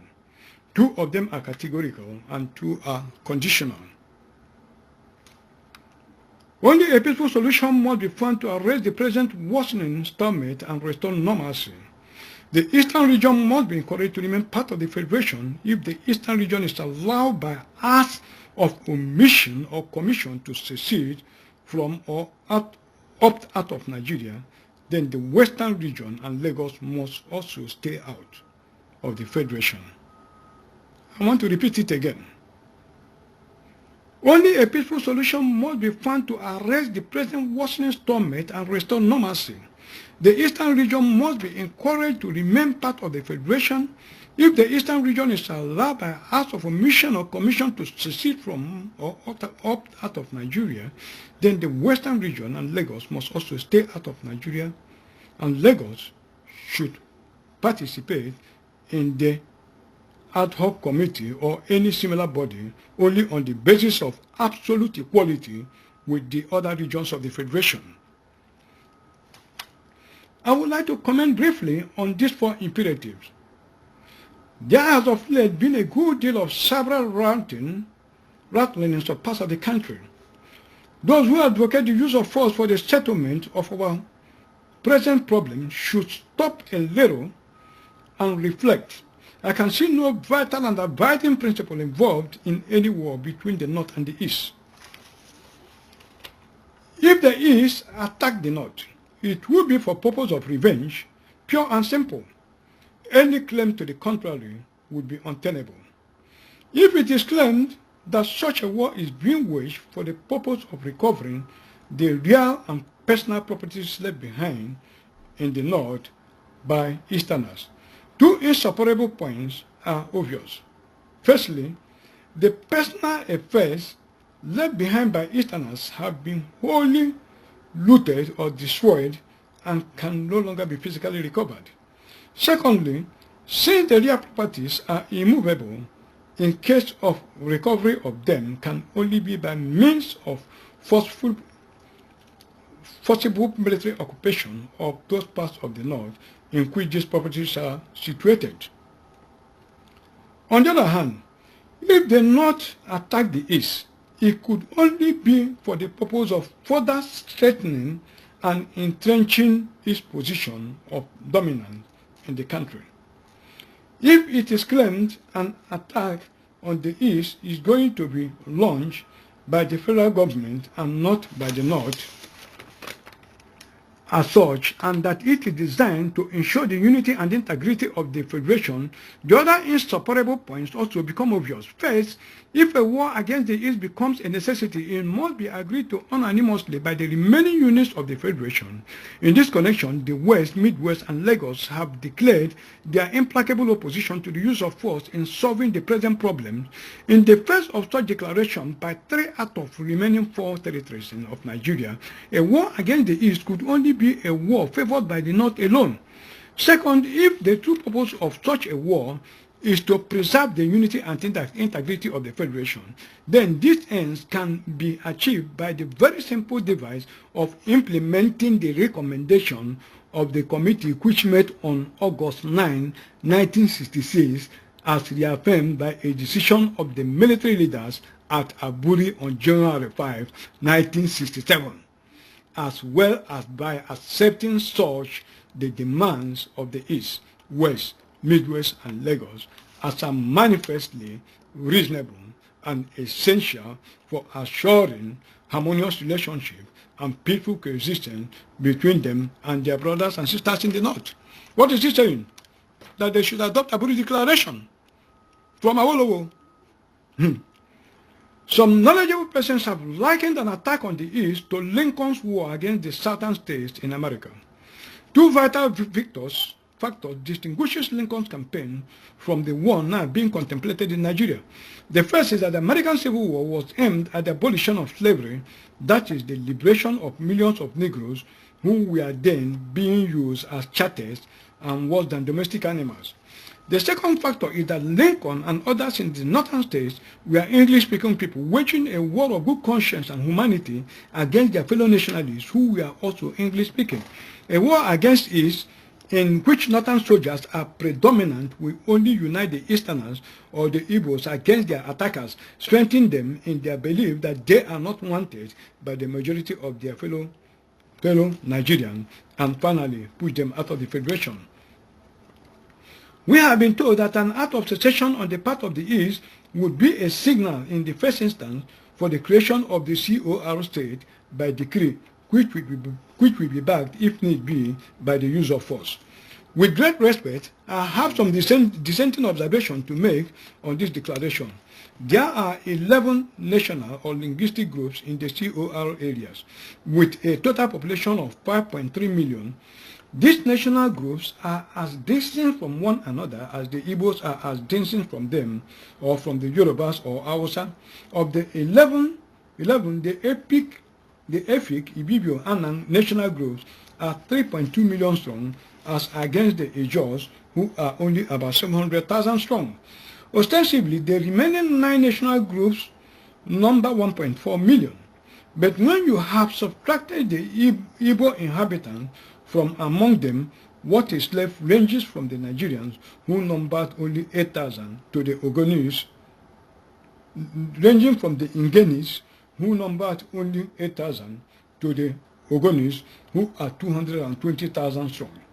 A decree creating a core state without a plebiscite to ascertain the wishes of the people in the area would only amount to subordinating the minority national group in the state to the dominance of the Efik, Ibibio, Anang national group. It would be perfectly in order to create a Calabar state or a river state by decree and without a plebiscite. Each is a homogeneous national unit. But before you lump these things and diverse national units together in one state, the consent of each of them is indispensable. Otherwise, the seed of social disequilibrium in the new state would have been sown. On the other hand, if the core state is created by decree after the eastern region shall have made its severance from Nigeria effective, we should then be waging an unjust war against a foreign state. It will be an unjust war because the purpose of it would be to remove 10 minorities in the east from the dominance of the Igbos, only to subordinate them to the dominance of the Efik, Ibibo, and national group. I think I have said enough to demonstrate that any war against the east or vice versa, or any count whatsoever, would be most unjustifiable to shed a drop of Nigerian blood. Therefore, only a peaceful solution must be found, and quickly too, to address the present rapidly deteriorating stomach and restore normalcy. With regard to the second categorical imperative, it is my considered view that while some of the demands of the East are excessive within the contents of a Nigerian union, most of such demands are not only well-founded, but are designed for smooth and steady association among the various national units of Nigeria. The dependence of the federal government on financial contribution from the region, this and others such like demand, I do not support. Demands such as all these are accepted will lead surely to the complete disintegration of the federation, which is not in the interest of our people. But I wholeheartedly support the following demands, among others, which we consider reasonable and most of which are already embodied in our memorandum to the ad hoc committee. That revenue should be allocated strictly on the basis of derivation. That is to say, after the federal government has deducted its own share for its own services, the rest should be allocated to the region to which they are attributed. That the existing public debts of the Federation should become the responsibility of region on the basis of the location of the projects in respect of each debt, whether internal or external. That each region should have and control its own militia and force. Okay, now look at what he's saying. What he's saying here is that all the whole debt the countries own, the places where those infrastructures are located, will, that they are the people that will pay the debt. You understand what I mean? Okay, look at it. You say nothing use, issue quit notice to Nigerian breweries. They issue quit notice to Nigerian breweries. You understand what I mean? Now, when you look at it, they said how many trailers of beer did they destroy? Hundreds of thousands of beers that they don't produce in Igbo, that they say they don't drink. You say, Kano Hitchback Board intercept 12 million bottles of beer, officials. They intercept it and they destroy it. And they have the right to do it because it is in their own place. They don't drink beer. And yet, the revenue you pay in beer here, through VAT and every beer, they use it to develop their region. We are in a very funny country in this world. We are in a very funny country. He said that revenue should be allocated strictly on the basis of the reservation. That is to say, after the federal government has abducted its own share for its own services, the rest should be allocated to the region to which they are attributed, that the existing public debts of the federation should become the responsibility of the region on the basis of the locations of the projects in respect of each debt, whether internal or external. So all these loans they are taken from China and all these crazy places, refinery they want to go and build in Kaduna and all that. China, please go to Kaduna and the refinery you want to build a refinery in the desert where there is no oil. Where is it? Katsina State. Go and take your loan money from Katsina State. All the railways you people are building, you go and take the money from there. So that's it. So, that each region should have and control their own militia and police force. And that is what we are going to do in Biafra land. We are going to eradicate kidnapping in Biafra land. They are going to set up a central unified forces in Biafra land. We are going to set homeland militias. We are going to put them there. You see, no person will put a law. Nobody will pay blackmailers again. All these kidnappers. If you are in Biafra land, they kidnap any of Biafra, you go and report it. As long as the person, if it is within the environment of Biafra, will not pay kidnapping. All these people kidnapping will not pay. And these kidnappers, when we get them, we are going to open an infamous book for them. You will write their family name. We start from now to compare names of traitors in Biafra land and all these criminals. If you follow them, when the new country comes, their families will be in the black book.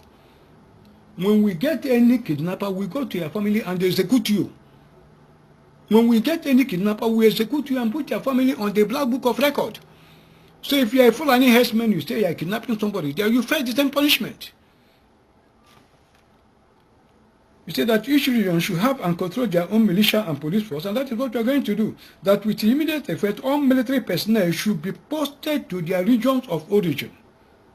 The way Nigeria is today, that is the best thing. If they want you to obey their policemen, they want you to obey their military, let them put their own people, so that you can understand what they are saying. If we are to live in harmony one with another as Nigerians, it is imperative that these demands and others which are not related should be met without further delay by those who have heartily resisted them. To those who may argue that the acceptance of these demands will amount to transforming Nigeria into a federation with a weak central government, my comment is that any link, however tenuous, which keeps the ease in the Nigerian Union is better, in my view, than no link at all. Before the Western delegates went to Lagos to attend the meeting of the ad hoc committee, they were given a clear mandate that if any region should opt out of the Federation of Nigeria, then the Federation should be considered to be at an end, and that the Western region and Lagos should also opt out of it.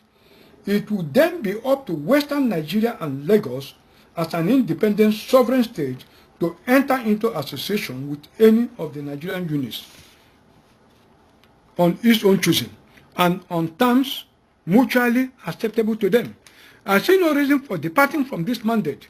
If any region in Nigeria considers itself strong enough to compel us to enter into association with it on its own terms, I would only wish such a region luck. But such luck, I must warn, will in the long run be no better than that which has attended the doings of all colonial powers than the ages. This much I must say in addition. On this point, we have neither military might nor the overwhelming advantage of numbers here in Western Nigeria and Lagos, but we have justice of a noble and imperishable cause on our side, namely the right of a people to unfettered self-determination. If this is so, then God is on our side, and if God is with us, then we have nothing whatsoever in this world to fear. The fourth imperative and the second conditional one has been fully dealt with in my recent letter to the military governor of Western Nigeria, Colonel Robert Adebayo, and in the representation which your deputation made last year to the head of the federal military government, Lieutenant Colonel Yakubu Gowon. As a matter of fact, as far back as November last year, a smaller meeting of leaders of thought in this region decided that unless certain things were done, we would no longer participate in the meeting of the ad hoc committee. But since then, not even one of our legitimate requests has been granted. I will therefore take no more of your time in making further comments on a point with which you are well familiar with. As soon as our humble and earnest requests are met, I shall be ready to take my place on the ad hoc committee, but certainly not before. In closing, I have this piece of advice to give. In order to resolve amicably and in the best interest of all Nigerians, certain attributes are required on the part of Nigerian leaders, military as well as non-military leaders alike, namely vision, realism, and unselfishness. But above all, that what will keep Nigerian leaders in the north and east unwaveringly in the path of wisdom. Realism and moderation is courage and steadfastness on the part of Yoruba people in the cause of what they essentially believe in to be right, equitable and just. In the past 5 years, we in the West and Lagos have shown that we possess these qualities in a large measure.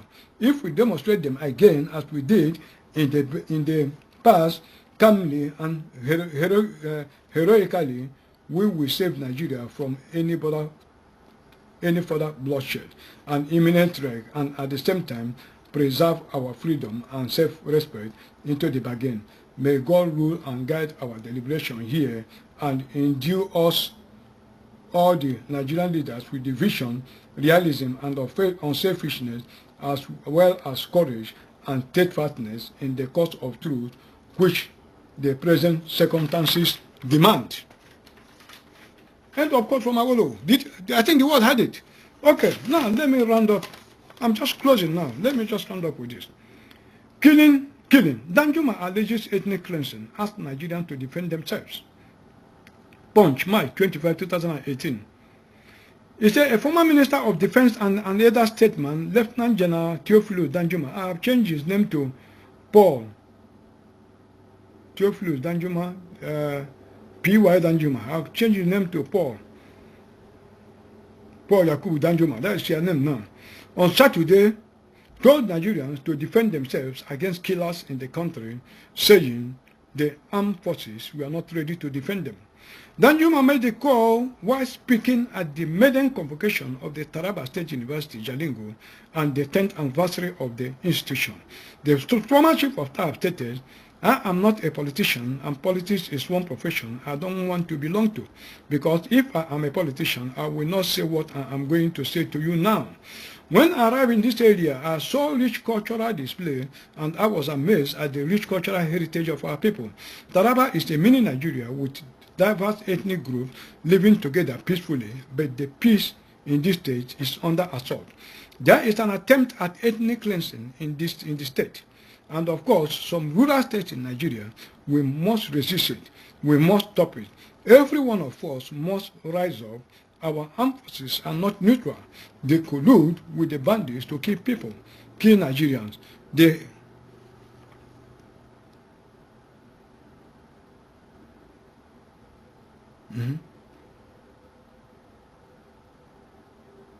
armed forces guide their movement. They cover them. If you are depending on the armed forces to stop the killings, you will all die one by one. This ethnic cleansing must stop in Taraba State and other rural states of Nigeria.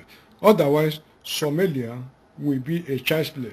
I ask every one of you to be alert and defend your country, defend your territory, and defend your state. Defend yourselves, because you have no other place to go. God bless our country. We are going to practicalize this particular thing. So we are now going to divide Nigeria into two. That is what we are going to do. The Hausa and the Yorubas will take Lagos as the capital. That is their own. we are going to take Abuja as our own. If you're in the north, leave the north. From Plateau, our territory will now start from Taraba. You see, from Taraba down to Benue. Taraba down to Benue. Then, all this Plateau coming back to our own side, to Benue, to our own east. You saw the picture there of the dead Buhari with Oshomole and Olusegun. So our territory, when we are going to the southwestern side, it will end. Odo State, we follow them. Edo, we follow the Yorubas. The Yorubas and the core northeast and the northwest, they should go and form their own country. That is how we will define this war. The mutiny we first have to start in the army. Army, you have to start. So if you are in Nigerian army, you say if you are from, you defend their territory in the Nigerian army. And they can shoot them in the police force, shoot them. It have already started, so you don't have to waste time. You don't have to wait for anything. It's already on your head. You cannot stop it. So the moment they start the killing, go to Yoruba land and slaughter them. As they are slaughtering us, you slaughter them. That is mutual assured destruction. If the Yorubas know that they are not supporting the Northerners, and they don't want a repeat of what happened before to happen, they have any first said, Buhari, sack your service chiefs. Then let all of us now, immediately now, from today, the 26th of December, this 26th, Buhari, sack all your service chiefs and rotate all the whole thing. Distribute the whole state according to the ethnic nationalities in Nigeria. If the Yorubas cannot do that, fight them. If they refuse and they cannot do that, don't allow them to lead in anything. And it is the Biafrans in America, I told you, the final thing is resting on your hand. When they killed Abiola, I wrote a book on him. I told you. I will read a portion of the book for you so that you understand what is happening. This book was published in 1999, January 1999, shining the light down from above as the hero and heroine go home. Let me read just a portion. And I'll conclude with it. After this, I will not speak again. I'll close it here. I said, just a portion so that you understand what is happening. Already, they are fighting the jihad. Any day you will stand up and now oppose it, that is when it will become open. Otherwise, it is already on. I read it, I said, what is happening in Nigeria is a preview or a foreshadow of what awaits the world. A foreshadow of events moving around the world. You know, I told you I wrote the End Time Bible before. People think I'm playing. This is the End Time Bible I'm reading for you. Let me just read a portion. What I'm going to read for you is not even up to maybe one page. 1 page or 1.5 pages. Let me read it to conclude. What is happening in Nigeria is a preview or a foreshadow of what awaits the world, a foreshadow of events moving around the world. Woe to the inhabitants of the earth, for the devil has come to live with them, knowing that he has but a short while. That prophecy is for the people of our time, and Nigeria is the time clock for the beginning of the devil, for the beginning of the devil's time being short. Now, I want you to pay attention to this thing I said. From the time of this exposure to the time it will take Nigerians to kick out the devil from his stronghold will mark the beginning of Satan's time being short. And if they can't kick out the devil, they can't kick the devil out, then how long it took Lucifer to exhaust Nigerians will mark the beginning of his time being short, which will force him to go global, Antichrist, as a reason of his appetite. What am I saying? All this killing, gradually they are killing you every day. They will continue to kill you until all of you perish. Until you stand up. If you don't stand up, all of you perish. Actually, continue. The world currencies are collapsing because they have become mere paper. The solid treasures like gold and back currencies over the world have all wandered up in some secret corners. The whole countries of the world are in trouble and they know it. The world is looking for a world leader today, and well, they will not be disappointed because one came in the name of the Father and they accept him not, but another will come in his own name and they will proclaim him God, miracle worker, and their long-expected Messiah. But suddenly, like let Pelanicola which we say, suddenly we end up in the belly of the tiger. I will tell you why the Lord God Almighty have led me to see the spiritual realm. I have seen the realm of the negative supernatural, or rather negative spectacular, the depth of Satan's spiritual kingdom, and what I saw is highly unparalleled and frightening. But suffice it to say that there is a high rate of trafficking, journeying to and fro to offer sacrifices of human beings to Satan, and everywhere is littered with human skulls, and as a result of evil activities, the ground there have become extremely hard as stone, and the few vegetations that are left are too stunted and dying off because the ground is too hard. Finally, and most importantly, the preparation for the commencement of the Third World War, otherwise known as the Armageddon War, is already completed, and I will illustrate it this way. The combat vehicle is already in position, and all the soldiers with their weapons are already seated in every silence. The only remaining thing is for the driver to enter and start the vehicle and the journey to Armageddon proper. Look around the world today and tell me what you see. Dryness all over the place, pressures everywhere. The government of the world don't know why everything is collapsing. Big companies are busy recycling inanimate things like vehicles and machines, turning up 100 different models in a year, as Satan instigated them in order to deceive the people and make them believe in a rosy tomorrow, which is no more. What of animated things in terms of edibility is falling, because there is already everlasting famine up there where Satan's depth is. The seemingly surplus they will create to deceive the people initially will be by using the things they have already hoarded. The human agents are busy deadly calculating behind the same maneuvers, manipulating world events behind movements in the Middle East and most corners of the world. New World Order is one world government, cashless society, unitary and misuse capitalism, as played out in Nigeria, will be perfected and wedded together by the jackboot of the son of perdition, the monster who will enslave the world, the Antichrist who will obtain the world estate through trickery.